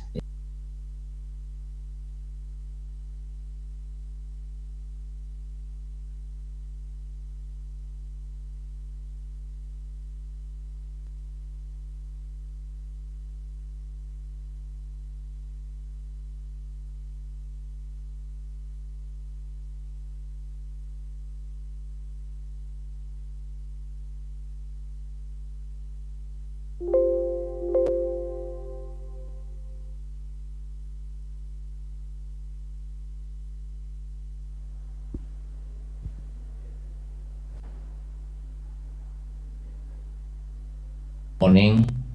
Good morning, of the sir. participants Okay. of the first conference in 2021. First of all, allow me to introduce my topic in this presentation. The topic is about oil palm contribution for sustainable development. Especially, I bring this topic in Indonesia. Indonesia has big responsibility to develop a better process because Indonesia is the biggest producer of palm oil. More than 50% palm oil in the world is produced from Indonesia. As we know, palm oil is a type of vegetable oil which is produced from the fruit of oil palm trees. More than 80% of palm oil in the world is produced in Southeast Asia, and 53.53% is coming from Indonesia. Indonesia is the largest producer and exporter with more than 14 million hectares, which is produce more than 50 million tons of palm oil. The use of palm oil, as we know, mostly for food, cooking oil, margarine, butter, and also in oleochemical for stearin, soap, detergent, and lubricant. In global palm oil production, I have in 2015, I have 9 list countries, which is the biggest countries produce the palm oil. In the first list, I have Indonesia. Indonesia produces 33.4 million tons every year. It is about 53.53% production. And then come Malaysia. Malaysia has 19.9 million tons every year. It is equal to 30.9% production every year. And the second line, we find Thailand. Thailand has 1.8 million tons every year. And then come Colombia, Nigeria, Ecuador, Guatemala, Papua New Guinea, and other countries. Important, we see in this list the 3 countries who produce palm oil. The biggest producer of palm oil is the countries in South Asia. More than 80% come from South Asia. So these 3 countries exactly has to make the product not only in between CPU product, but also more better process to increase in product from palm oil. Especially in Indonesia. Indonesia has more than 17,000 islands. And the 5 islands who planted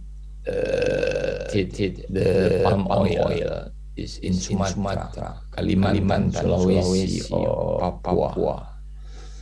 We have, for example, in South Sumatra, more than 1 million hectare area is planted with palm oil, and it produces more than 4 million tons palm oil every year.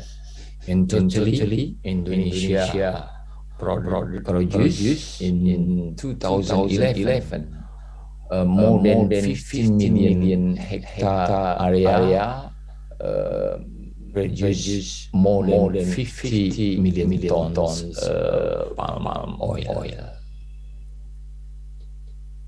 In this slide, I will show you how the process of palm oil from the plantation until the end product. For example, as food and also chemical, oleochemical. In between, we see from plantation come crude palm oil. In the crude palm oil, then we have about 24 until 27% waste. Exactly,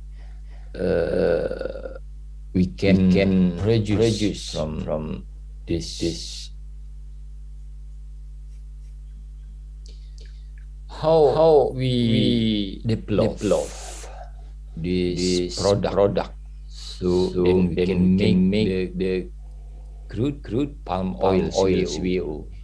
As for example, the first one is green diesel production. Until now, we develop biodiesel in the second generation, where we have already found in the first generation. We use esterification vegetable oil or animal fat, and we use also the CBO in methyl or ethyl ester product. The product should be mixed with diesel oil. We name it B10, B20, or B30. That means 30% of CPU mixed with diesel oil. And then in the first generation also, the process for the separation, we use glycerol. And also in certain number we have just 50 until 65. But in second generation, catalytic cracking and hydrogenation vegetable oil or animal fat used in this second generation. The catalytic is more easier if we develop mix with the crude palm oil to make the biodiesel. And then also in green diesel fuel product we have also in second generation. And then in the second generation have a low processing cost and energy consumption for the process separation. And also in the second generation we can develop and set a number until between 70 to 90. And then our researchers in State Polytechnic Sriwijaya has a certain green diesel product specification research.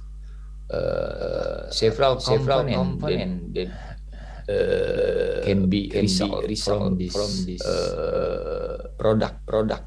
From the hydrocarbon C5C15, we can product gasoline, kerosene, naphtha. From C15 to C18, we can produce diesel fuel, and then also C18 until C20, we can have lubricating oil, and then C20 we have paraffin, and also of course we can make other compound. So we see the product from this green diesel also has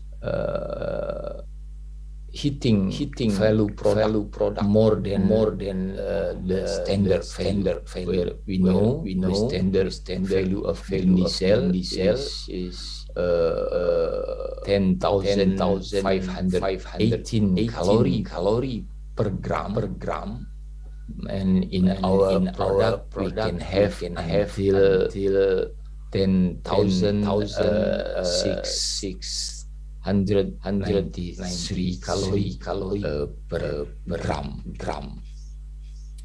It is very important that our expert in bioenergy they have already collaboration research Kobe University, also with this innovation Pertamina in renewable energy. So I appreciate our expert Ibu Marta Asnuri and Bapak Ahmad Zikri as bioenergy expert. They have already developed biodiesel as our alternative energy. Another product in palm oil, we know pome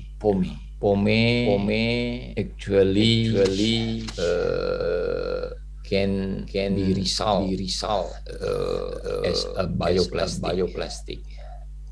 We know as the calculating assumption in 1 ton of CPU can generate 3 ton pome in water form. So if we can make the development and research more better, we can produce also more end product from bioplastic. Bioplastic application in everyday use. Maybe we know we can use as food packaging and also for bottles. In agriculture we use also plastic in bioplastic application. And also medical infrastructure and automotive telecommunication. So many product and we can use the pome instead pome as the wish. And then from pome we can also make biogas. Biogas can also as alternative for our energy as biogas renewable energy. But in other side, if we have pome in outdoor, make a pool and open pond, it will affect the climate. It will bring the effect of greenhouse. So the process of pome to bioplastic or biogas, it will make more valuable in product and also can save our earth. Another contribution of palm oil. We can imagine one palm oil tree. Every year they can produce 40 kilogram fruit. And then every tree of palm oil they can produce along of 25 years, and each fruit contain just 30 until 35% oil. The other one is just pome, and then we know we have also PKS. Can sell and empty bunch of palm. So actually, if we can extend the end product of palm oil, so we can make a better process, and we can increase our production in from palm oil. So then another responsibility, another story from the benefit is during we make the product palm oil become spew. We increase also the waste, the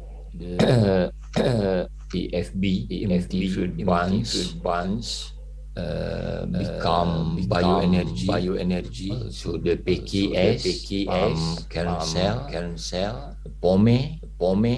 So it will lift million of people of out of poverty in Indonesia, which together account for around 50% of global production. And from the statistic we know, it account for 1.6% of our GDP, and it employ more than 4.5 million people in Indonesia.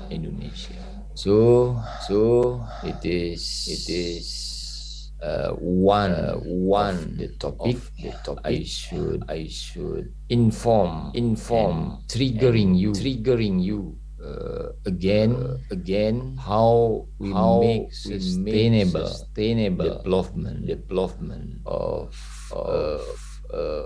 palm oil production. So we hope it is one of our topic in this conference, and I hope more expert can make more result in the end product of palm oil. Thank you.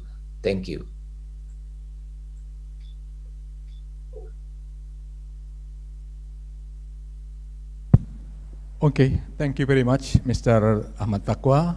It's very interesting presentation. Yeah. So before I give chance for all the participants to question and answer, maybe I have to give the opportunity. Maybe Bu Marta can add the information. Not yet? Or question and answer first? Okay, I think this is the session for Q&A, question and answer for the audience.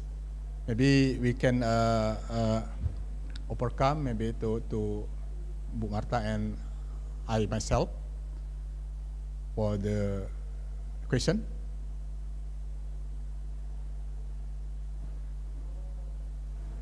Hello, participant. Are you still here?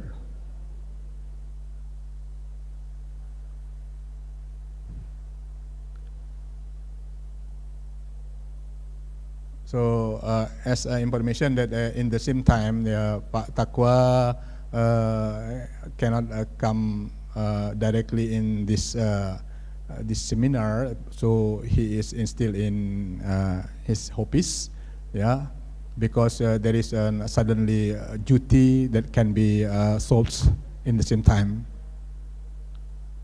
So, is there any question or information about palm oil? Because it is a very important, very interesting, yeah. Because for us as Excuse me, sir. Okay. Excuse me, sir. Okay. I will introduce myself. Thank you for my chance to me to give a question for Mr. Ahmad Taqwa.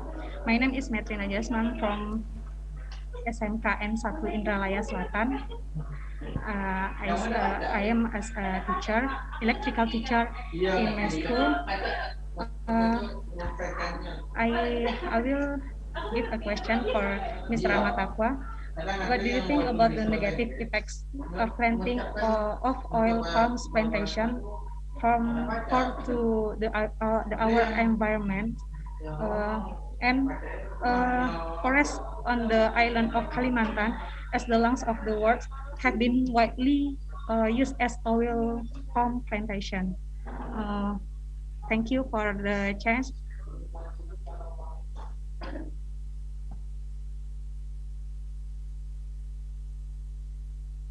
Thank you. The second question.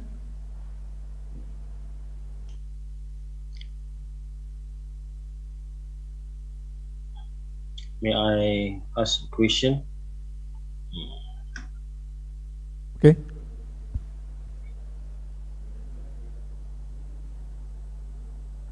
May I have a question? Yeah, your name, please. Yeah, my name is Susatyo from Untuk, Semarang. May I send a question, give a questions to the presenter?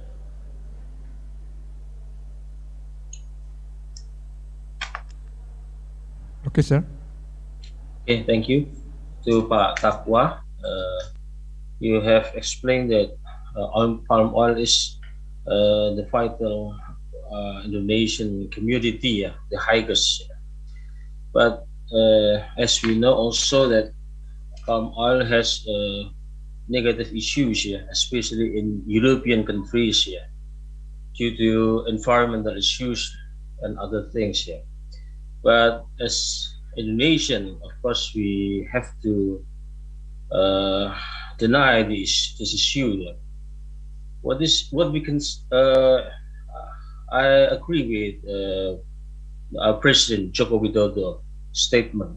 It is okay you don't buy our palm oil. You can make it some other products here, especially for biodiesel. So I want to your clear experience about this issues here, and what is the best things here, best strategy of Indonesia for palm oil production? We remain to sell to like European countries with a high price, for example, or we utilize the palm oil for Indonesian demand, especially for biodiesel or other products.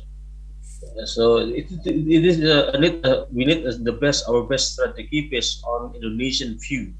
So what is the best strategy here?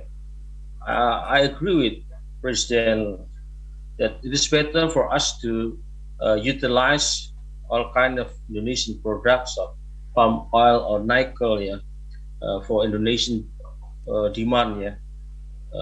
It is better for us, for our economics in sustainability for future of economics. But I need your explain about these issues, and also what is the best strategy for Indonesia for, because it is, as you know, palm oil is the most important commodity of Indonesia in the world.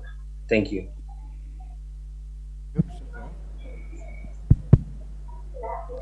Any others?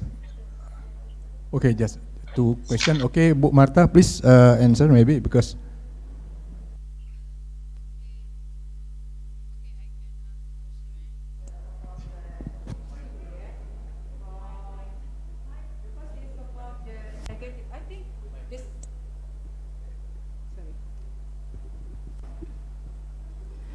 Sorry, I think two of you is the same question about the negative issue about the palm oil production. It's already we have a big discuss in the world about the oil palm oil plantation. Some of the big companies is already signed about the climate change protocol, something like that, and also the issue about the climate change. So they have a commitment about the intensification, what do you call it, plantation. So they also make something new, the new about the plants.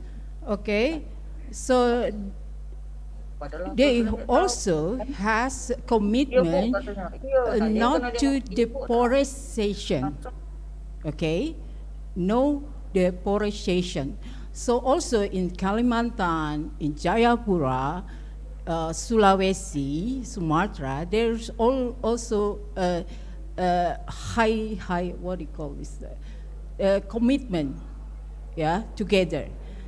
I already have a what do you call a meeting with them in the Bali, 2016. So I already know about that. So the also what do you call this? United Nations already mentioned about the plantation, but there is a what do you call it? American, Europe already banned our production. So there's a challenge for our researcher to do something better. So GPO, not yet about the food, but also to energy. So even we don't have offshore about the oil, crude oil now, offshore and onshore, we don't have oil, not now, but we have a GPO. Now the researchers start to make the benzene, yeah, gasoline, and also lubricant, biodiesel, with the good quality. So now even our country already banned to export our GPO to big country, but we already have challenge to make benzene from GPO. So it's if you say that this is a negative issue, but it's also the positive issue for us. Okay, we don't buy the crude oil anymore because we already GPO. So this is a challenge to researchers to make better. So we don't buy again crude oil because we have a big plantation. So there is a, yeah, we challenge, yeah. Also the company try to intensification plan, plantation, not extensification. So yeah, we try. We make have a big commitment about the issue, the negative issue. So there is a challenge to us, government, researcher, and also the public society. So yeah, I think it's better if Pak Susanto know Professor Professor another professor from ITB. They already have a catalyst to Subagio, Professor Subagio. So Professor Subagio already make what do you call manufacture to change our GPO to benzene. That's okay. Okay, that's answer about my answer. Okay. Which one is more advantageous to sell GPO in high price, or to make it become like benzene or biodiesel? Which one is more advantageous? Thank you.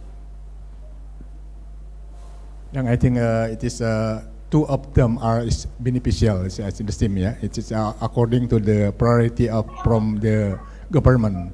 we have strategy. The government have strategy that our focus research is the main for making energy, especially from biomass, like from oil, palm oil, yeah, because we have a plenty of rich of oil, and the others that it is the issue of environment.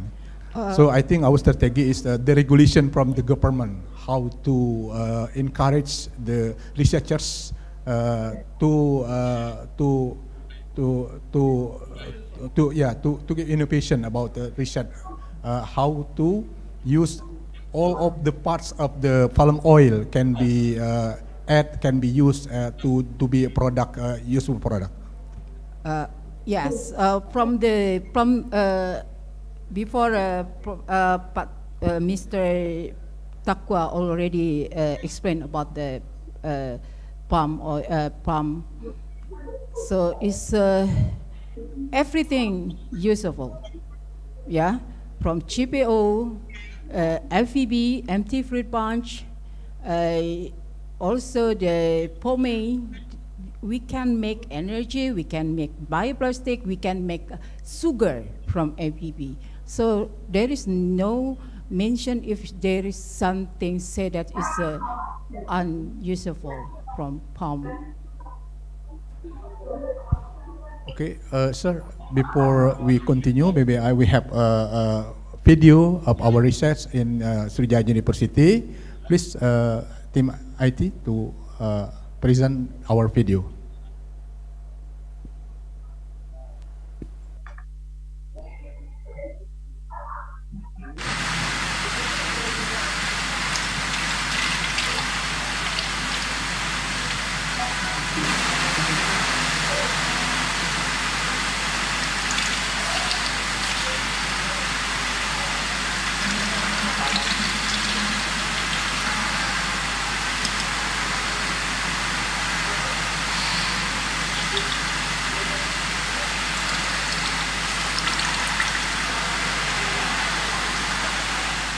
Ini 1 gram kata sasar. Kita masukkan ke dalam.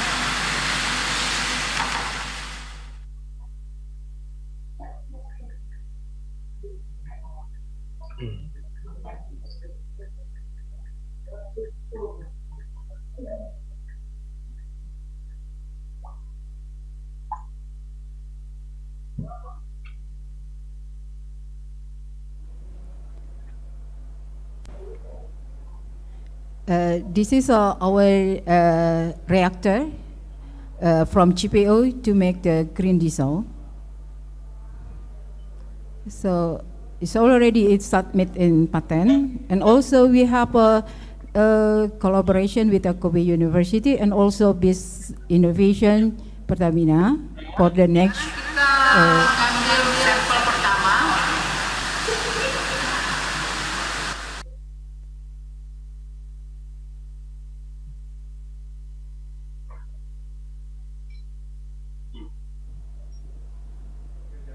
Short video, yeah. Thank you, IT. The research is produce how to convert CPO to be green diesel. Besides that, we had research about biodiesel and others. Yeah. Okay. Is there any question from the others?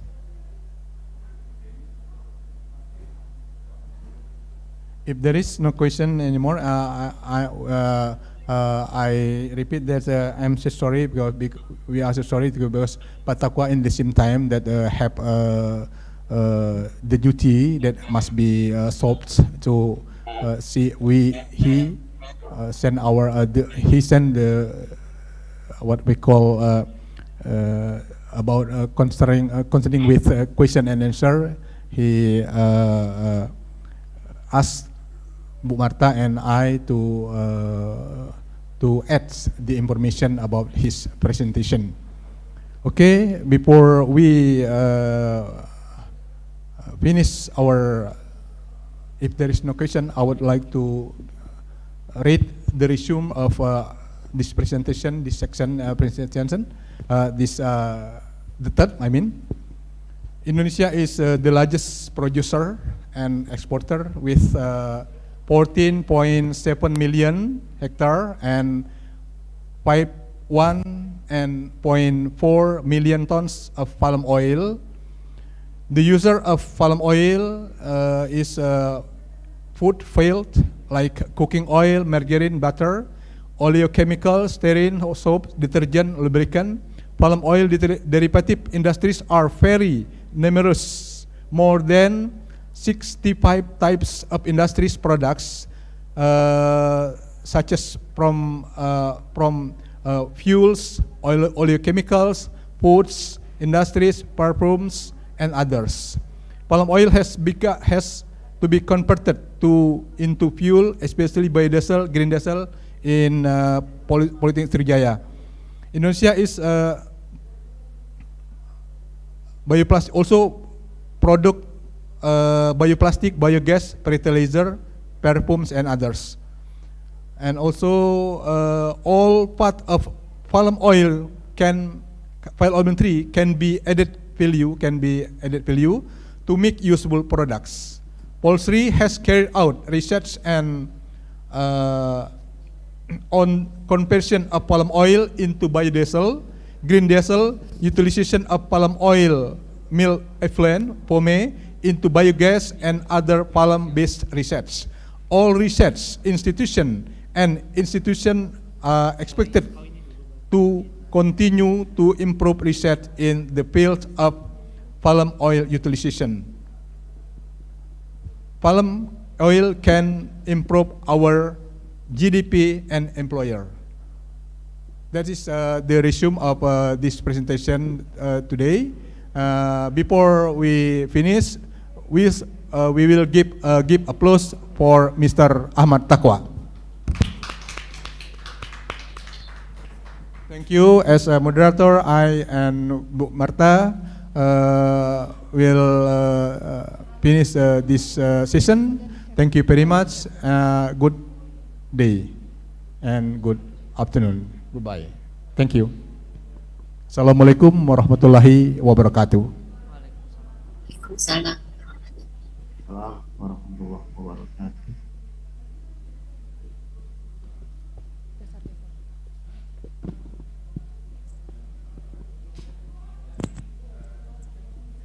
Rin. Thank you very much to Mr. Jackson M. Amin and all the speakers. May the result of the discussion will be useful for all of us. For all participants, I finally would like to announce that we are going to have an online quiz. And for this quiz will be held on Quizzes. So you need to open your chat box to see the link and open all the websites. The prizes of this quiz will be given by our beloved sponsors, which are PT Bukit Asam Tbk and also Mandiri Bank. And obviously there will be a huge prizes from our sponsors. So everyone, let's jump into the website and go through the quizzes.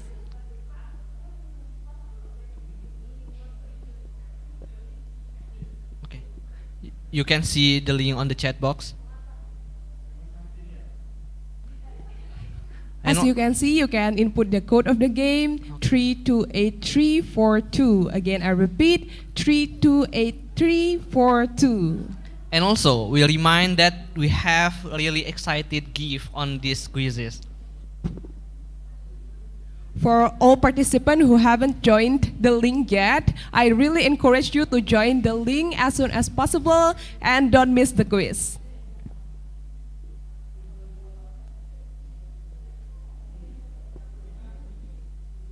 There is 12 participants. Yes, I think everyone is excited for the quiz. I think so. Because there is much of the gift for this game.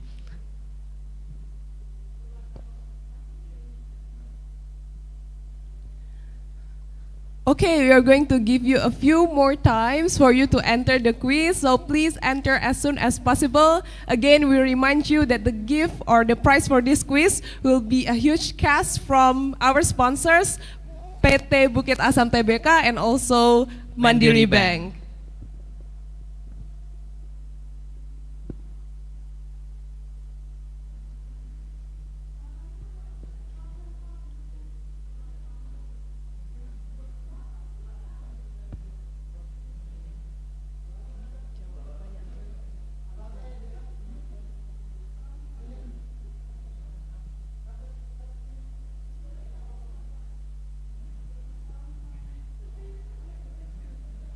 Okay, for all participants who have joined the link or the website, please be ready because we're going to continue to the quiz soon.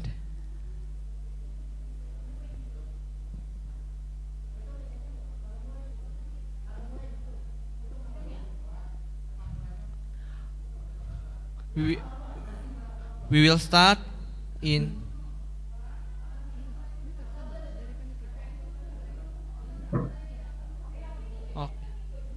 Okay, we are still waiting for other participants to join as well.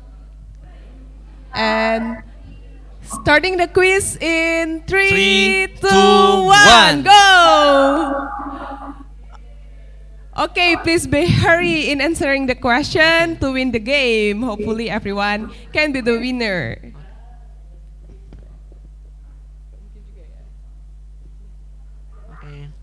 Okay, we have some participants already in here that have been reaching the top of the chart. Ya, Indah Purnamasari. So for all participants, let's be hurry. Okay.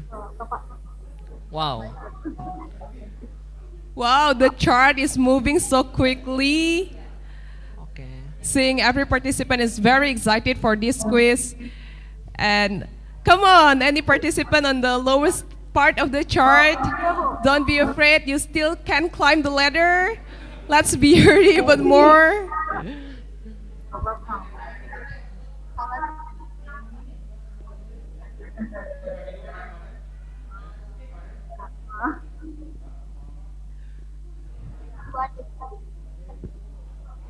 Okay, the chart is still moving even until right now. For all participants, let's be hurry and climb up the ladder.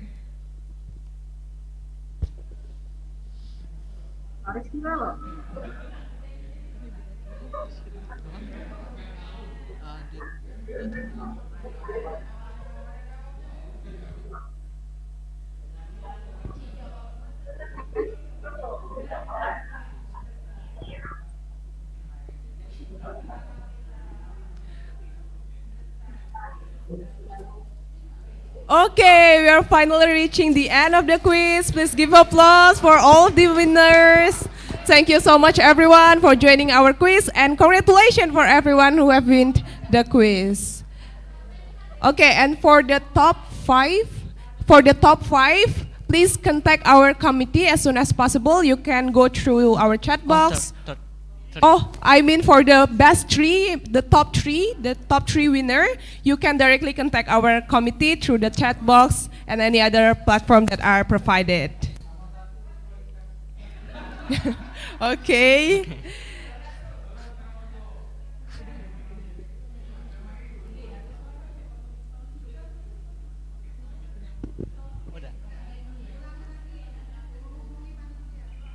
Again, we inform to all participants, especially for the winner, the top three, you need to contact our committee as soon as possible through the chat box or any other platform that are provided.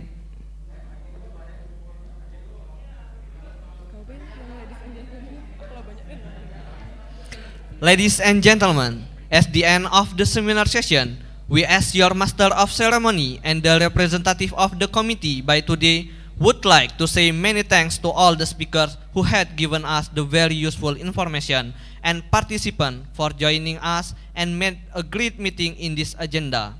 Once again, thank you for your participation. I'm Angga Saputra. And I am Fiorina Cuku. Wassalamualaikum warahmatullahi wabarakatuh. Waalaikumsalam. Waalaikumsalam warahmatullahi wabarakatuh. To all participants, we would like to announce that there will be a break for approximately 1 hour after this, and please come back at 1 o'clock. Jam 1. Kata ini saya, Inura panas.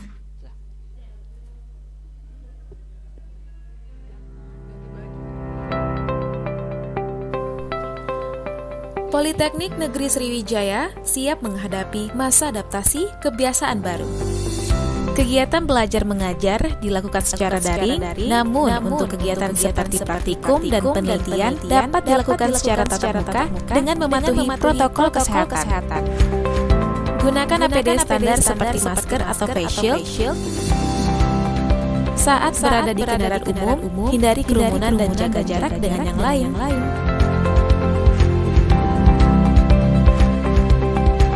Periksa suhu tubuh. Jika suhu di bawah 37 derajat, maka diperbolehkan memasuki area kampus.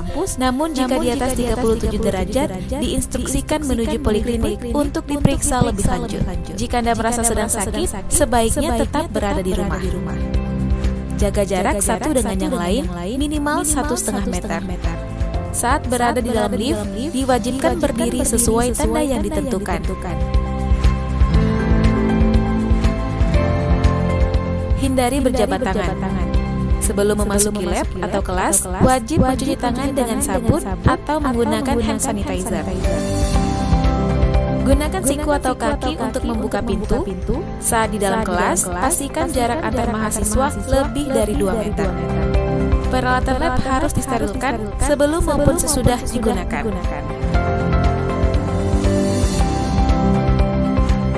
Gunakan sarung tangan. Mahasiswa diwajibkan membawa peralatan kuliah sendiri dan disarankan membawa bekal makanan dari rumah. Mari kita terapkan protokol kesehatan dalam penyelenggaraan pendidikan di Politeknik Negeri Sriwijaya. Diharapkan dapat memutus rantai penyebaran virus corona. Stay safe and healthy.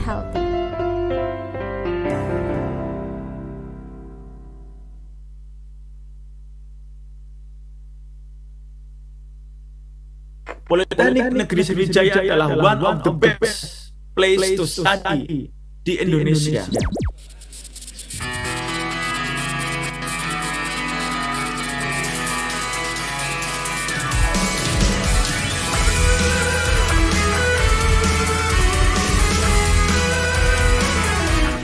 Ada makna yang kan terungkap tentang perjalanan yang berat untuk kita ukir bersama. Jadi sebuah cerita pahit getirnya kisah ini, namun kuat dan menguatkan sebagai perekat setiap hati yang condong pada mimpi. Tak banyak orang yang mengerti tentang ini, tapi ikatan batin kan menggema sepanjang waktu. Percayalah, kita melegenda di sana. Pilih masa depanmu di warna mimpimu. Jika kita pernah berbagi air mata, sahabat jangan lupa bahagia bersama.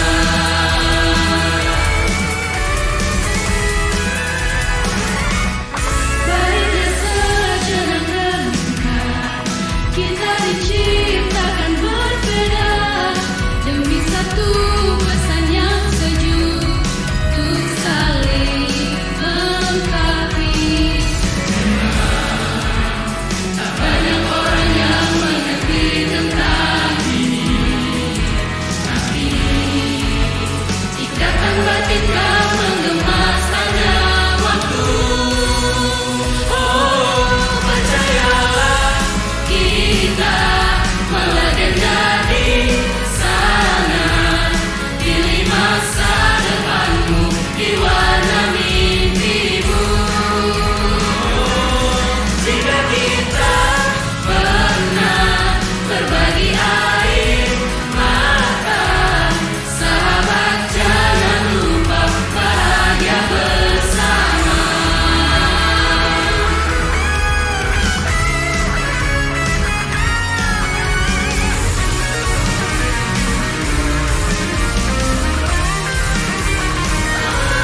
Percayalah, kita melegenda di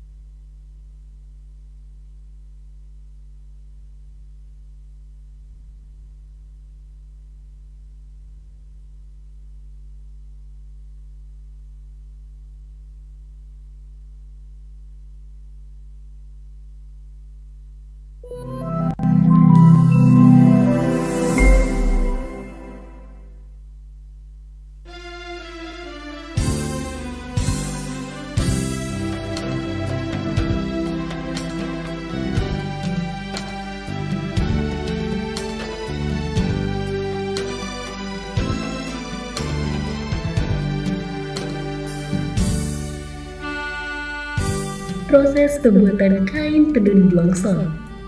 Proses pembuatan kain tenun blongsong terbagi menjadi dua tahapan, yaitu proses pembuatan lusi dan proses pembuatan pakan.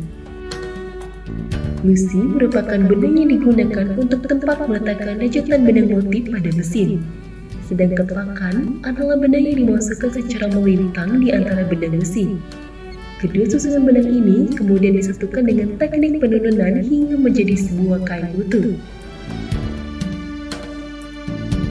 Proses pembuatan benang lusi diawali dengan pemintalan benang. Benang yang disusun di cray maksimal 200 gulungan atau sesuai dengan kebutuhan pemesan. Proses selanjutnya adalah penghanian besar. Setelah benang disusun pada cray, benang digulung dari cray ke hanian besar. Setelah itu, masuk ke proses pengebonan atau penggulungan benang. Proses ini ialah menggulung benang dari hanian besar. Tahap selanjutnya yaitu pencukitan. Pada pencukitan terdapat dua proses sebelum benang lusi digunakan untuk menenun, yaitu proses gun dan sisir. Fungsi gun adalah sebagai pembagi benang lusi yang dinaik turunkan, sedangkan sisir berfungsi untuk mengatur kerapatan benang lusi yang disesuaikan dengan halus atau kasarnya kain yang dibuat.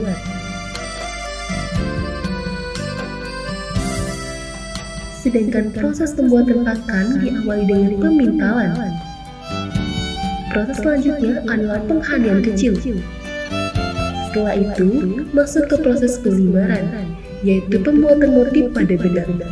Pada pemberian warna ini, kain digesek-gesek dengan stik kayu dengan ukuran beragam dan telah diberi warna mengikuti pola yang telah dibuat.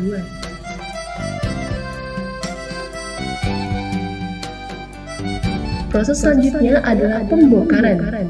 Proses ini adalah proses pemisahan benang yang telah tercampur saat pelimaran sehingga mengembalikan benang ke bentuk sebelumnya. Selanjutnya, masuk ke proses palet. Benang yang sudah dibongkar dimasukkan ke alat pemintal benang yang lebih kecil, yaitu palet benang. Benang yang telah menjadi gulungan palet selanjutnya dimasukkan di teropong. Fungsi dari teropong sebagai alat untuk meluncurkan benang pakan di sela-sela benang lusi.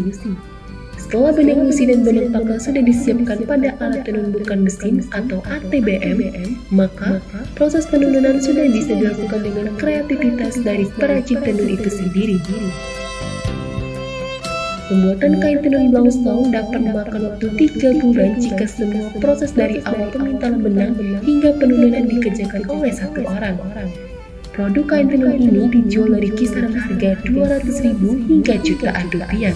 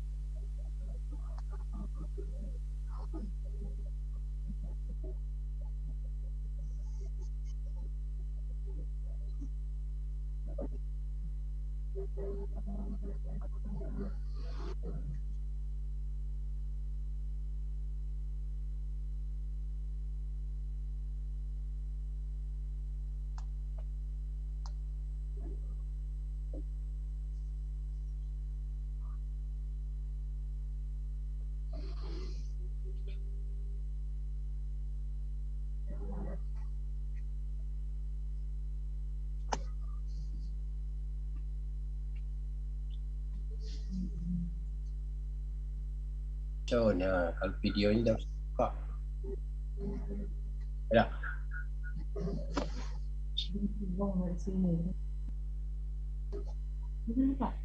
Website.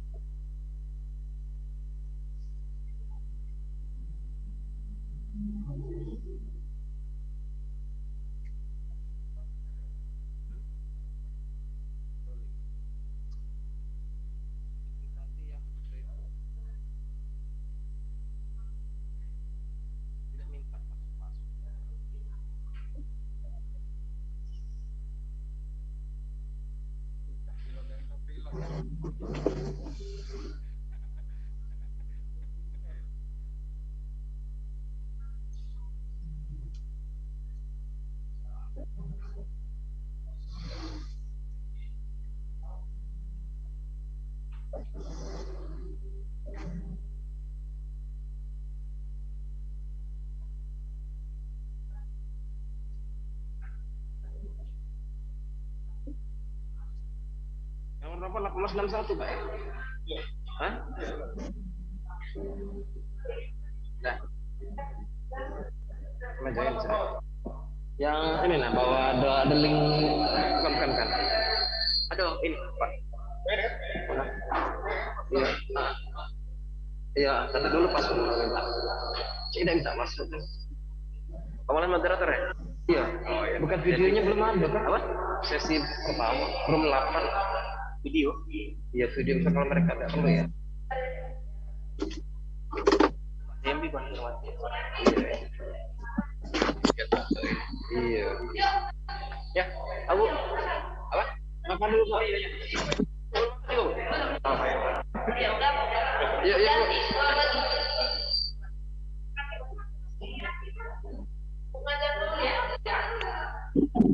Maafin yang saya ke di situ ya Maulan.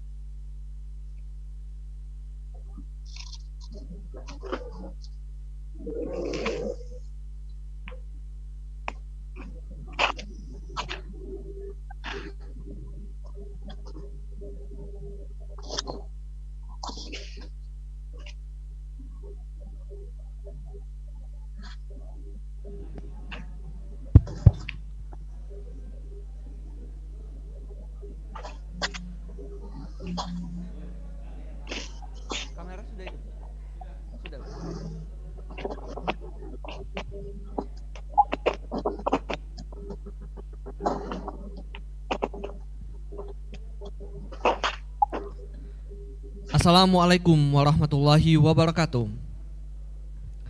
Ladies and gentlemen, we are currently on parallel session, so we invite all the participants to join their own breakout room, and this session will be led by the moderator for each room.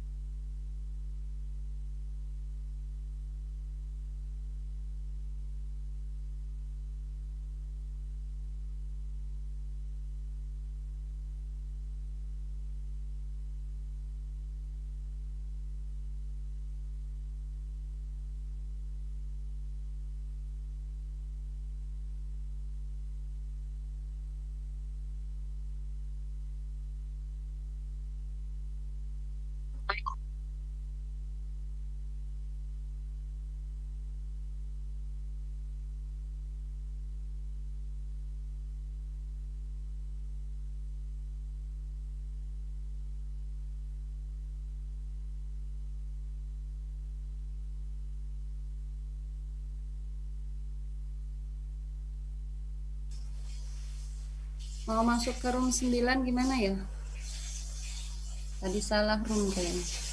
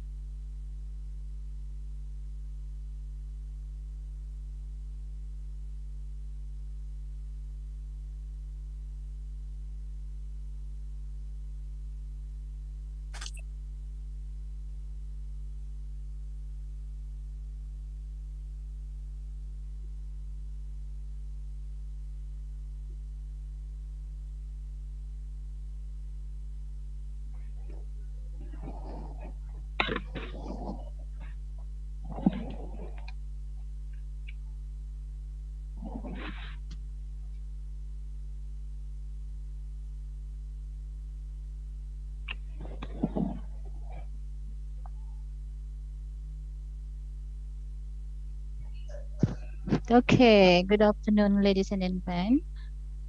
Good afternoon.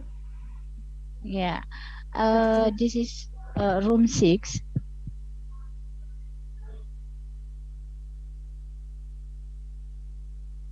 Recording in progress.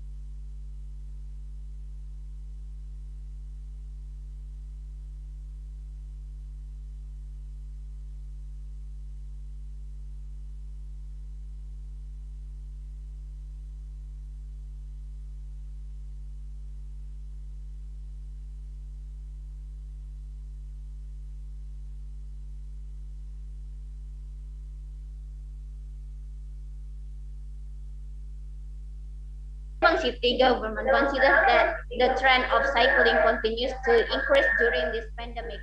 So that support the government appears in this regard by providing special bicycle lanes in Palembang city. Palembang city government provides a special bicycle lane which is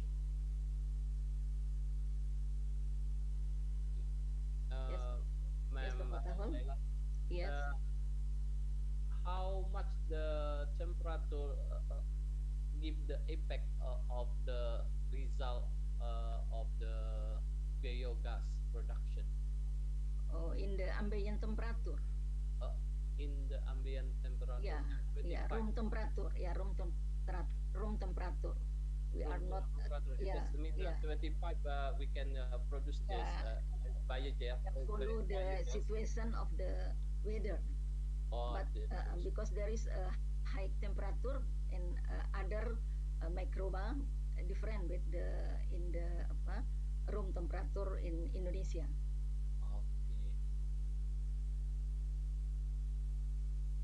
Recording in progress.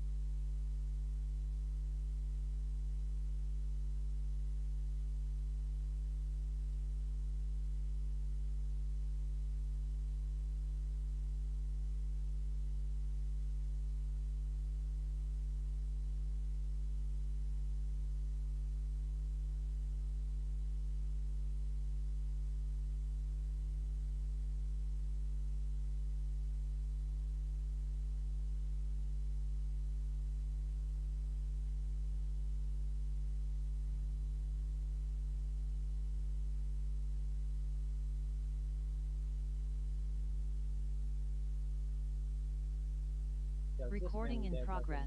reducing the temperature. With an increasing the temperature, the crystal structure of the steel will deform to a pellet structure. The pellet structure will deform again slowly into ferrite as the temperature decreases. However, if the temperature is lowered rapidly, the steel structure will deform to martensit instead of unformed ferrite. The martensit phase is harder than ferrite. This research examines the quenching process using flow cooling media on IC1045 steel. The cooling media used are circulating air, water, refrigerating oil, and liquid smoke. IC1045 steel is a medium carbon steel with a carbon composition of 1.43% to 1.5%. The steel is usually used as an automotive component, such as gear component in a motor vehicle. Within its application of range, friction, and pressure, so it requires resistant wear and hardness. Look at the hardness and wear resistance of steel obtained through quenching treatment. The purpose of this treatment is to obtain a martensitic structure that is hard and good wear resistant. In the study, the object under study was IC1045 steel with heat treatment to increase the hardness of IC1045 steel. The heat treatment applied was quenching treatment using several cooling media, including circulating air, hot water, lubricating oil, and liquid smoke. And this is the previous research. I'm sorry, sir. I'm sorry, sir. Your time just 1 more minute, please. Thank you. Braha on 2005 and Pramono. Recording in progress.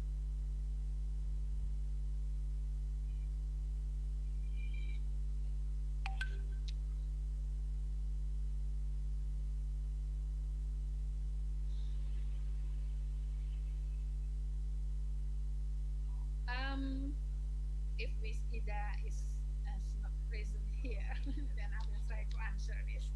Yeah. These three air flow rate chosen 6.3, 7.3, and 8.3. And obviously, the higher the flow rate, produce the most evaporation. I think for this research,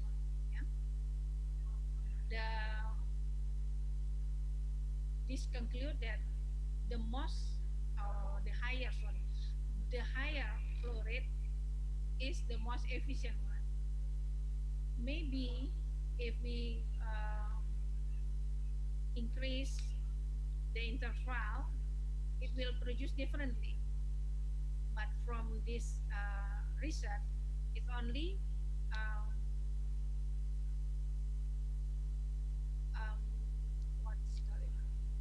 limited to this air flow rate. This is what I can say. So, did you say that if we use higher flow rate, then the evaporation energy will be higher? Maybe. But you do not use higher flow rate because limitation of the dryer. Is that correct? No, not the limitation of the dryer, but from the point view of current, voltage, power, and light intensity also increase. This is in accordance with the applicable law where current, voltage, power will increase equally along with the intensity of light with increased angle to 19 degrees, but after the 19 degrees angle the value drop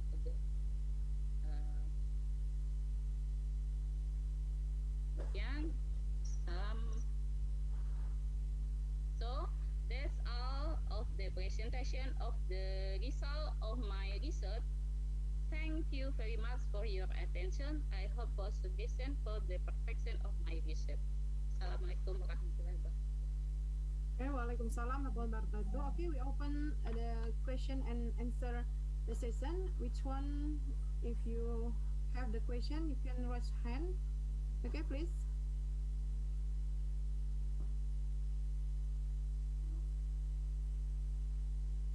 Maybe Mr. Yudi, you can have the question for the Miss Yesi. Thank you. Okay, No one please. question.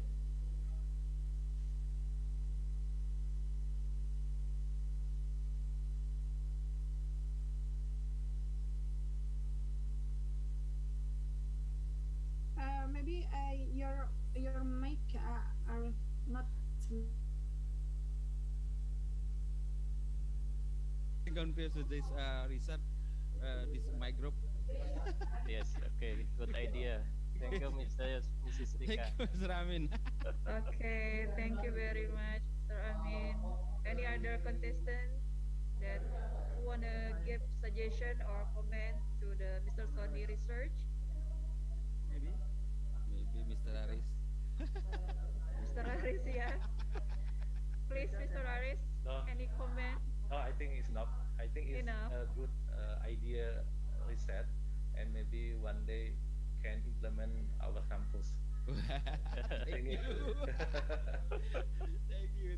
I think it's a good idea because now we use LMS Moodle, and Yeah. your research I think is a new idea, and I think it's very good to implement our campus. Okay, thank you. Okay. Yes, Mr. Johari. Okay, please, Mr. Johari. Do you have any suggestion? Yes. Nice to meet you, Mr. Sony. Maybe you increase your volume, your voice volume. Can you increase? Oh yeah, okay. Something using in Indonesia, please, Mr. Johari.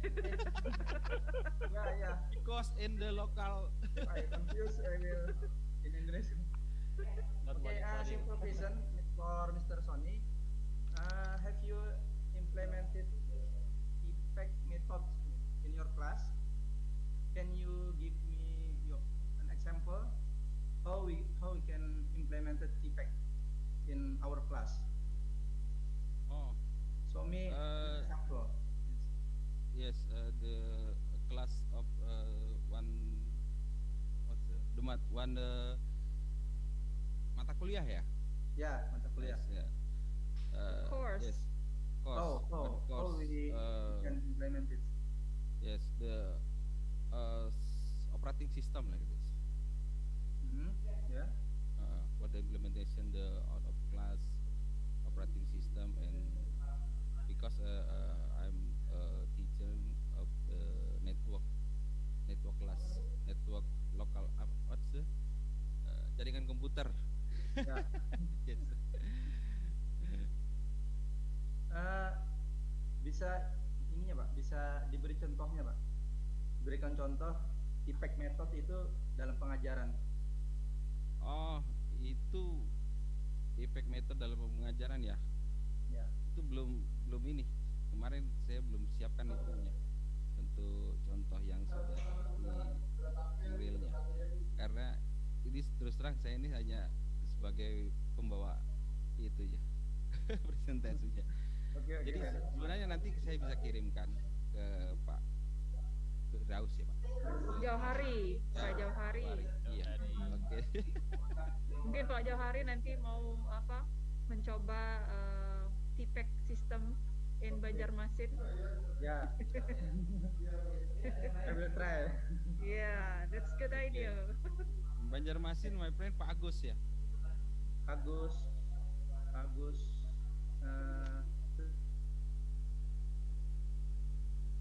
Recording in progress. So that it acts as if it were an infinite field. Okay, I will explain the block diagram of this tool. Firstly, power in as a current source, then go to step down to lower the applied voltage, then to the power regulator to regulate the voltage source, then go to the current booster to the reserve antenna, and then to the repeater booster explain exchange of information between the user, and the BTA tower which will be repeated to the splitter, and finally to the big quit antenna whose job is to convey information exchange between the user and repeater bridge. Next, I will explain the working principle of this tool. From the power NCB to the power supply, then through the connector and to the regulator current booster, then to repeater the terminal, and through the omnidirectional antenna. Recording in progress.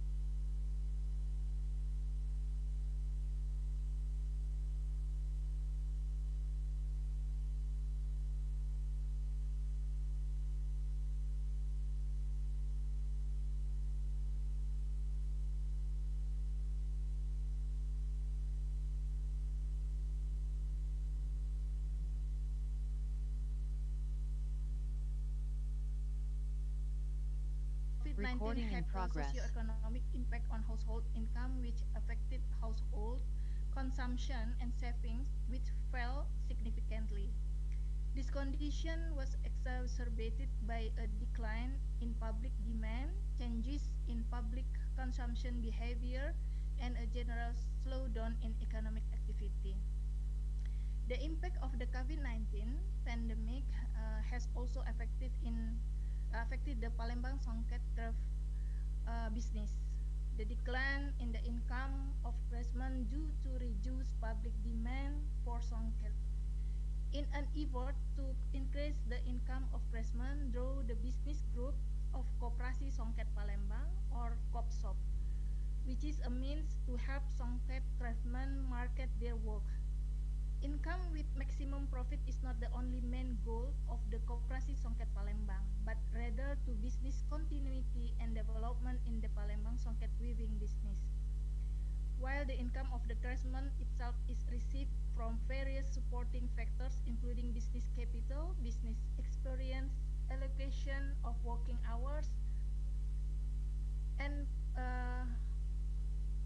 Recording stopped. and partnership factor, the income of craftsmen need to be calculated in order to obtain optimum values so that the craftsmen can optimize their income from the result of songket weaving. Limited capital makes it difficult for businessmen to develop their products. Therefore, capital is used as the basis for conducting business.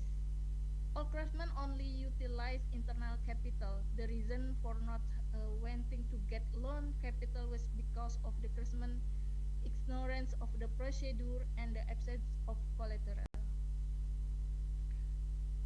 The problem in this research is what is the optimum point of income parameters, business capital, business experience, partnership, work time allocation, which produces optimal craftsman income. And the research method Type of data used in quantitative data in the form of numbers or numbers that are processed or analyzed using mathematical calculation techniques.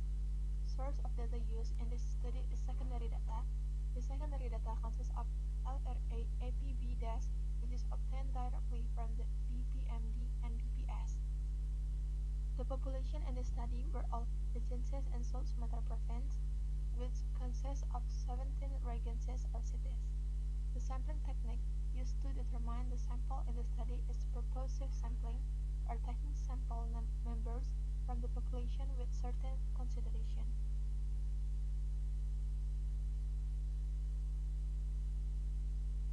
Result: poverty equal to 703.224 Recording in progress. plus 0.00004x1 plus 0.00028x2 plus 0.000457x3 plus e.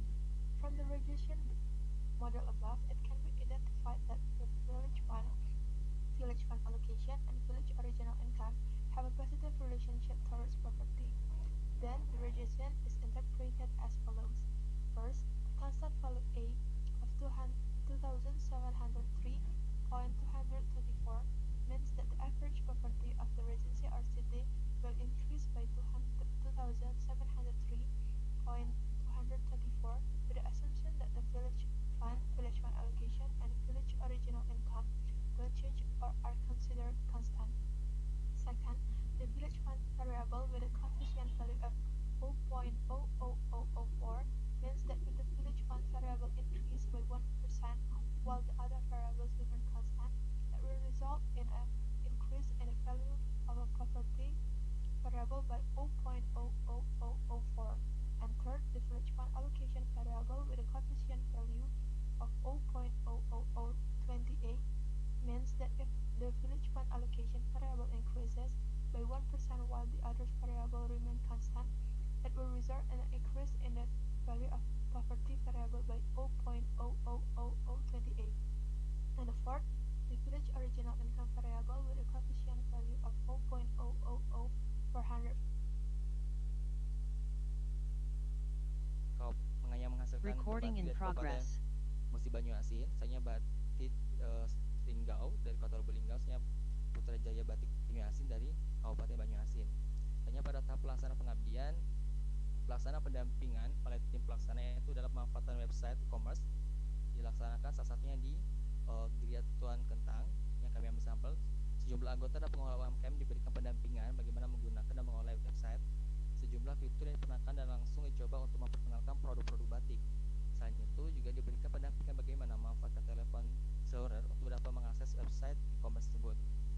Website tersebut dapat dimanfaatkan bagi pembatik untuk mengunggah setiap produknya sehingga pembeli dapat dengan mudah mendapatkan informasi mengenai produk batik yang dijual. Aplikasi merupakan program pengabdian masyarakat yang berbasis IT dalam meningkatkan penjualan pembatik berbagai macam batik daerah, kabupaten, kota yang ada di Sumatera Selatan. Adapun produk mitra yang telah mereka produksi adalah batik Jupri yang merupakan dari khas kota Palembang. Batik Duren merupakan produk dari mitra dari pembatik kota Lubuk Linggau.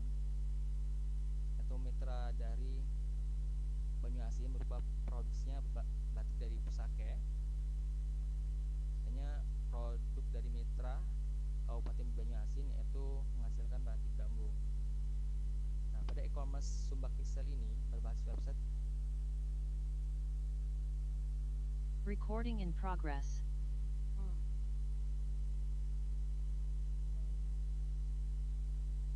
Nah, seperti kita ketahui bahwa teh herbal ini adalah minuman yang sering kita minum. Jadi banyak sekali jenis-jenis teh. Salah satunya adalah teh herbal yang menggunakan bunga telang atau Petronia carnatea. Yang sekarang ini pertama bunga ini banyak sekali kita lihat, kita dapatkan dan mudah sekali ditanam.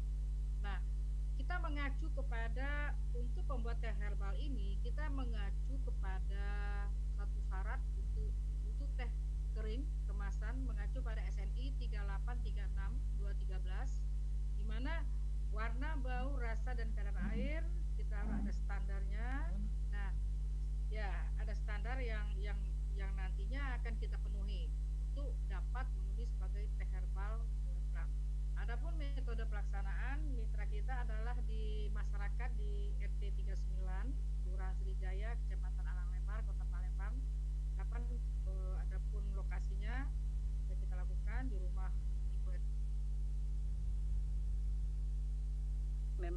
sosialisasi. Recording in progress.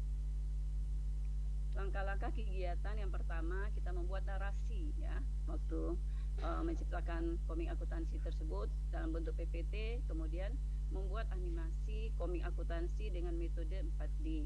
Di sini sebetulnya pengabdian maupun penelitian ini kolaborasi dengan jurusan MI. Jadi kalau sudah ke softwarenya itu memang kita dibantu oleh mahasiswa MI dan salah satu dosennya Bu Leni Novianti. Jadi kami dari aspek akuntansinya, sementara untuk softwarenya itu kolaborasinya dengan mahasiswa MI dan dosen MI. Kemudian melaksanakan sosialisasi pada mitra tersebut. Itu langkah-langkah kegiatan yang kami lakukan. Nah, contoh produknya seperti ini. Ini halaman judul, kemudian ini salah satu di halaman 15 komik tersebut. Jadi kita buat sedemikian rupa, kalau selama ini kan walaupun ada komik akuntansi itu sifatnya tatap muka ya, buku gitu. Tapi kalau ini kan mereka bisa melakukannya kapanpun dia bisa baca. Jadi guru-guru itu bisa memasukkannya materi ini ke web blog masing-masing dari guru tersebut. Kemudian pembuatan komik menggunakan aplikasi Adobe Photoshop, kemudian Adobe Illustrator, dan juga sketsa komik. Nah, contoh dari sketsa komik, nah ini dua ibu-ibu ini sketsa komiknya. Berdasarkan sketsa komik baru diperluas jadi alur cerita komiknya. Komiknya tidak terlalu sih, sekitar 30 halaman. Oke, kesimpulan bahwa sosialisasi media pembelajaran akuntansi berbentuk komik pada materi siklus akuntansi. Recording in progress. Ya. Kan pengabdian itu tadi kalau saya dengar dari pendahuluannya tadi kan untuk siswa. Kelihatannya siswanya lebih pintar dari gurunya. Jadi bagaimana pembelajaran itu akan efektif kalau siswanya sendiri lebih tahu misalnya dibandingkan dengan gurunya. Ya, benar, Pak. Jadi pertanyaannya apa yang mau kita cari dari pengabdian itu sendiri? Ya. Makasih, Bu. Ya, Pak. Sebenarnya kami juga secara tidak langsung juga kita sudah mengetahui, Pak ya, umumnya tenaga pengajar yang ada di sekolah-sekolah itu umumnya kebanyakan usianya juga sudah relatif memasuki usia 50 tahun ke atas, yang pada dasarnya mereka itu gagal paham terhadap telekomunikasi. Maka untuk memulai mengikuti pembelajaran secara daring yang lebih efektif, the Sundarban Recording in progress. authorities and also in the impact on it. Okay, for the last, this is my research for my review. For research, we get the conclusion that number one is morphology is an important factor in analyzing the characterization of Sundarban and predict its quality. And number two, in general, morphology contributes to the mechanical properties of the subchondral and the development of osteoarthritis. For number three, it was found that morphology in normal patient was smaller than in osteoarthritis patient. For the last conclusion, we get other factors that influence osteoarthritis are the patient is weak, height, and BMI. Okay, thank you. I think that's all from our presentation. Thank you for attention. Wassalamualaikum warahmatullahi wabarakatuh. Waalaikumsalam warahmatullahi wabarakatuh. Thank you, Mr. Nanda. Now we become question and answer session. Is there any question for Mr. Nanda Yusri Group? Anyone? This from mechanical engineering lab. Okay, repeat again. Is there any questions? Okay, I think it's enough, sir. Okay, thank you for a nice presentation. Yes. We continue for our next presenter is from paper ID 4124. They are Mr. Zainal Abidin, Mr. Irfan Gani, Mr. Imam Akbar, Mr. Rizky Utama Putra, Mr. Akbar Teguh Prakoso. Recording in progress. I'm interested with this presentation. I have one simple question. According to Mr. Oscar, the design of this downdraft gasifier, do you think that the design is effective and efficient already, or do you think that there is still a space to improve the efficiency and effectivity of this design? If there is so space to improve, can you explain which part that you must modify to improve the performance of this design? Thank you.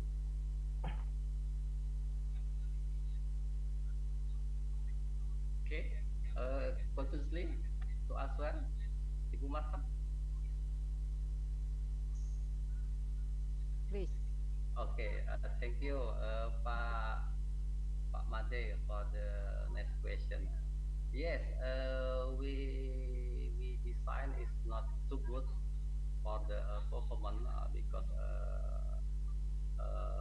before we make the prototype, we have the simulation using Autodesk to show the airflow the temperature.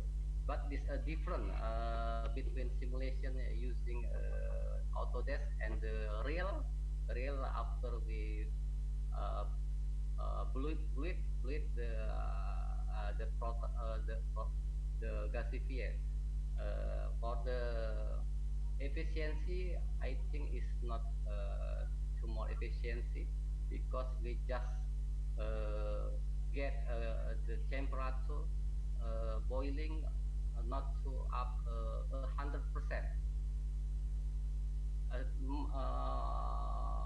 It's too slow to get the highest temperature because we make the operation timing is 5 hours. It's too long. Yes. I think in the future design we will make sure the simulation to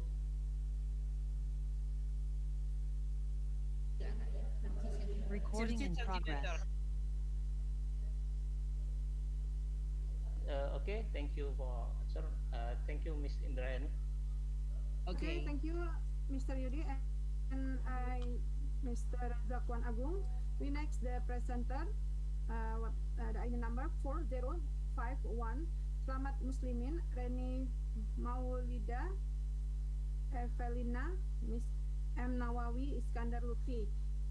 Which one become to the presenter? Are you ready? Selamat Muslimin, Reni Maulida, Evelina, M. Nawawi, Iskandar Lutfi. There is here. Okay, if okay, maybe. Okay, we next the presenter is okay. The next presenter, the ID number 3786, the Matsayu Anissa, Yudi Widanargo, Reni Maulida, Johansa, Al-Rasid. The title, Implementation of Smart Grid System of Alternative Energy Power Plant, SOCH. There is, which one become the presenter? Mr. Yudi?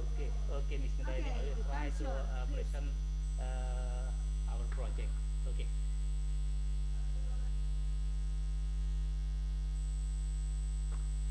Please share screen for your presentation.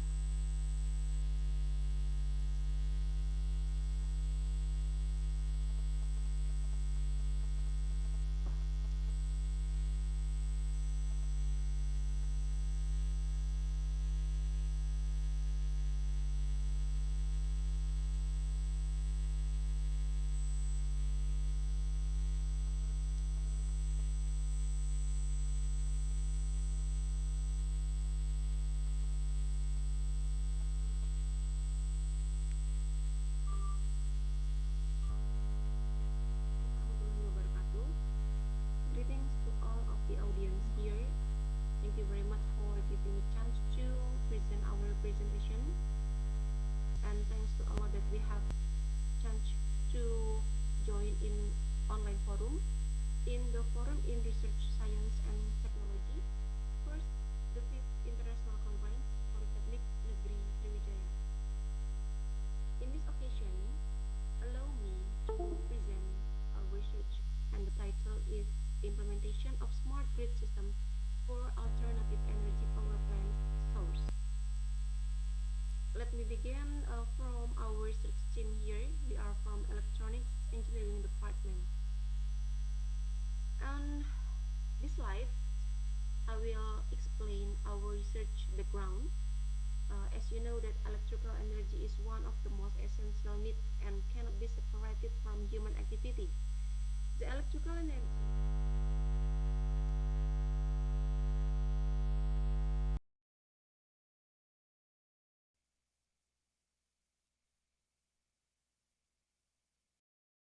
source. So because of the increasing need for electrical energy,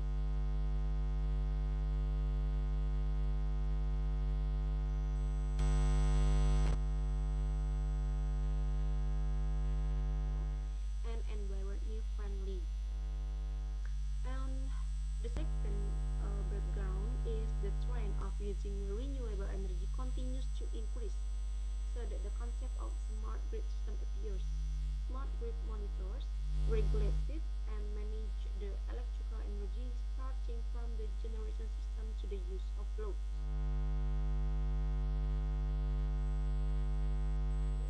The energy power plant source we use here that a solar panel, and we implemented in SMK Negeri 1 Indralaya Selatan. Okay, so we just continue to the block diagram here. As you know, from the block diagram, you can see that attachment here as the input to the node MCU. This is for the communication via IoT-based internet network. So this communication, it will be the input for and have in the Play Store in your smartphone as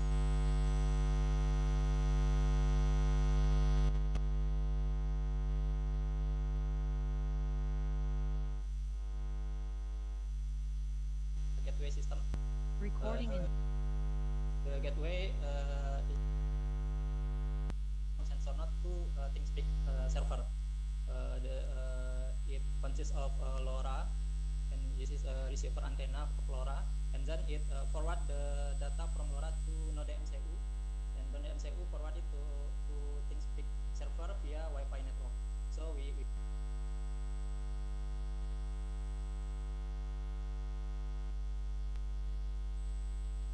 pollutant exposure measurement. We do some pollutant exposure measurement using this system. Testing the air quality monitoring system was carried out in the Sriwijaya State Polytechnic. The sensor node was placed in the corridor on the third floor on the electrical engineering laboratory at Polytechnic.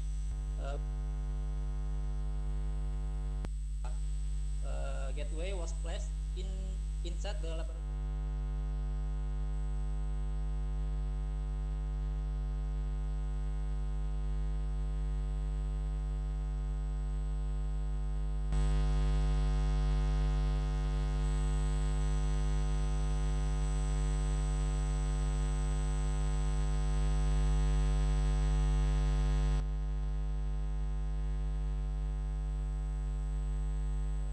The figure in the left side show the measurement result for carbon monoxide measurement from the 9:30 to 16 West Indonesian time zone, and the right side is for measurement result for carbon dioxide.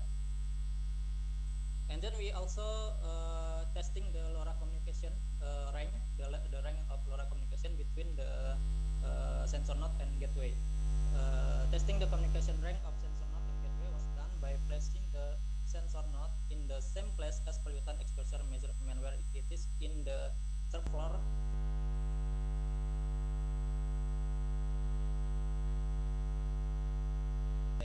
And then gateway was placed in 3 different positions in the building, namely at a distance of 18 meters, 32 meters, 50 meters and 70 meters from the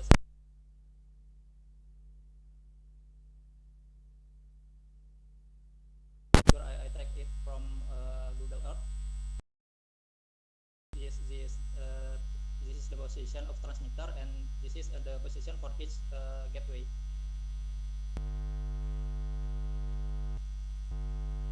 This table shows the result of LoRa communication testing. In each gateway position, we send 120 packets, and in this table we can. Recording in progress.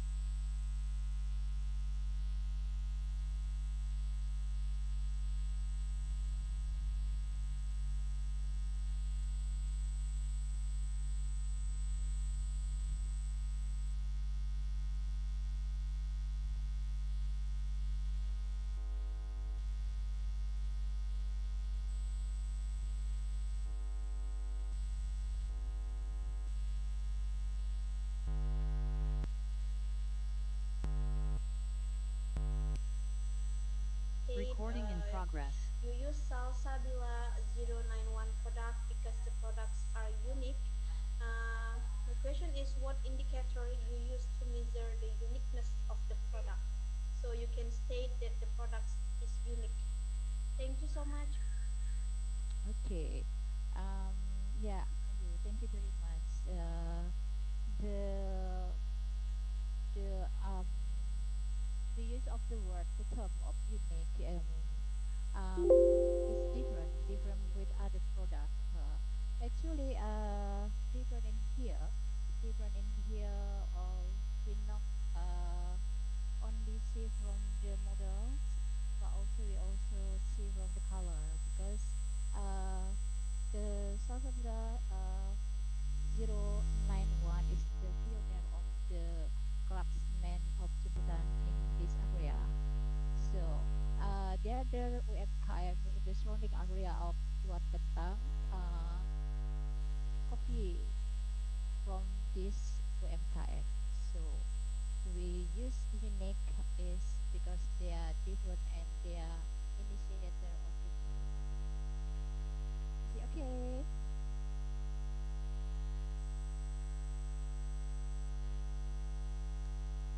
You have still other question?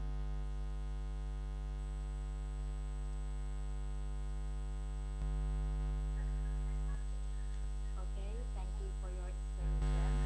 I think I get what you mean, but I still have a confusion about the measurement you used to make the variable of 75% for the uniqueness of Salsabila 091 product.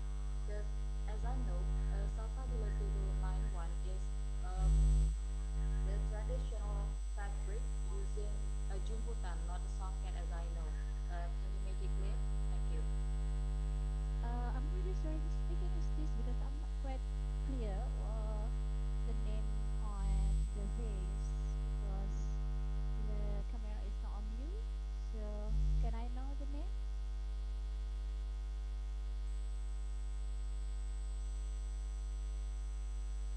Who was speaking before after?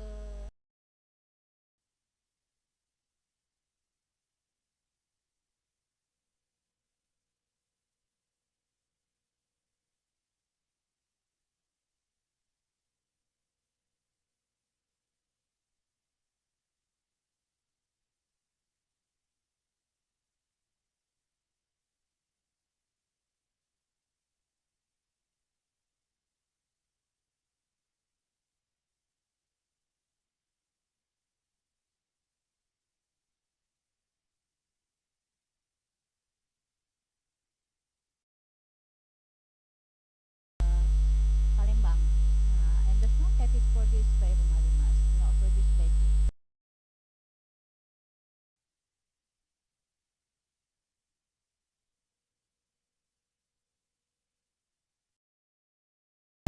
is there still any question for me? I'm very happy to answer.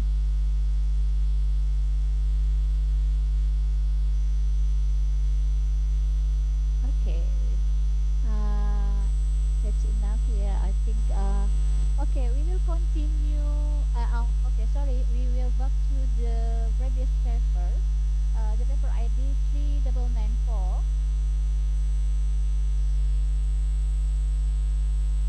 Recording in progress.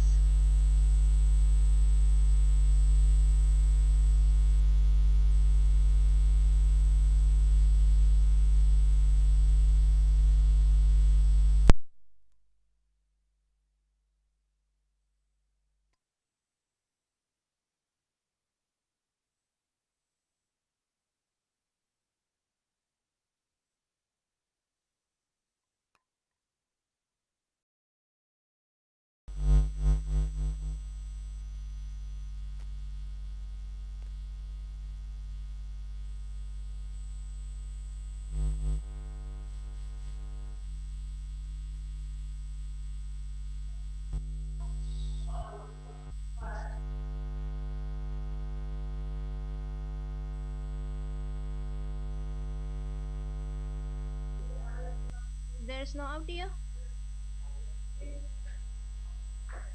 Okay, wait.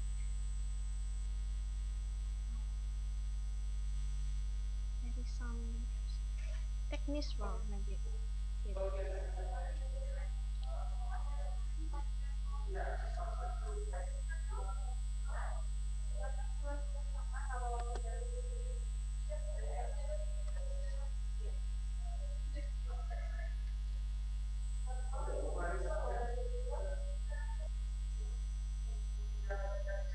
Is there any the sound, the voice from the videos?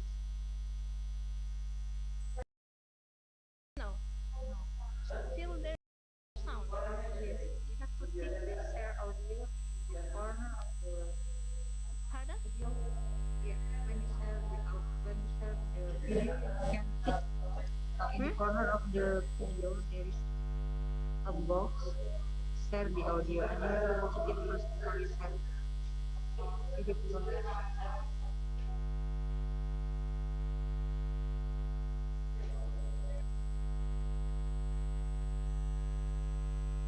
Can you repeat again, Miss Sari?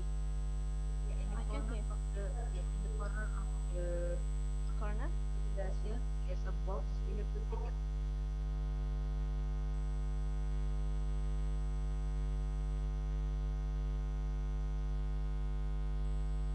No, which one? This one.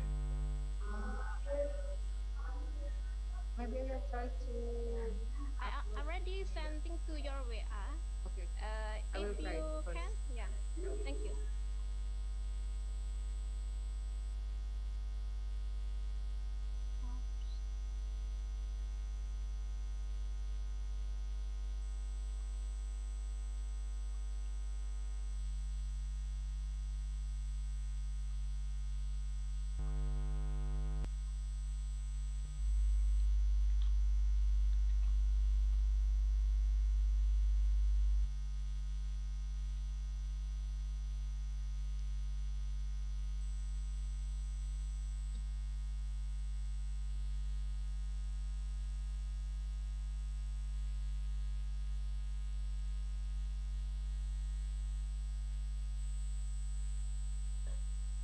Recording in progress. 3887 nggak ada juga folder ini kosong tulisannya karena ada beliau ada nulisnya not yet mungkin belum selesai kali ya. Nah, kemudian yang 3891 ini punya Pak Erizon. Nah mungkin 3891 ini kita bisa ya. Dan buka dulu coba.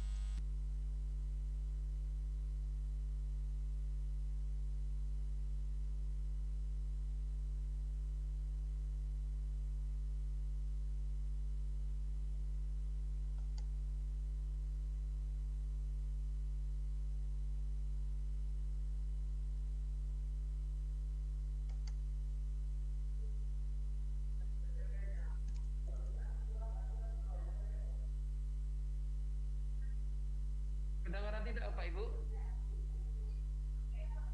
Ada nggak ada. Gimana ya? Nggak bisa kedengaran. Iya ya. Masuk Pak. Share screen-nya Pak. Dirubah. Gimana Pak Rudi? Ini ya? Saat share screen Pak, sebelum share screen itu ada pengaturan di bawahnya audit Pak. Oh, sebelum share screen ini? Saya ulangin ya. Ya. Klik share screen. Di paling bawah itu kemudian ada audio Pak, ada checklist audio. Ini. Ini apa? Apa? Ini. Di bagian bawah Pak, kiri bawah. Share sound ini ya? Iya Pak, share sound diaktifkan. Oke, siap. Iya Pak, terima kasih. Kedengaran apa Ibu? Belum tampil Pak.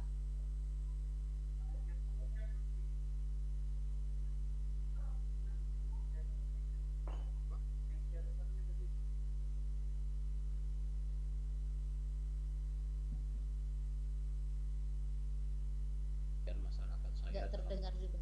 Masuk. Masuk Bu ya, oke. Kita ulangi dari awal ya. Assalamualaikum warahmatullahi wabarakatuh. Baiklah, saya akan mempresentasikan makalah pengabdian masyarakat saya dalam snapshot Mas 2021 dengan judul penerapan teknologi angin teaching kit turbin horizontal di SMK 2 PGRI Palembang.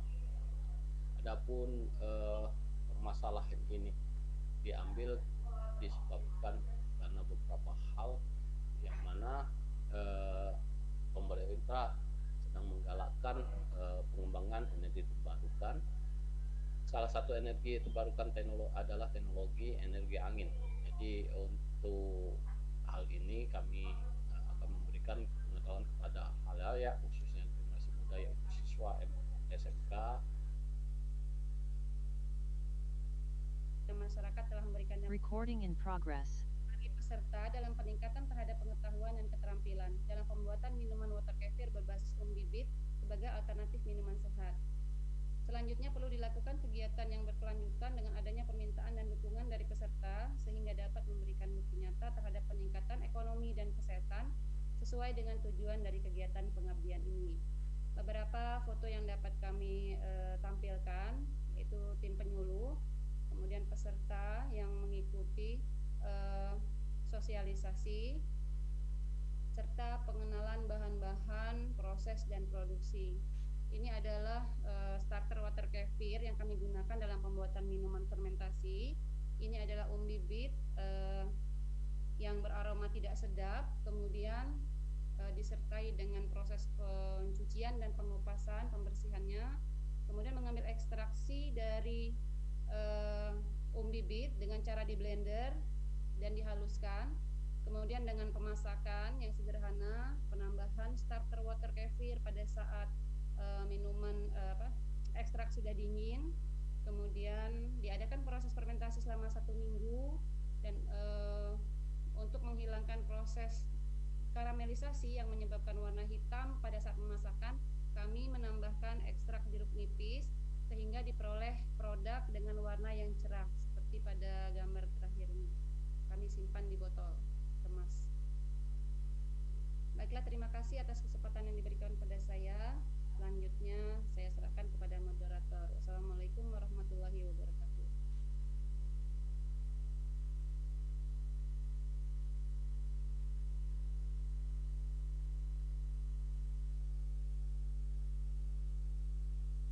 Recording in progress.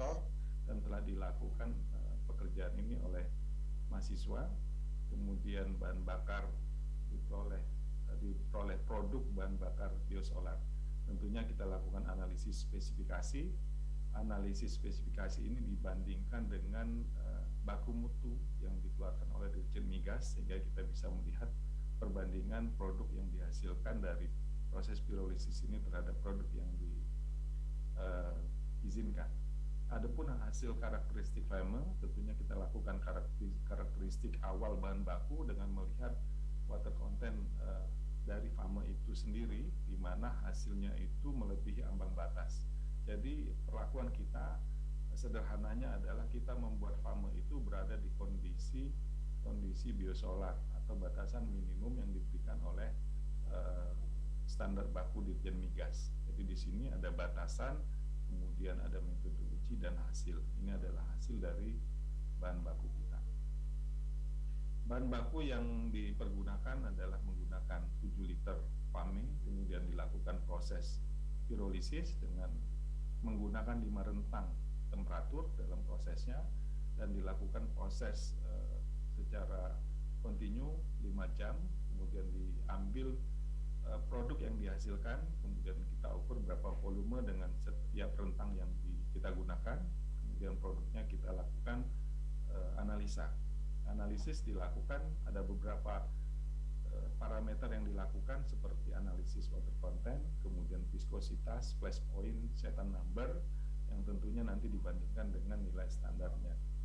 Yang kita harapkan adalah nilai itu berada di dalam rentang standar yang diizinkan. Di sini kita lihat volume, semakin tinggi temperatur, volume yang dihasilkan akan lebih banyak. Yang kita amati ada 2 yang kami sampaikan di sini adalah utamanya titik nyala.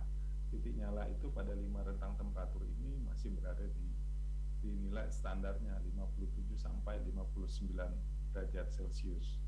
Kemudian nilai kandungan air juga terlihat semakin tinggi temperatur, maka kandungan jumlah air ya itu berada dalam rentang di bawah nilai standarnya.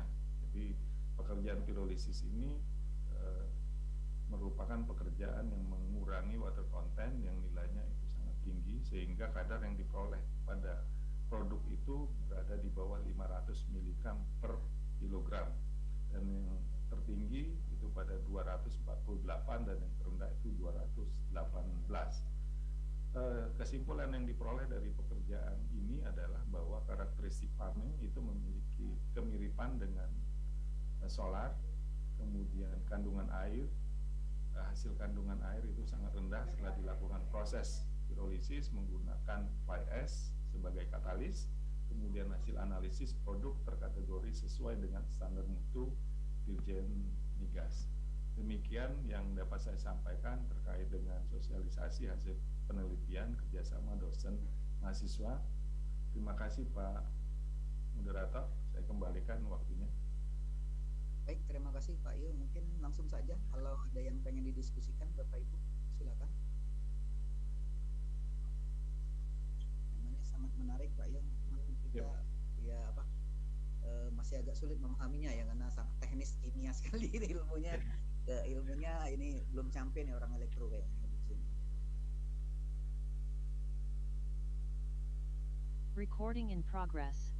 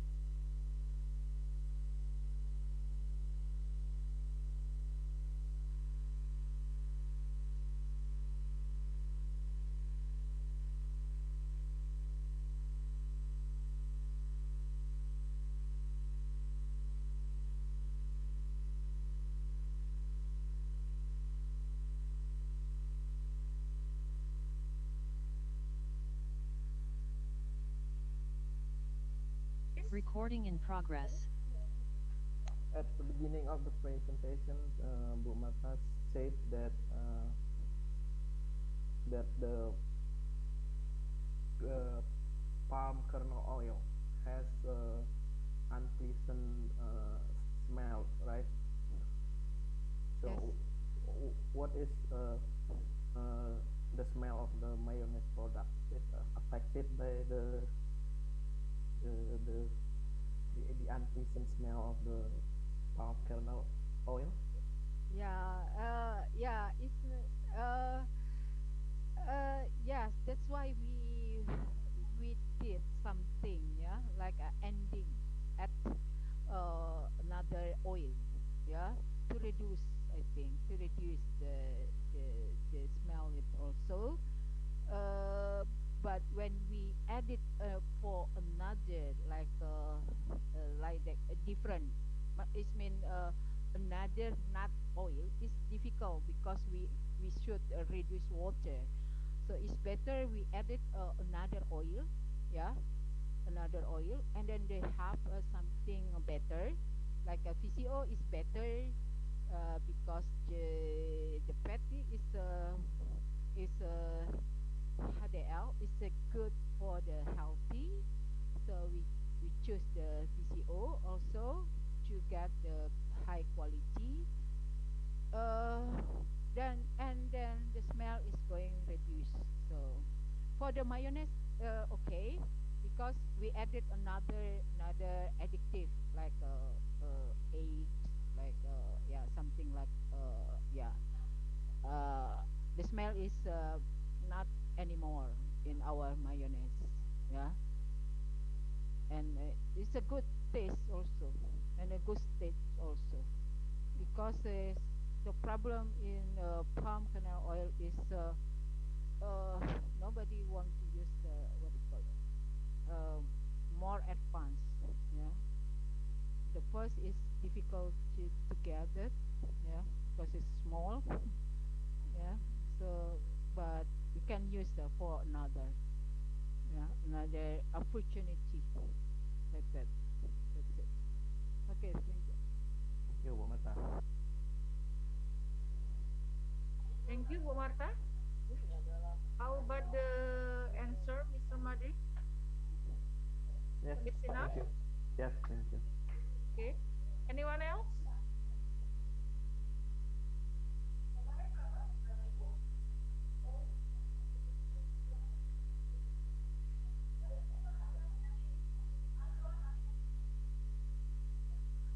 No, no question. No question. Okay. We are going to the next presenter. Who is the next presenter, Bu Marta? Yes, also me. Astagfirullah. I have a three, yeah, Okay, presentation. the last The last presentation one, from Bu okay. Marta. Thank Okay, you. the time is yours. Yes, just yes.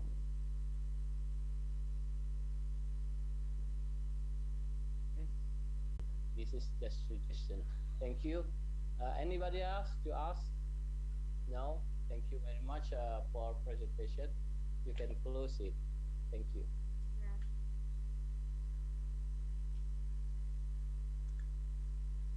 Next article, also Mr. Slamet, with the title is Energy Management of Electrical Vehicle Using Fast Charging Banking Capacitor Using IoT System. Mr. Slamet? Mr. Slamet? No? Okay. Mr. Slamet? And the others who is present? Mr. Slamet? Hello? Mr. Slamet? Sorry, sir. The one who is about to present is maybe on the used in Recording in engineering. progress. Kansai engineering is the method to produce design. As we know that Japan it make phenomenal design. One of that method using Kansai engineering. Kansai engineering can be implemented in every aspect as long as we can see that the product. It can be implemented in manufacture product. Recording in progress.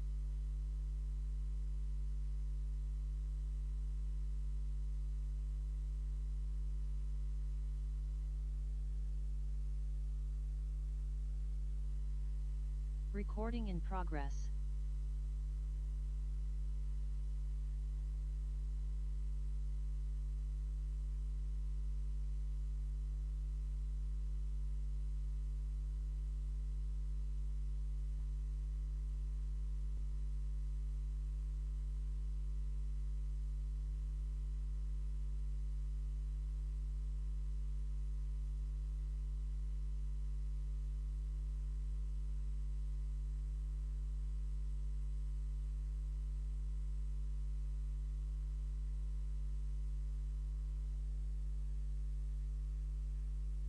Service is commonly Recording in abbreviated progress. as M-banking.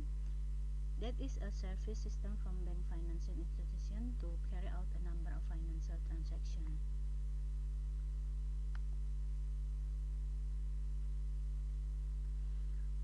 Findings, that is the research that finds that perceive of usefulness, perceive ease of use, perceive of security and trust has strong effect to customer adoption to mobile banking service.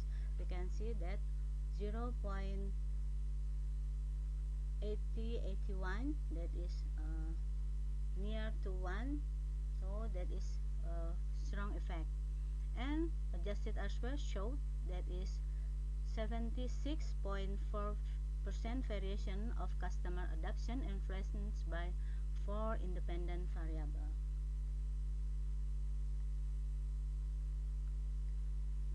And this is, we can see that is the regression formulation, that is adoption is 0.143 constanta minus 0.101 perceive of ease of use, that is we can call perceive of ease of use is has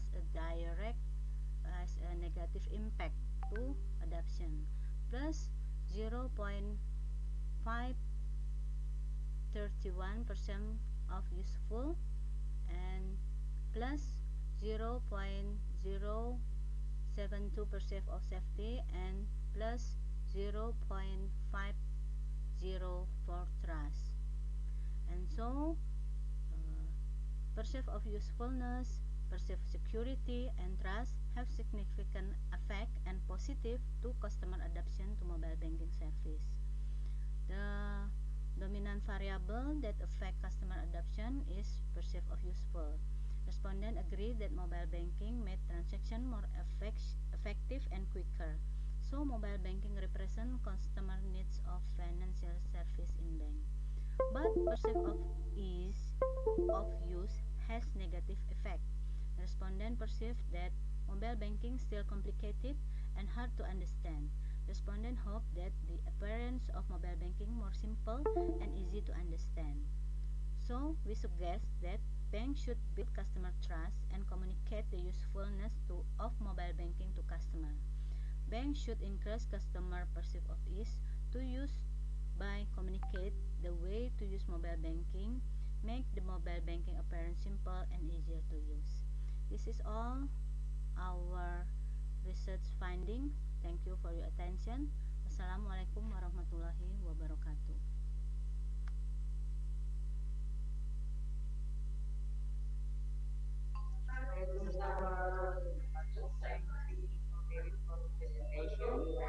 Question from the audience.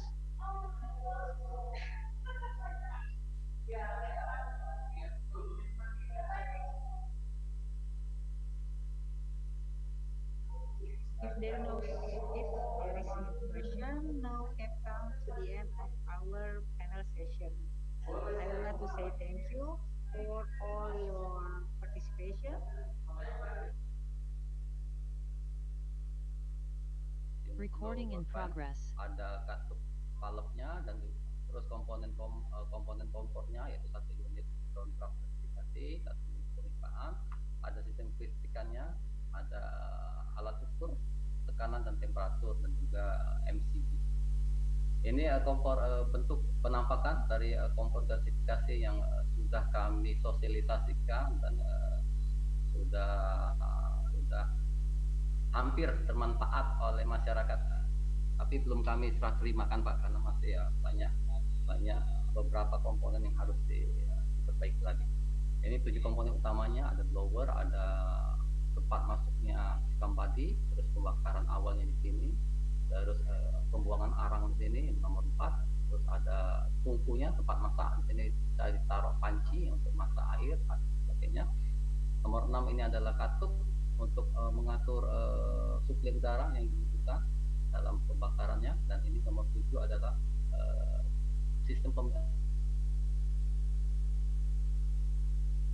di email sudah dikirim. Recording in progress. Ya, untuk sertifikat nanti biar nanti namanya tidak salah.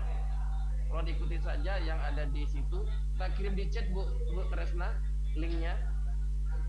Ya, dan Ibu juga boleh tadi Ibu cuma satu kali bisa Pak. Oh iya, mungkin itulah ya. Bisa. Saya ada 4 di mana Pak? Maru saya. Tapi kan beda room ibunya. Thank you everyone. Recording in Thank you, progress. Vanessa.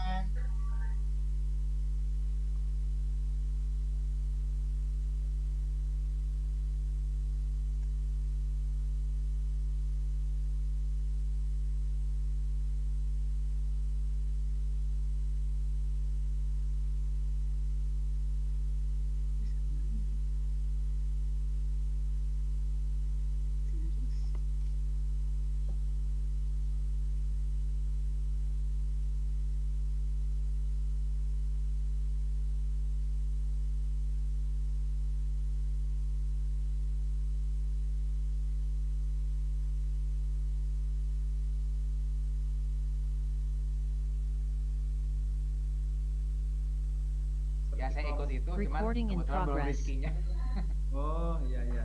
Asesor Pak ya, asesor kompetensi ya? Ya Askom betul. Ya Askom. Bapak ikut juga Pak? Saya sudah Askom Pak 2017. Oh iya. Perlu RCC aja gini perpanjangan ini. Perpanjangan Pak ya? Ya, udah expired ya. LSP-nya berarti udah jalan Pak ya di sana Pak ya? LSP udah jalan sih kita dari 2017. Ya 2018 itu udah asesmen. Oh. Di sana Recording in progress. Nah, ya pada saat pertama kena deh. hujan dia bersih langsung. Iya. Kalau kita juga tidak megang, tidak lemak Bu Yesi.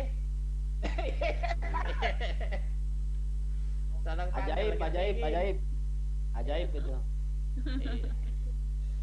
Iya. Nah, kalau Pak Patahul ini bagus juga Pak. Ya sudah gandeng Pak ya. Aku pakai masih horizontal Pak untuk wind turbine-nya. Oh, kedepannya kombinasi punya Bapak pakai vertikal Pak ya. Boleh Iya. Pak Yudi. Sebenarnya kalau untuk di daerah Sumatera ini kan low speed area Pak Yudi. Ya. Nah ini yang masih ini sebenarnya banyak sih bentuk-bentuk yang belum dilakukan riset. Nah, itu yang mau dilakukan risetnya. Terus bagaimana memanfaatkan angin itu, sumber angin dan transmisinya Pak Yudi di sini. Yang jelas itu menarik Pak. Memang harus digandeng itu Pak, mesin sama elektro itu Pak. Jangan jauh-jauh ditarik itu Pak. Benang merahnya ada di sana itu Pak ya. Jangan lupa diajak juga Ibu Indrayani. Iyalah. Ibu Indrayani ahlinya dari sipil kan. Saya itu baru 2 input Pak, wind turbine sama panel surya. Tinggal mikrohidronya. Saya tuh ingin mendesainnya apakah dia pakai sentrifugal ataukah floating water turbine. Ini yang nanti bisa menjadi ngobrol bareng lah sama Pak Tahul ya. Boleh. Politeknik Medan ya, Polmed ya Pak Fatahul. Bukan Bu, Ambon Bu. Ambon, bukan Medan. Titip salam dengan Pak Vicky. Iya. Masa Pak hitam Vicky. manis kayak gitu nih Medan. Kalau Medan petak-petak dia Bu. Ini Ambon hitam manis tuh, senyum giginya putih, ya. Titip salam Pak Tahu untuk Pak Vicky sama Ibu Rina ya. Iya. Tuh Pak Tahu, jangan lupa, ya. Salam untuk yang di Ambon. Ada apa lah Uni Yesi ini dengan orang Ambon? Banyak Pak Yudi, teman aku banyak orang Ambon. Hai. Iya, Pak Vicky, Bu Rina, dan yang lainnya itu. Iya. Siapa lagi? Coba disebut-sebut Pak Tahu, teman Pak Tahu yang di Ambon. Bu Yesi, kalau saya dari Ambon bukan Bu Yesi. Yang mana? Bu saya Bu. Pak Amir. Amir dari Ambon kan? Bukan. Dari Amerika dia kayaknya. James Bond. Ibu Yesi bisa aja. James Bond. James Bond. James Bond. Iya. James Bond. Baca itu. Siapa nian? Tapi lemah wajahnya sekarang beda dengan wajahnya tadi. Wajah tadi putih-putih nih, ndak ketik kabar ini mulai hitam. Ibu Yesi tadi tuh bening deh, apa ketebalan bedah? Aku pikir. Setelah solar cell-nya berpancar, merah baju wajahnya. Iya. Alhamdulillah. Iya. Sehat Kak Yudi? Oh sehat. Sampai sini. Nah, ada suara Ibu Eka ini. Iya. Tapi make kamarnya Kak Lihin, caknya. Iya. Apa? Kamar berdua. Sah dia sekamar, sah. Itu parah itu. Full di ruang sama Kak Yudi. Iya. Untunglah kamar Pak Lihin dipakai. Aku khawatir kamar Pak Jakuan tadi dipakai Saron. Lah sudah juga tadi Bu Susan pakai. Iya, Susan. Iya, Pak Jakuan lagi rengkon ini. Kan Susan yang gantinya Pak. Iya. Tadi suara Pak Zaguan tuh ngapa, Cak? Kecil ini yang suaranya. Oh, itu yang first bukan Susan. Anak lain. Kalau Snapchat Susan. Bolehlah suara Pak Zaguan beda nih yang suara Pak Zaguan kataku. Sakit yuk, lagi sakit yuk. Sonop kawan aku. Lagi sonop ya. Ya. Iya. Minta sehat kalau kita dulu-dulu. Amin. Coba kita minta komentar nih dari tamu kita, Dian Nugraha JGU dari Global University. Halo Dian. Dian Nugraha. Halo, Dian ini dari Global University. Kalau dulu STTJ ya. Iya. Iya Pak. Apa kabar Dian? Coba komen dulu Dian untuk acara hari ini Dian. Ya. Kalau acara hari ini alhamdulillah mantap sih Pak. Iya. Ini tim JGU lagi ada di Palembang ini. Kemarin sosialisasi. Itu lagi di virtual. Virtual Pak. Nah, lagi di Depok semua. Iya ya, baru pulang tadi pagi rombongannya Syafi itu. Oh iya. Dian asli dari mana Yan? Aku asli Palembang Pak, Celentang. Wong iling sinilah. Kemarin Pak. Alumni 2015 sama 2017. Cek. Kita juga. Bagus ya, terima kasih ya sudah gabung tahun depan dibuat timnya lagi ya. Ya, biar Pak. saling mengisi, tetap rame ya. Besok ajak satu temannya dari MSU ya. Jadi ada nama Dian, ada nama MSU-nya. Jadi internasionalnya kita terasa ya. Kalau MSU masih ada Siko sih Pak, yang Safira. Iya ada ya, ya tetap digandeng ya, dijaga tim risetnya, biar nama kita tetap bagus internasionalnya ya. Terima kasih sudah gabung di sini ya, luar biasa lah atas kontribusinya. Terima kasih ya Yan ya. Nah Pak Raswa apa kabar? Halo Pak Raswa. Ini Pak Raswa ini kemarin saya ketemunya di Bandung. Halo Pak Raswa. Halo Pak Yudi, Assalamualaikum. Waalaikumsalam. Jadi ya gabung di PES ya. Jadi banyak Pak Yudi. Ini kilat ini Pak Raswa nih, ketemu saya di Bandung minggu lalu, punya masalah Pak Yudi, ada nggak link? Ada, saya bilang. Ini terima kasih Bu Ade, Sylvia, juga Ibu Latifah yang telah membantu teman saya ini dari Politeknik Indramayu. Indramayu Pak Raswa ya. Ya, kita bisa bergabung tahun depan kalau bisa bergabung lagi Pak ya. Kalau di Indramayu ada, undang kami akan hadir ya. Ini Pak Raswa nih ketemu saya kemarin BIMTEK dengan Balai Besar di Bandung. ya hari ini bisa bergabung, bisa jumpa lagi. Terima kasih Pak ya telah berpartisipasi dalam pos ini. Terima kasih juga seluruh panitia nih yang telah support, membantu dalam keterbatasan waktu bisa menggandeng tim dari Politeknik Indramayu, ya terutama Bu Ade Silvia, Ibu Latifah, Ibu Rita, dan seluruh tim P3M lah yang support dan luar biasa. Thank you, tetap lanjut Pak ya, sampai tahun depan ya. Terima kasih. Terima kasih Pak Yudi. Coba komennya Pak Raswa sedikit Pak Raswa, testimoninya. Ya, testimoninya saya mendapatkan banyak saudara Pak Yudi. Ya. Ini cukup bagus. Ada jam silaturahmi.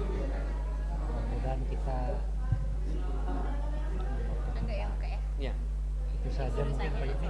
Makasih Iya. buat Ibu Ade banyak membantu. Dua malam saya nggak tidur itu. Luar biasa, luar biasa. Sampai nama sendiri salah ketik saya. Iya.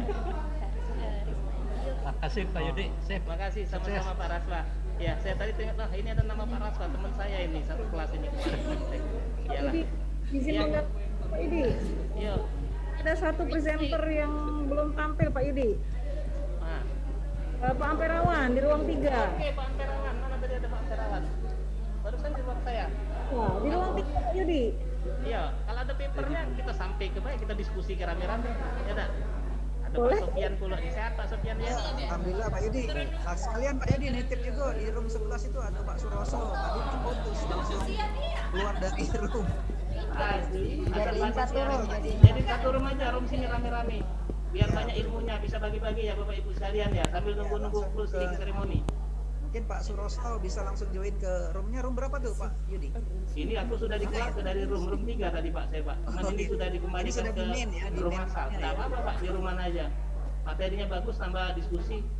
Nanti hostnya langsung yang minta tolong yang jadi host. Di invite ke room 3 lagi. Nah ini di room 3 lagi ya. Kita join. Siapa aja Pak? Biar semua teman-teman bisa selesai menjadi amanahnya ya. Mungkin ada Pak Suroso tadi, silakan Pak Suroso di ini join di roomnya Pak Yudi di room 3. Room 3. Harusnya kita bukan deg-degan, malah merasa terbantu. Oh, kita kayak kita nggak bisa gitu ya.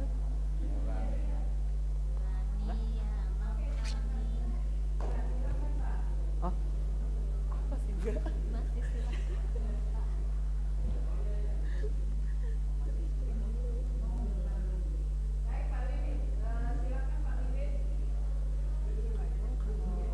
MC ini harus mahasiswa ya.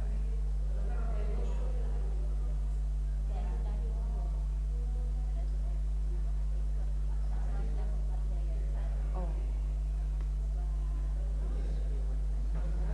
Iya tahu saya kayak kalau ada yang lebih profesional gitu kenapa kita? Iya sih.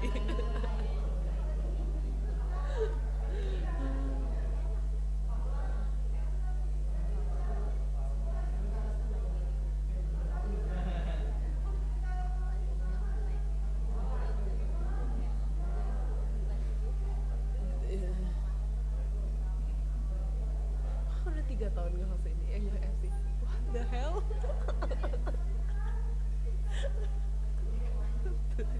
Ini di semester 1. Oh, kakak Deta. Kami sangat tidak terbiasa, Kak. Kamu beli slot TV diginiin. Iya Bu, ini tuh di tempat tante kemarin banyak kucing, jadi beli kucing. Cara murah daripada beli Yang beli slot TV yang besar itu.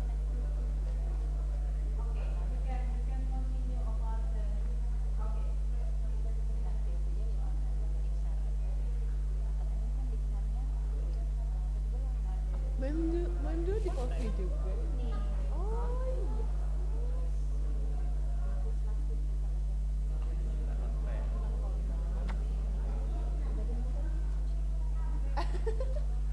For a month.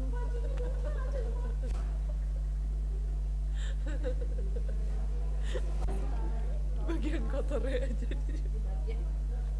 Kalau kotornya banyak gimana?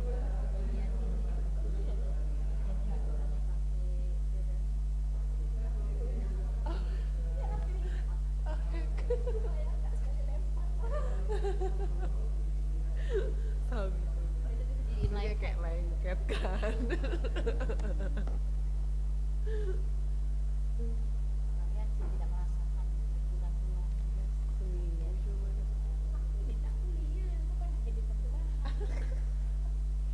kayak udah beda. dan dia betul sebenarnya Oh iya Mem, berarti Mem dulu bahasa Inggris, jurusan bahasa Inggris. dia kan di itu namanya tata yang orang mengajar kita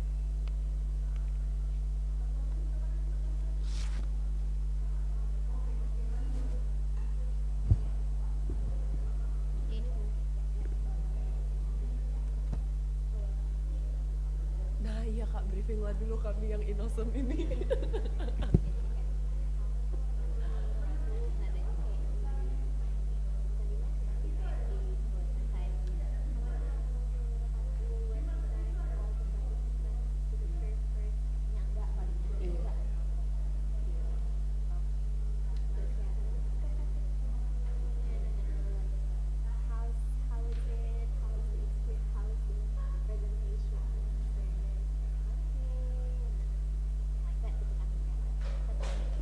Cicat gitu ya.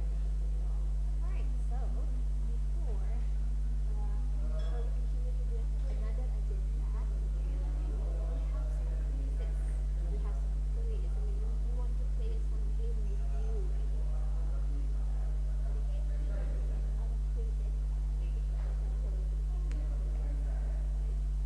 If you have ever played the quizzes, you know how plays, but okay. But if you haven't, let us guide I don't feel like I can do that Kak. It's feel like not me. And I was like, how can you do that? Tapi nggak quizzes ya? So it takes practice.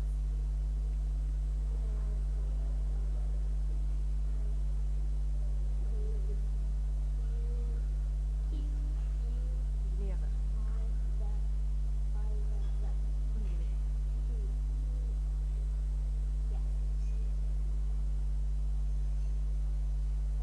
Recording stopped.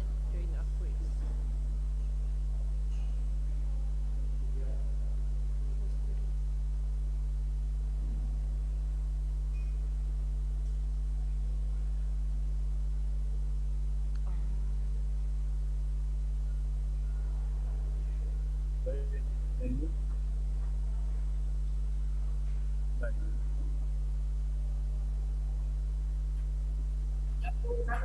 Ayo, mampat sini.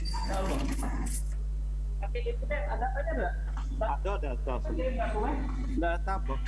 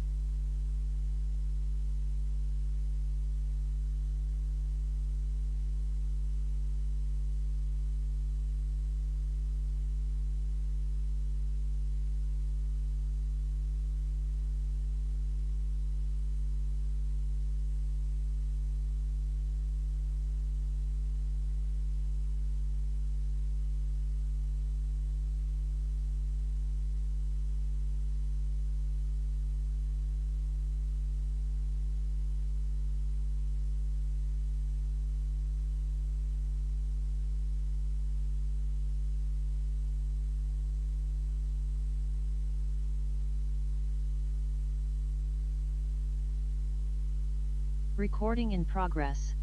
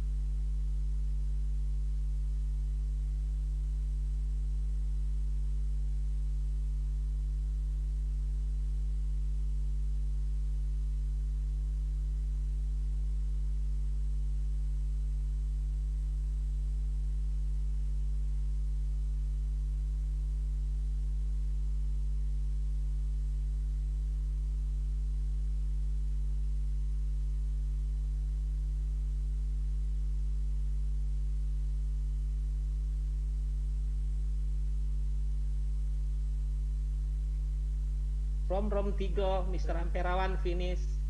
Mr. Fatahul. Okay. Yes, okay. Okay, I'm sorry Check. for Mr. Suruso. Cek.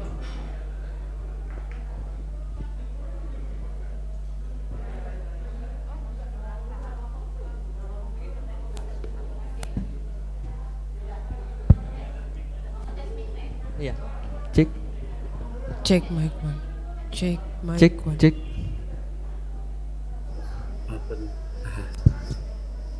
Mohon ditunggu.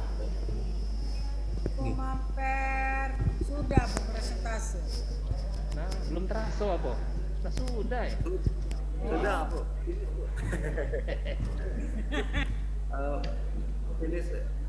Itu Pak Yudi. Setuju nih Bu Aida dengan Pak Ampir ke Bu Yudi. Pak Yudi. Iya, Bu. Bayu kalau cek itu kolaborasi ke elektro, kami nunggu nih. Jadi Pak Yudi diterima Iya. enggak? Ayolah di langkah pulau kimia elektro kemarin-kemarin tuh aduh terus. Elektro tuh yang masuk kimia, iya. Ribut. Hai, ada tak setuju caknya nih Bu Aida? Ya, Cak Aida ya. Merdeka Iya. kampus, merdeka kampus Indonesia ini nih ya. Iya, Merdeka Kampus tuh kita bisa lintas kemana baik. Halo Pak Ju, apa kabar Pak Ju? Kat. Bukan, aku Ampere masuk ke sini. Ampere Iya. yang kemarin sana dia di tempatnya tuh. Lagi di penyu dia tuh. Iya. Aku tadi baru nak Pak Yaya. nanyo, ya artikel Pak Ampere tadi ditutup sama panitia. Baru bahas filter tadi seneng nih kan aku nyingoknya low pass filter, high pass filter, band pass filter. Panitia langsung nge-close. Nah, ini. Cocoknya di segi mana lah itu Pak Yudi? Pajak kalau ada. Buka praktek. Apa kabar Pak Jo? Lama tak ketemu nih Pak Johandri nih. Coba cerita dulu dikit. Alhamdulillah sehat. Ya Allah, Pak Yu ini. Rupanya dia nih berubah rambutnya pecahnya Pak Yudi ya. Lah iya. Umur boleh nua tapi gaya nih caknya nambah anak muda. Aku yakin. Kalau kita rambut lagi langsung kantung Bu nih Bu. Pikir yang lain. Kalau kimia ada riset boleh lah. Ada risetnya.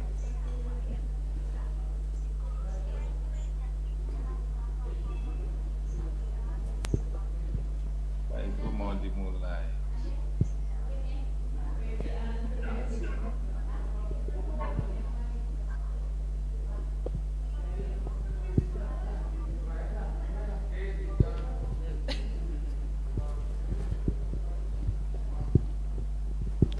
Assalamualaikum warahmatullahi wabarakatuh. Welcome back to the V1st 2021 Forum in Research, Science and Technology International Conference and the 3rd SNAPTECMAS 2021 Seminar Nasional Aplikasi Teknologi pada Masyarakat Politeknik Negeri Sriwijaya, Palembang. So welcome back for all participants, but I think it hasn't completed yet if I don't ask how was everyone doing. So how was your session with our moderator today? Hopefully you guys have a great and nice session with a good presentation. So Kak Ambar, what would we do after this? Alright, so all of the participants have already finished their presentation. Sure. There must be some tensions here, right? Hopefully. So, before we continue to do another agenda, there will be some quizzes. Wow. Yes. May I know what kind of quiz? What kind of quiz? There will be quiz this called quizzes. Yes, So quizzes. for all the participants who maybe already know or maybe you haven't know, that's okay. We will explain about it more. So for this quiz, there will be prize. Okay. Wow. So, everyone's waiting for. Yeah. So it's not just a game. There will be also prize. So Kak, what the kind of prize? Oh, okay. So so this will be make everyone wake up, yeah. Really? So, yes, of course. What is it? Because the prize will be some money. Wow! Obviously, everyone is excited for that. So everyone will be excited. The money. We will also excited. Yes, obviously. we are also excited. So the prize is sponsored by our sponsor for today is PT and also Mandiri Bank Bank. Mandiri. Okay. So for all the participants, I would like to ask you to open your camera. Computer. Oh, your Yes. computer. For what? The game. Oh, so the game is using our computer Yes, or other device? The game will be using the computer, or you can also use your phone. Oh, okay. So for every participant, please do open your phone or computer as the device to play the game. And Yes, then the game is what is called the next thing, Scott? quizzes. Okay. Quizzes. Okay. So for all the participants, you can type on your Google or your internet browser quizzes.com, like quizzes.com, Quebec, uniform, India, zebra, zebra.com. Okay. So it will be the quizzes. Quizzes. Quebec, uniform, India, zebra, and zebra. Okay, don't forget everyone to open the website. Yeah. So if you have opened the website, the screen will be like this. So there will be joinmyquiz.com. It will be, and then the pin. What is the pin, Angga? Your pin is 603,977. Okay, so there are already 25 participants Okay, nih. Sudah ada 25 participants. So It seems for like all the everyone is participants excited for who the game. haven't joined the quizzes yet, don't forget to type the quizzes.com on your website. Like you can use Google Chrome or you can Kak. use The participant can look the link on the chat box also. That's all. So to make it easier for all the participants to access the quizzes.com, there will be a link on the chat, right? Yes. Yeah, so there will be the link on the chat, so you can just click it and it will directly take you to the quizzes.com. Okay. So don't forget to join, yeah. Yes, obviously. It there would be will a very nice There will be a great opportunity. prize for the top 3. And everyone have the same chance to be the winner, right? Everyone have the same chance to be a winner. Let's go, guys. Let's join to our Let's join. quizzes. Don't forget, already 37. Whoa, it So many. increased directly, very fast. So the 37 participants have the chance to win the prize. Yes, right? obviously. Angga, do you want to join also? Oh, I think next time. Next time. You don't want the prize? Oh, okay. Because Angga cannot join, so there will be more chance to participants to win the prize, right? So this prize will be sponsored by PTBA and also Bank Mandiri. Again, thank you so much for all of the sponsors. And again, for all participants, I really and highly encourage you to directly join to this quiz, since everyone's have the same chance to win, and you might be one of the winners. One of the winners. So let's go and grab the prize. It's not only one, so the winner is not only one person. Oh, so there how will be many like winners do we have? 3. Wow! Right. So there will be Okay. 3 people. So there is three big chance. participants. Yes, Big larger chance for larger you. chance to win the prize. So for all the participants who haven't joined, we would like to ask you to join our quiz on the quizzes.com. On the quizzes.com, you can type it on your browser. You can use Google Chrome, Safari, Internet browser, or any type of a browser that is suit you on quizzes.com. Quebec, uniform, India, zebra, zebra.com with the pin 603,977. And how many participants do we have right now, Kak Ambar? We have like 46. 46 participant is currently on our now quiz. It's 47. No, it's 47. 47. As I said before, that the participant increase very fast. So let's grab your chance to be the part of this quiz. Yes, it's just like Don't miss this quiz. don't miss obviously. this quiz. It's so easy, right? Yeah. Hopefully the questions Yeah. will be so easy, so everyone have a chance to win the You think prize. so, Kak? The question would be so easy? I'm not sure, but hopefully. Hopefully everyone can answer the Everyone question. can answer the question. So for all the participants, it's not just about the right or wrong, but it's also about getting it as fast as you can. Yes. Oh, so you are also keep up with the time, right? Yes. Wow, So- very interesting. So just don't focus on one question and think, what is the answer? You just like, Oh. You need Like- to be hurry. yes, you have to be fast because the scores will be the one who is going to fast. Okay. I hope Yes. everyone can do it I in a think the- very fast and correct way. I think the number of participants is increased fastly. There are Oh. 50 participants. There are already 50 participant already. participants who joins this quiz. And we are still waiting for the other participant, or? Yes. Okay.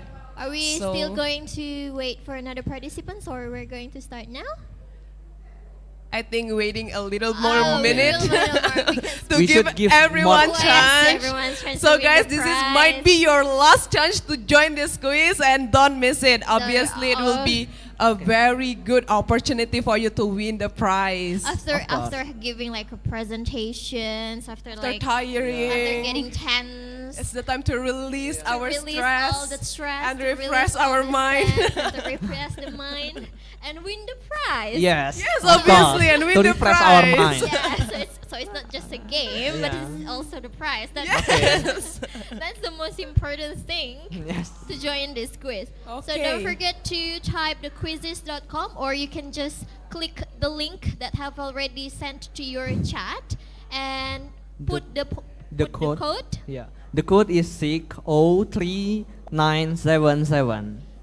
603977. So they're already like 53. We're waiting for more.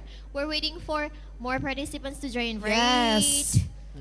So do you think the quiz will be easy? I don't think so, but I think all participants able to answer them. You think that all the I'm so participants optimist. You're so I'm sure. optimist. What about you, Angga? Do you think that all the participants can answer the question? I hope all the participants can answer the question. Can answer the questions. Obviously. Okay, so it's already like we have 53 participants, and we are Wow. going to start, right? Okay, so for all the participants, get ready. Please be ready. Please be ready. Prepare everything. Prepare everything. Obviously, your connection. Yes. Answer it as fast as we can. In 1, 2, 2, 3. Let's go. Okay, you're going to more. Okay. Wow, everyone Why is I am getting so nervous. You know, yeah. shocking heartbeat right Yes, now. I'm getting Yes. a lot of heartbreak. Okay, in 5. The questions will be in 5, 4, 3, 2, 1. One. Start.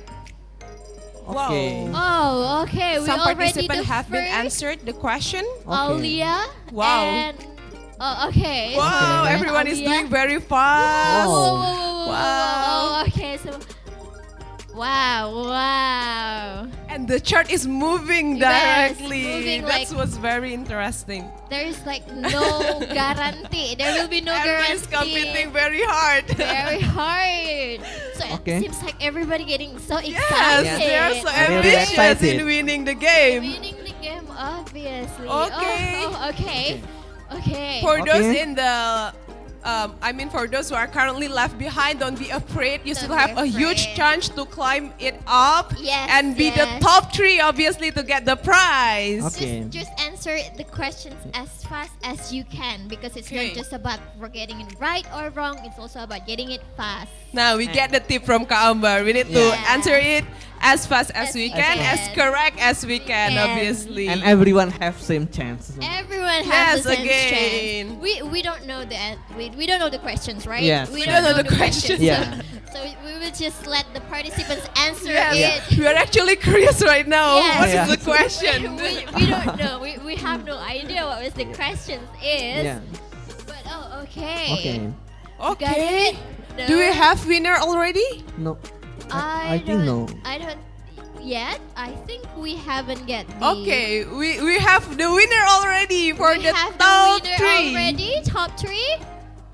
The Oh, name yeah? is Okay. We have the winner first? already. So the first Fatma Goes to? Indah. goes to Fatima Indah. Fatma Indah. Fatma Indah. Fatma Indah. Congratulations for reaching to the Fatma first Indah place. For getting the first place Wow. with the score for the 49 per 10. Oh. Wow. Wow. Almost So perfect cool. score. Almost perfect score. Outstanding. Okay, and then the second place The second place Goes goes to to Deva Mukna Sela. Yeah, it's a bit Okay, hard for us to harder read for them. us to read the So sorry if yes. there are some, mistake Yeah. in reading the name. Yes, because it's So just like sorry. so small. Yes. Okay, and the third place. The who's third the third place. And the third place Goes to Anissa. Wow! Congratulations for Congratulations Fatma, for Fatma, Deva, and Anissa. Anissa for getting the prize. Yes. Okay. So for all the third participants who have win this quiz, can Yes. contact the Our committee. Committee. or As our soon as committee possible. will contact you. them. Again, congratulations. Congratulations. Wow. Oh, so this is the questions. Okay. We cannot read them also. We can read So- them also because it's just Yeah, it's too okay. Okay. Okay. Thank you so much, everyone, for joining our Thank you so much quiz. for joining for our quiz. And also for our sponsors, obviously. Obviously for our sponsor for today, PTBA, and also Bank Bank Mandiri. Thank you so much.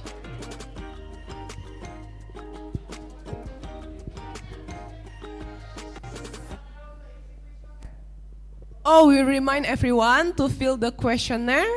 Yeah. It is typed on the chat box directly by the committee, so you can directly click the link and go through the link to fill out the questionnaires. Don't forget, everyone, to fill them. Oh yeah, Vio. The winner should contact us with which platform? Oh, you can go through our chat box, I think, to find out the name. I think there are some account are named like committee or first 2021 or any other things. You can directly privately chat them, Okay. and you will be getting response from our committee. Okay. Yeah, so don't forget to chat the committee. Yeah. Yes. And then, so we know that you are the winner, and also maybe you can screenshot. You can also like Yeah, send a sure. screenshot of We also can respond as fast as possible. Yeah. And after doing the screenshot, you need to upload them in Insta story as Oh, well. of course. It is the important today thing. I have Yes, to- that is important. Don't Yeah. forget. Don't forget. Okay, so I would like to say congratulations Again, once congratulations again for all the participants. And thank you so much, Kak Ambar. Thank you. It's nice to have you guys here. Oh, you are the Of one course. who very, very nice to have you here. Okay, let me go back to downstairs. Yes. I think you can accompany us in Yeah. here. We are so happy. Oh, we should invite Kak Gary. We-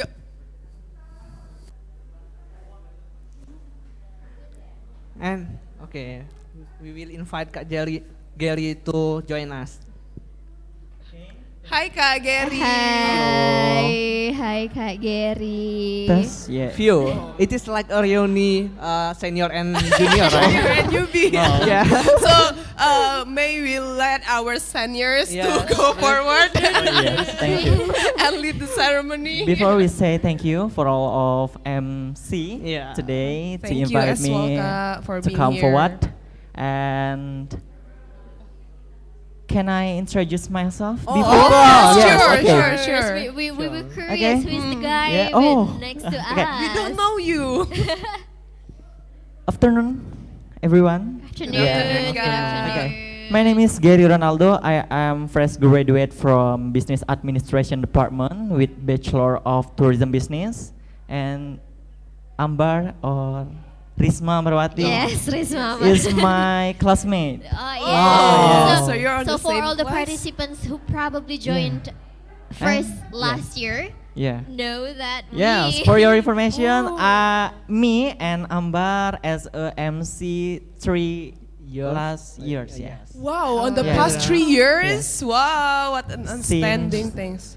2017. Yeah. 17. Wow, we can give applause for Mr. Gary and Mrs. Ambar. Okay, so I think it's like for time for us Time to for us to also leave close as the- the events already reached the end of Yeah. this time, and It is time to announce. Okay, so before we close, before we close our event today, we would like to announce for the best paper and also the best presenter for today's fifth 2021 Forum in Research, Science and Technology International Conference and the third SNAPTECMAS 2021 Seminar Nasional Aplikasi Teknologi pada Masyarakat Politeknik Negeri Sriwijaya, Palembang. sure, Are you and guys- who will be the winner? I think everyone is waiting for the Waiting for the announcement. Okay. Okay. So we're going to read. So this one, I have the file already. Yes, Wow. yes, I have the What name the already. So for the Forum in Research, Science and Technology International Conference, the best paper. Okay. Everyone want to see here. You're announcing Okay. the award right now. Yes, we're announcing the award. We should count in 3. Okay, so we will just like mention the ID first, and then we were going to present the title, and then we're going to present the presenter. Okay, great. So for the best paper for first 2021 goes to paper ID with number 3799. Give me a pause for the ID 3799 with the title Design of Air Quality Monitoring System using LoRa Communications Technology from Polytechnic Negeri Sriwijaya with the presenter Muhammad Fadil, Asriyadi, Lindawati, Irma, dan Salama. Okay, congratulations for the best paper on first 2021. Okay, and now we're going to announce the best paper for Snaptekmas. Okay, we're also going to set the ID first. Yes. And then the title, and then the affiliation, and then the presenter. Okay, let's go through the You ready? announcement. Are you ready? Okay. So for the best paper for Snaptekmas 2021 goes to paper ID with number 4102 with the title Penyuluhan Penanganan Limbah Hasil Pembuatan Kain Tenun Tradisional di Kelurahan 10 Ulu, Kertapati, Palembang.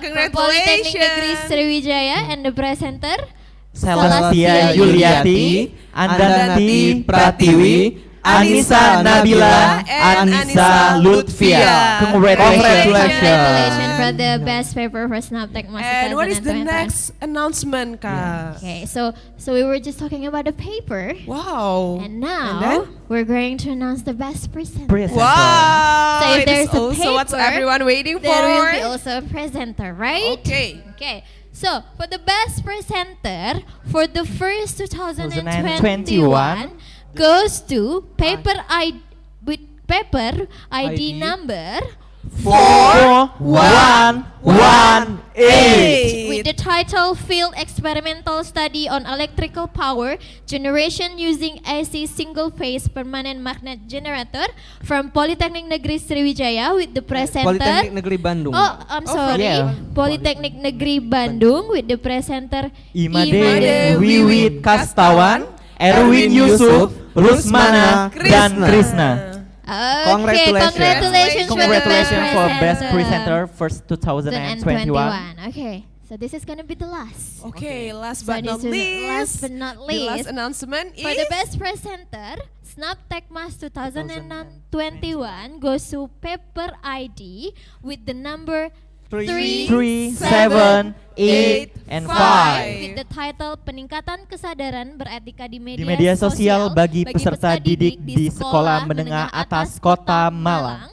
from Universitas Negeri Malang with the presenter Kunsila Ananda, Megasari Nur Fatanti, Rani Prita Prambawangi, Ananda Dwita Yunia. Congratulations for best presenter on Snaptekmas. Okay, Kak. We get a photo session for the winner. Yeah, okay. Oh, okay. So I would like to ask Muhammad Fadli and groups, and also Celestia Yuliati and groups, and Imade Wiwit Kastawan and groups, and Kunsila Ananda and the groups to open the camera because we are going to take pictures together. Yes. We Open need to the camera and we need to capture the memory, Oh, right? okay. For Insta story. For Insta story. Insta story. The Don't forget to tag at Pulse3 official, okay? Yes, we have the social Yeah. media, Yeah. right? Okay, for all the participants, for all the winner, sorry, for the Muhammad Fadil, Celestia Yuliati, Imade Wiwit, and Kunsila Ananda. Irma Salamang. I'm so sorry. Okay, is everyone's here? Okay. Okay, we're going to take a pictures in 1, 2, 3. Okay. Thank you very much. Thank you very And much. And for best paper on Snaptekmas 2021. 21. To Okay, ready to take a because- picture. Because Actually, the committee have taken all the picture Yeah. for all Okay. winners. Again, Okay. congratulations Okay. for all the winners and congratulations for all participants for making this far. Finally, we are reaching the end of these events. we're going to, yes, we're going Yes. to end Okay. this job. We have the quiz and Yeah. we'll also announce the best paper and then the best presenters. And we would like to give The floor back. the floor back to our MC today, Angga and Vio, to close the ceremony. Thank you so much Thank you so again, much. Kak Gary and Okay, Abah. thank We are you. so Thank you happy so much. to have you in this event as well. It's an honor to be here. Oh. Thank you, Okay. Kak. Thank you, Thank Kak. you. Thank you.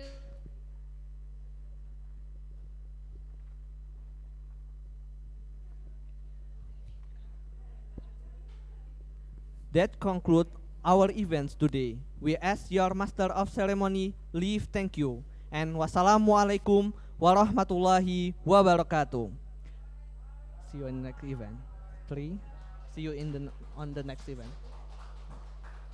2. See you on the next event. Thank you. Thank you, everyone.